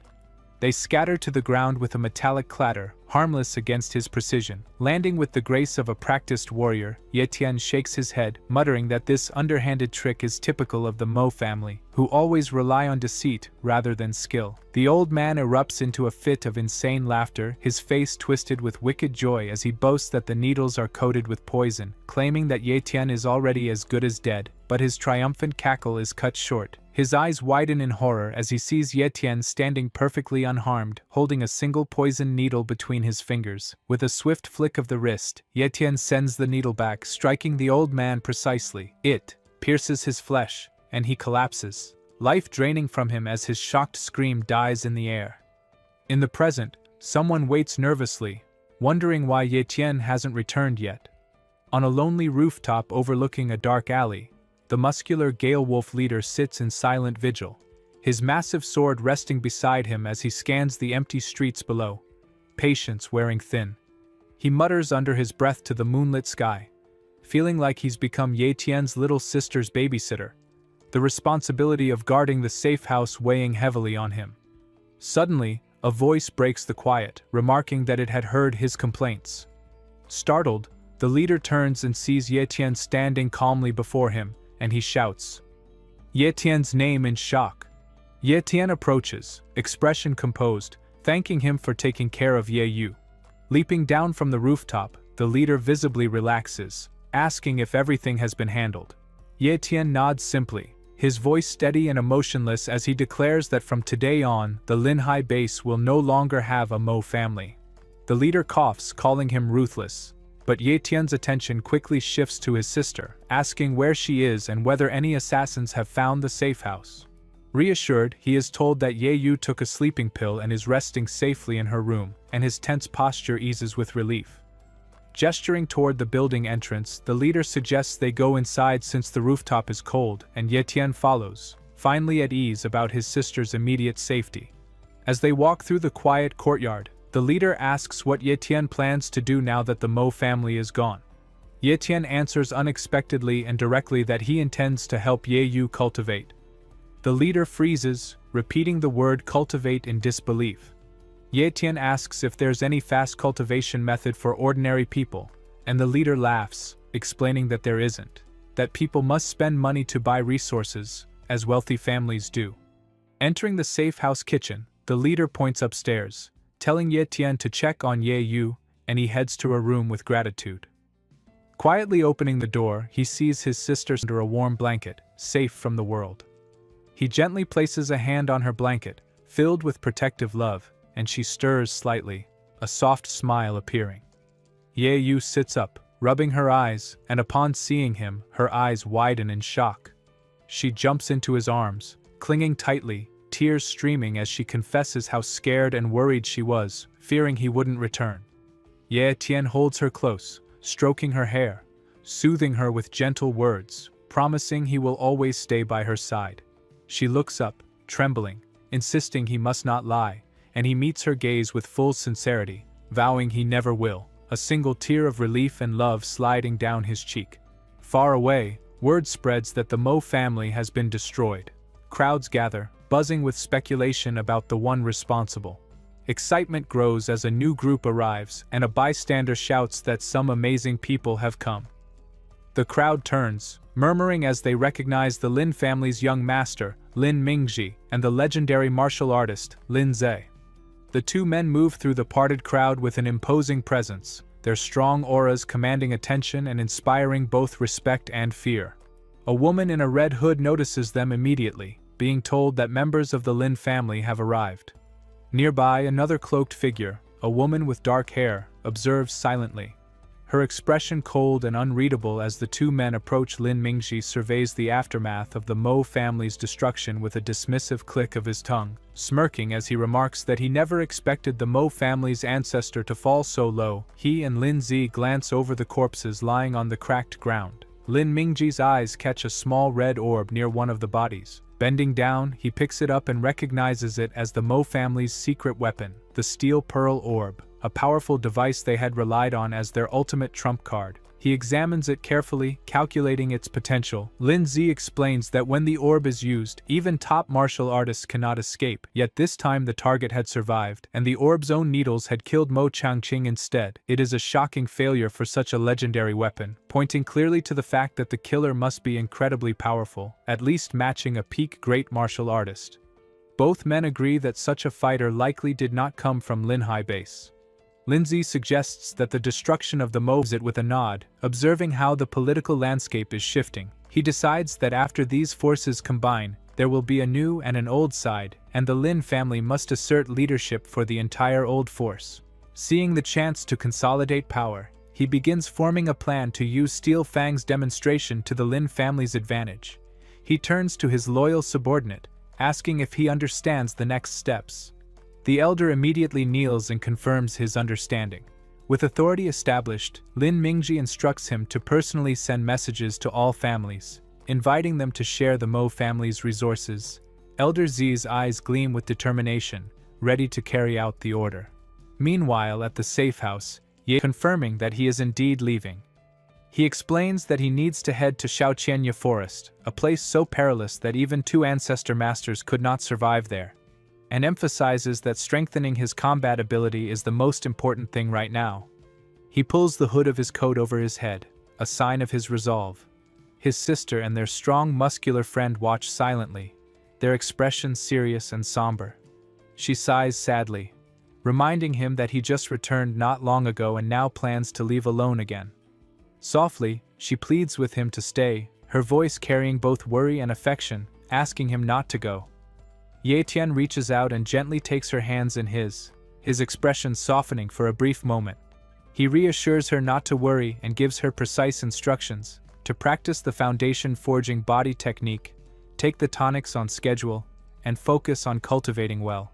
She nods, accepting his decision, and looks at him with concern, urging him to be careful outside and promising that she will wait for him at home. Ye Tian simply acknowledges her words with a firm nod, his eyes glowing with unwavering determination as he prepares to step away. Just as he moves, he pauses and turns to his large, muscular friend, instructing him to look after Ye Yu.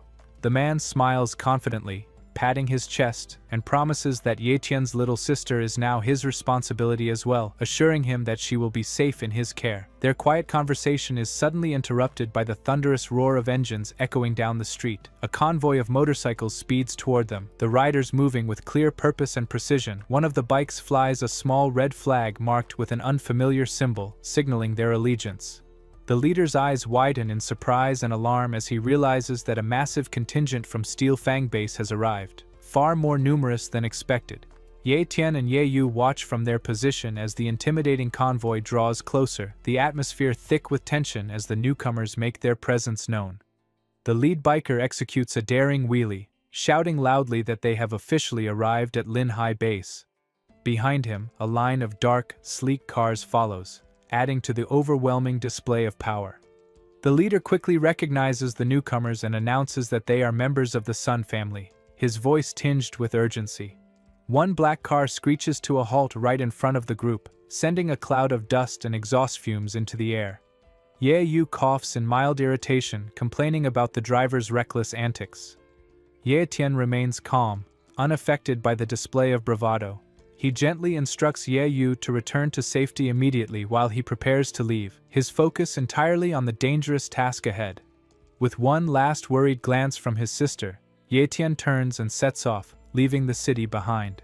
His journey carries him toward the distant jagged mountains, their peaks slicing the sky with birds circling high above in the crisp air. Walking alone, he enters the depths of a quiet, empty forest, the kind of place that feels abandoned. Where the silence presses heavily around him, he mutters to himself about how desolate it feels, noting the stillness in the air, the soft crunch of leaves under his boots being the only sound. His sharp eyes soon catch movement on the forest floor, where the earth is disturbed. He crouches to inspect the marks and immediately recognizes them as the tracks of the black wolf panther. He knows exactly why he's here, and his resolve hardens. He needs to find this creature to upgrade his speed talent.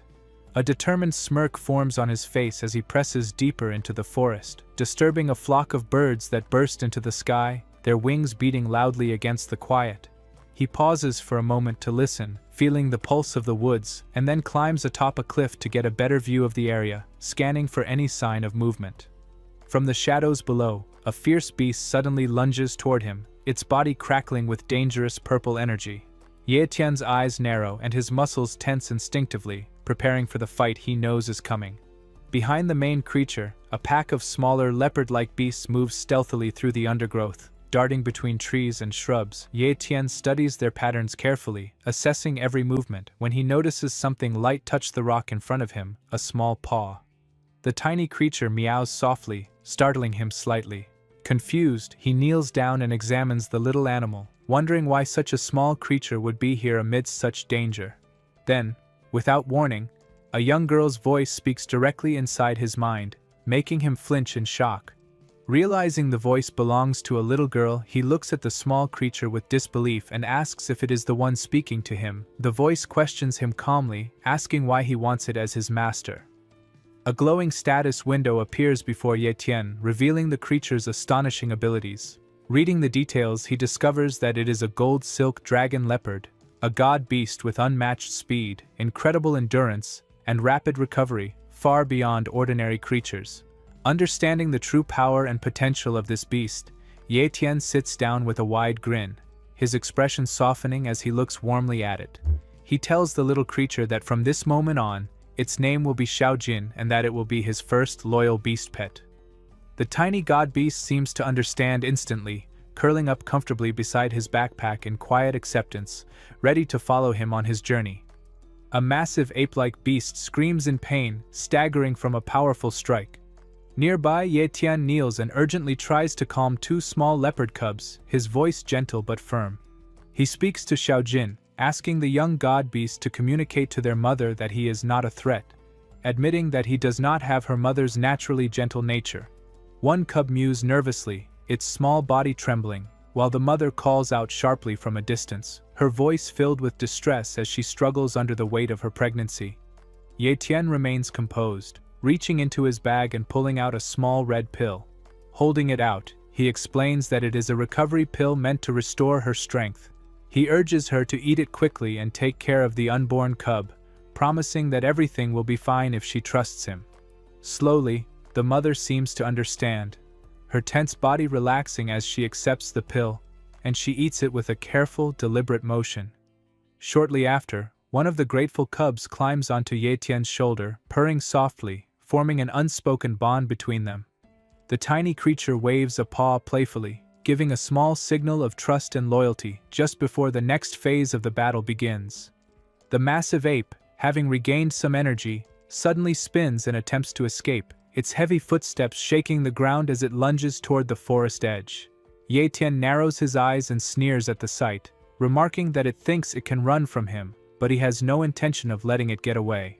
With a command, the two leopard creatures immediately respond, transforming into enormous, ferocious beasts.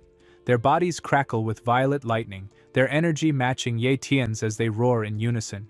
His eyes flash with determination, and he declares that he will support them until the very end, unwilling to allow the ape to survive.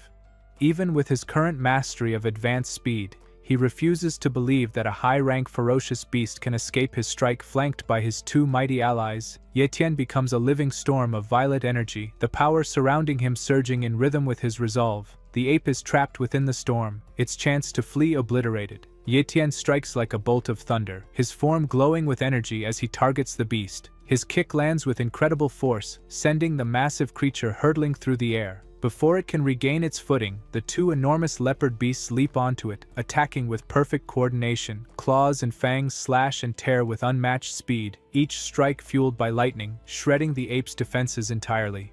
The monster howls in agony, utterly overwhelmed by the relentless, synchronized assault of Yetien and his powerful companions. Seizing the perfect moment, Yetien channels a massive surge of energy into his fist and drives it straight into the beast's skull. The impact is overwhelming, a loud crack of bone echoing across the barren landscape as the final strike lands with devastating force. A large shard of the creature's horn shatters and tumbles to the ground, while the massive body of the beast collapses with a heavy thud. Yetien lands lightly on his feet, and the smaller cub, now reverted to its tiny form, jumps happily into his arms. He smiles as he catches the little creature, holding it close and sharing a quiet, victorious moment after their grueling battle. The small cub nuzzles against his chest, purring contentedly, a symbol of their bond and triumph. Not far away, the enormous mother beast lands heavily on the cracked earth, but suddenly stumbles, her massive frame falling awkwardly. The abrupt collapse shatters the sense of triumph, immediately pulling Yetien's attention toward his new ally with concern. He mutters in frustration under his breath, his brows knitting tightly as he worries about her condition. The mother lifts her head weakly and emits a painful cry, clearly exhausted and hurt from the intense fight. Even though the battle is over, a new problem emerges before Yetien, and he does not yet know the best way to help her recover.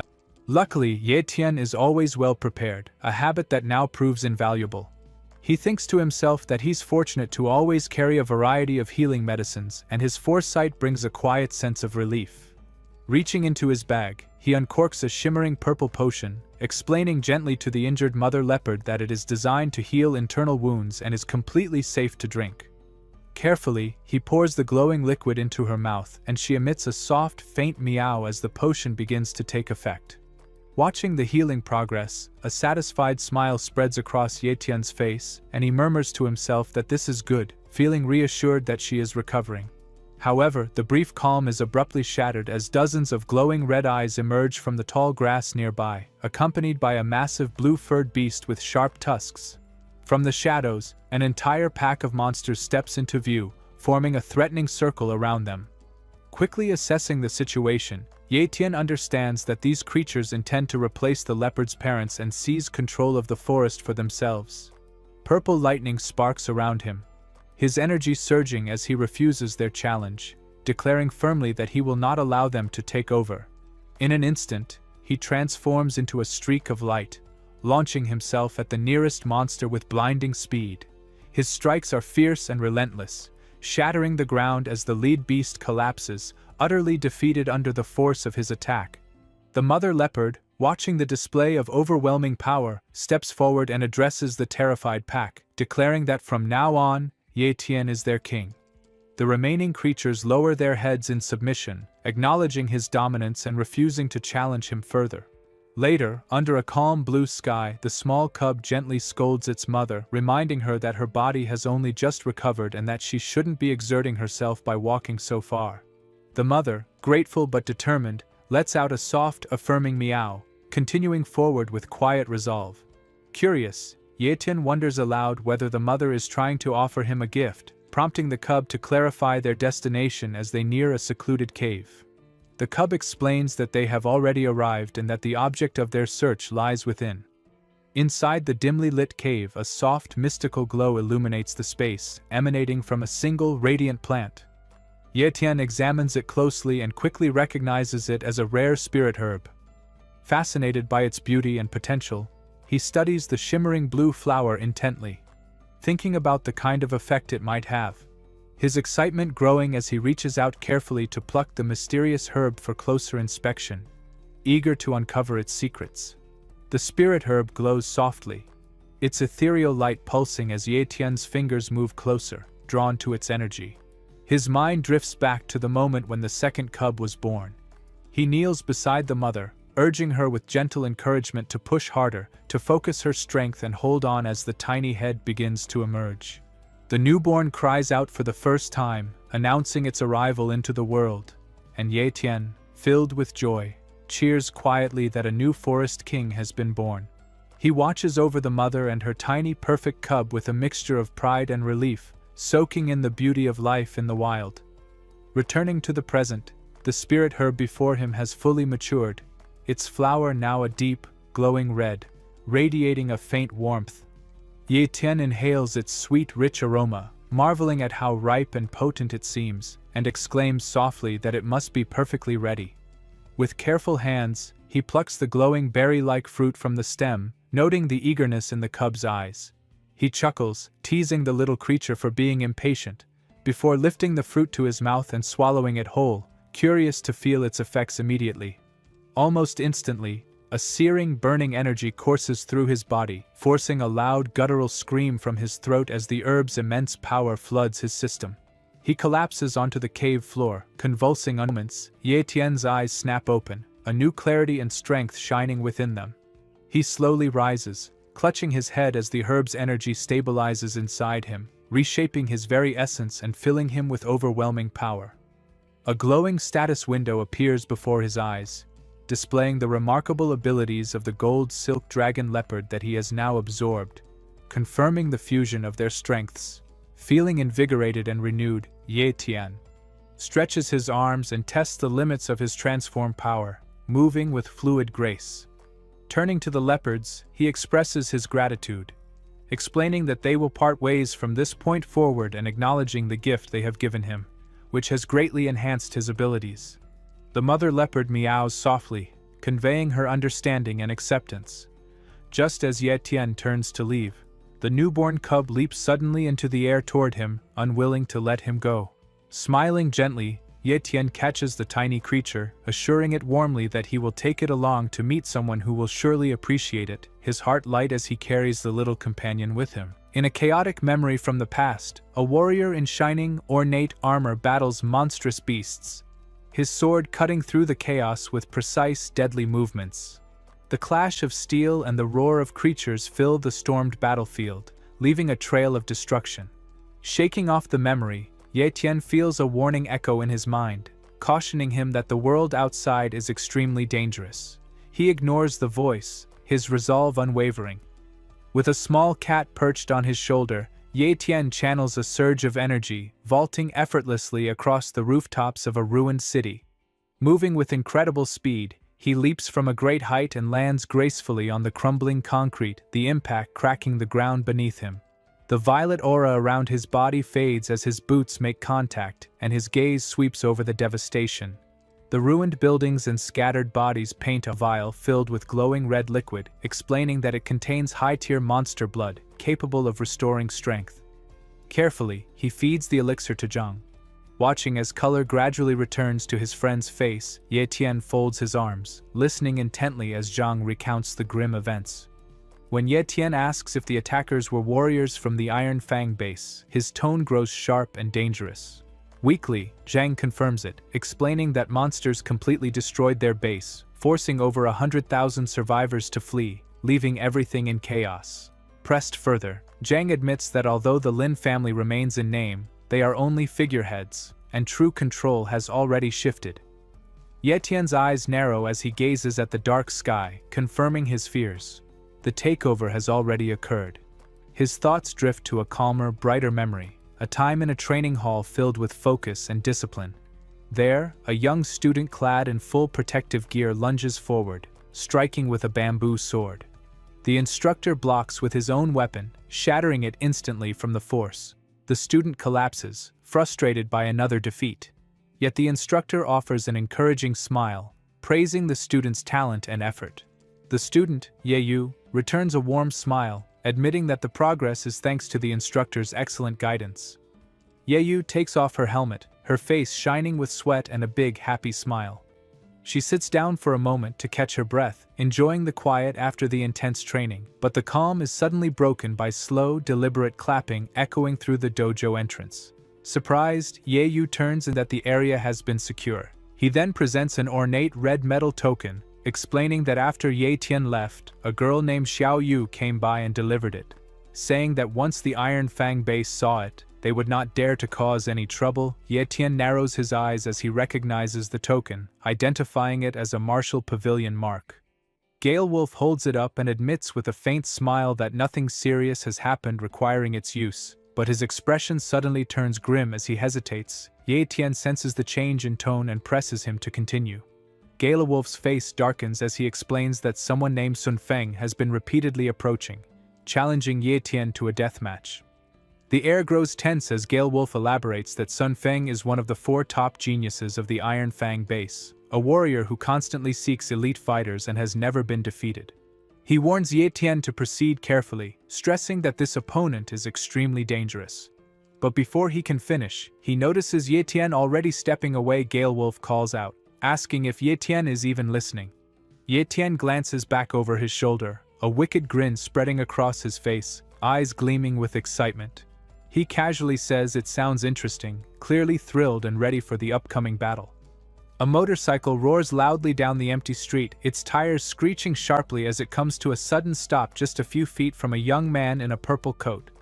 The rider, a muscular figure named Sun Feng, pops the bike into a wheelie for a moment, then settles it upright, a wild grin spreading across his face as he shouts in triumph. Ye Tian turns slowly to face him, his piercing gaze calm, controlled and unreadable, sending a chill through the tense air between them. The two men stand apart on the deserted road, locked in a silent standoff, the street around them eerily quiet.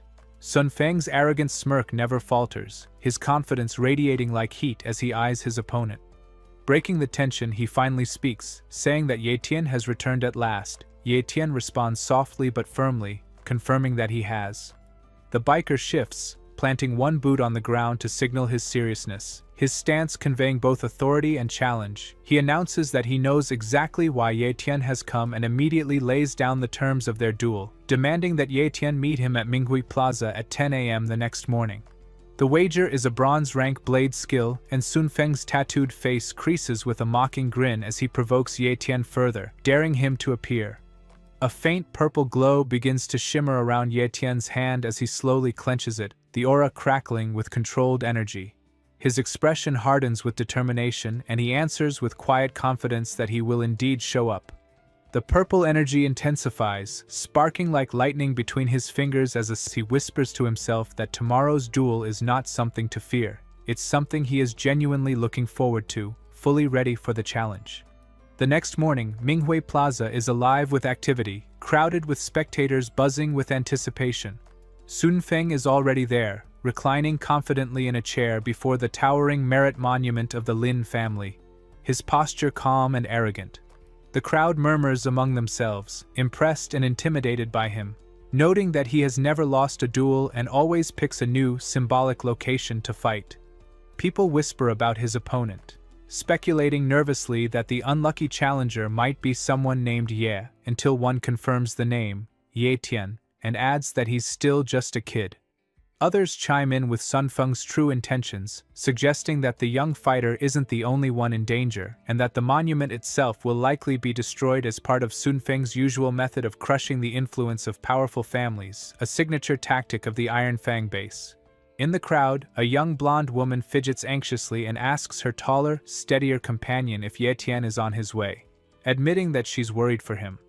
Her companion remains calm, reassuring her that there's no need to panic, and even if Ye Tian struggles against Sun Feng, he will survive.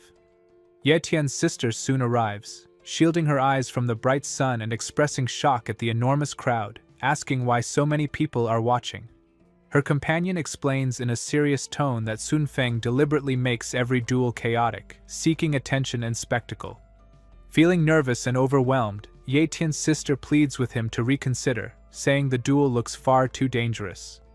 Ye Tian smiles softly, gently patting her head, and reassures her that there's no need to worry, promising that he'll return safely. With a dramatic, fluid motion, Ye Tian removes his long coat and lands gracefully on the dueling platform. His black suit fits sharply, the collar adjusted confidently, and with a smirk, he transforms from a quiet, young man into a powerful and commanding challenger. Sun Feng points directly at him and loudly declares that the bronze-rank sword skill, Curve Blade, will be Ye Tian's prize if he wins, holding the skill scroll up for all to see. In response, Ye Tian calmly raises his hand, purple lightning crackling along his arm as an ornate black book materializes out of thin air. With a bold and defiant expression, he places the book on the platform beside Sun Feng's prize. The book, titled Shadow Blade, serves as a strong counteroffer, demonstrating Ye Tian's confidence.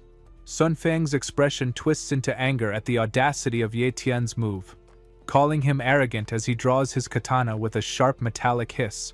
The blade gleams menacingly, eager for combat.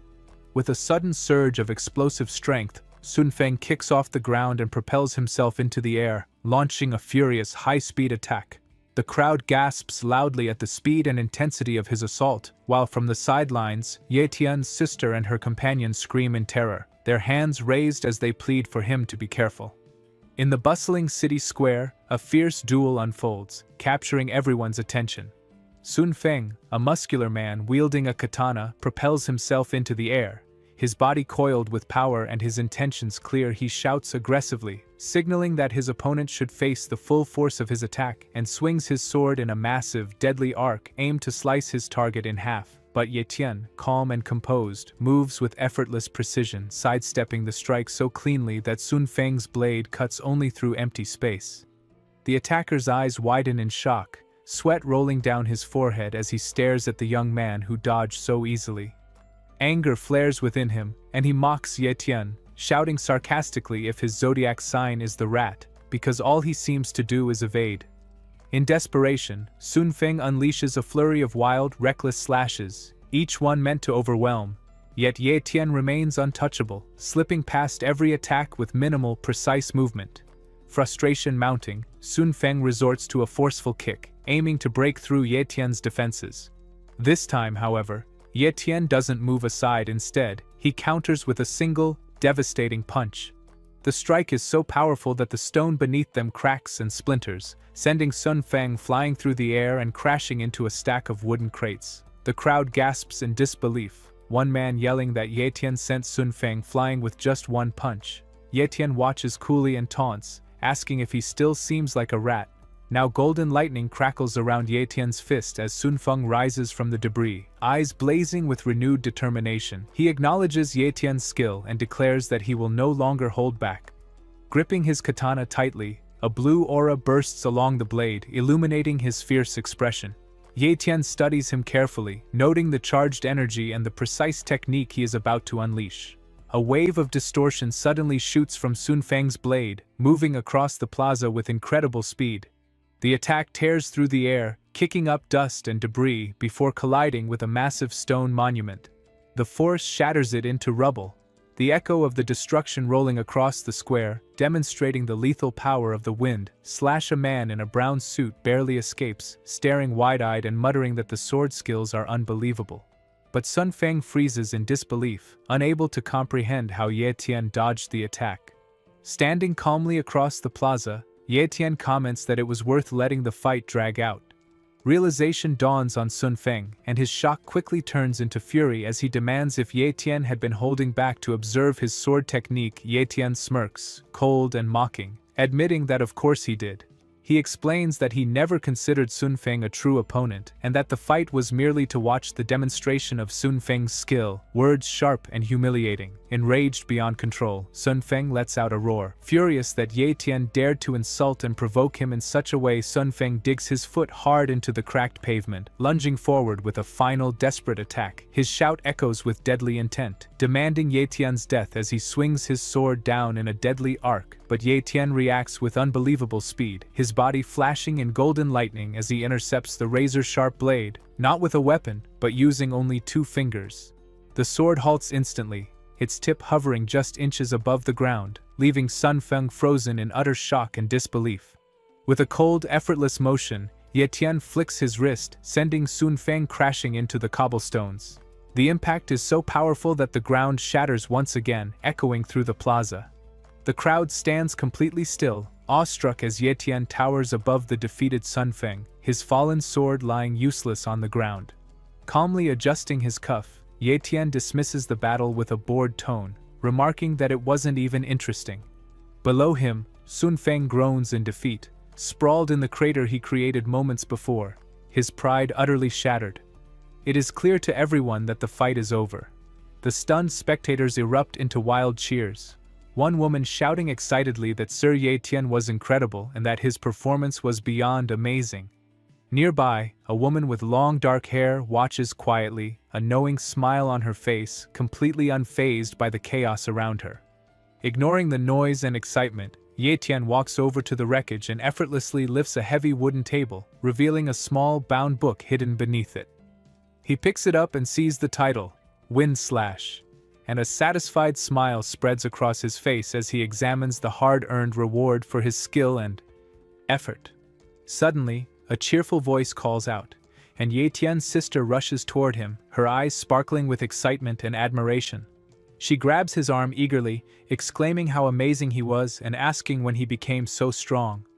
Ye Tian laughs softly at her enthusiasm, enjoying the moment.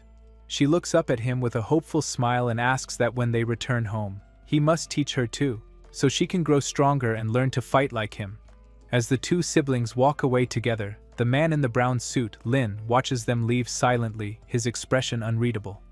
One of his subordinates approaches, reporting that Ye Tian has indeed won the duel, but adds in a somber tone that their family has suffered a significant loss since the Lin family's merit monument was destroyed.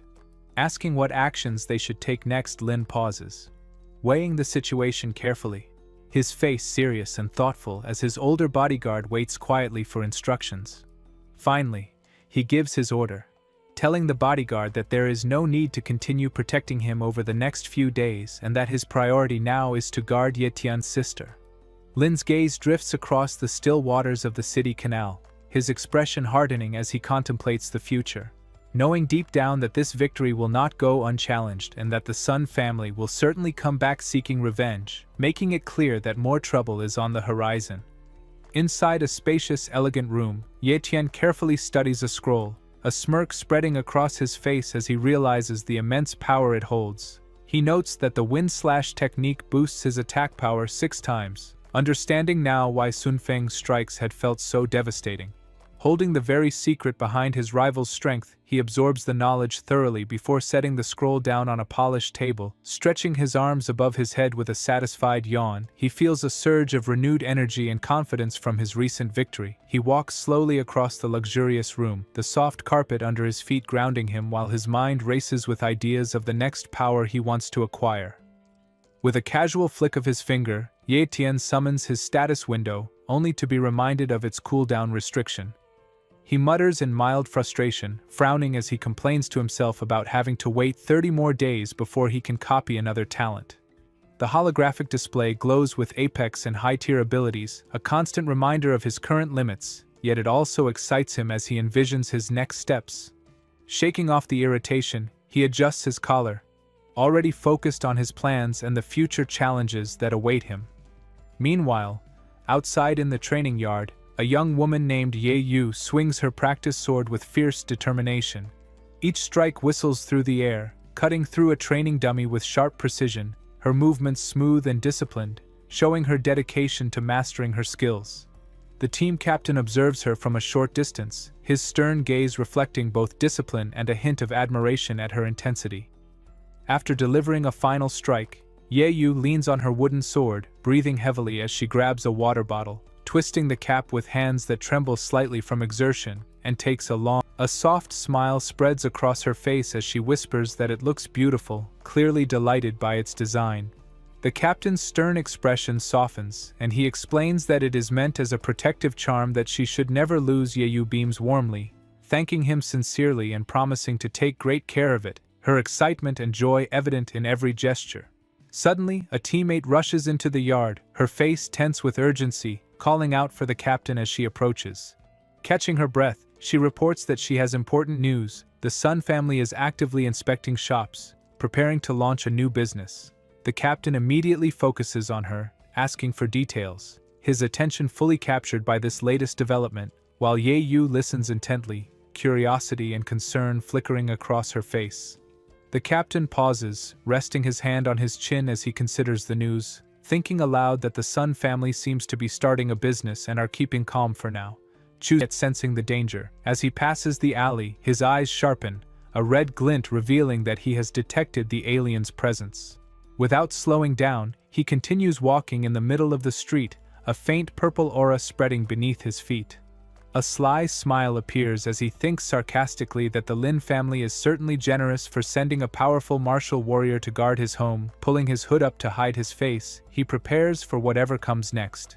He moves into a bustling medieval-style marketplace, filled with the noise and life of merchants and shoppers, blending perfectly into the crowd. He pauses briefly, taking in the old stone buildings and the large structure dominating the square. Suddenly, a disturbing image flashes through his mind, a bloody, purple infant, a dark and eerie symbol of the forces lurking behind the city's apparent normalcy.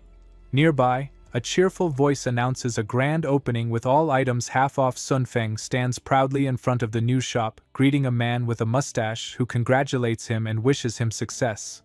Sun Feng laughs warmly, inviting the guests inside, appearing every bit the confident young master as he graciously accepts the praise of the crowd. More onlookers shout their congratulations, and Sun Feng thanks them, clearly enjoying the attention. Hidden in the shadows across the square, Ye Tian watches silently, his eyes cold and predatory as he waits for the right moment. His status window confirms Sun Feng's sword talent, and purple lightning begins to crackle around Ye Tian's hand as he raises it slowly, his voice low and dangerous as he mutters that he will give his target an early death. His eyes flash with fierce light as he releases his power. Instantly the transfer completes, and a notification confirms the action. Ye Tian's status window updates immediately. His sword talent has reached high tier, all without anyone noticing. He has quietly and skillfully stolen his enemy's strength, leaving him ready for what comes next.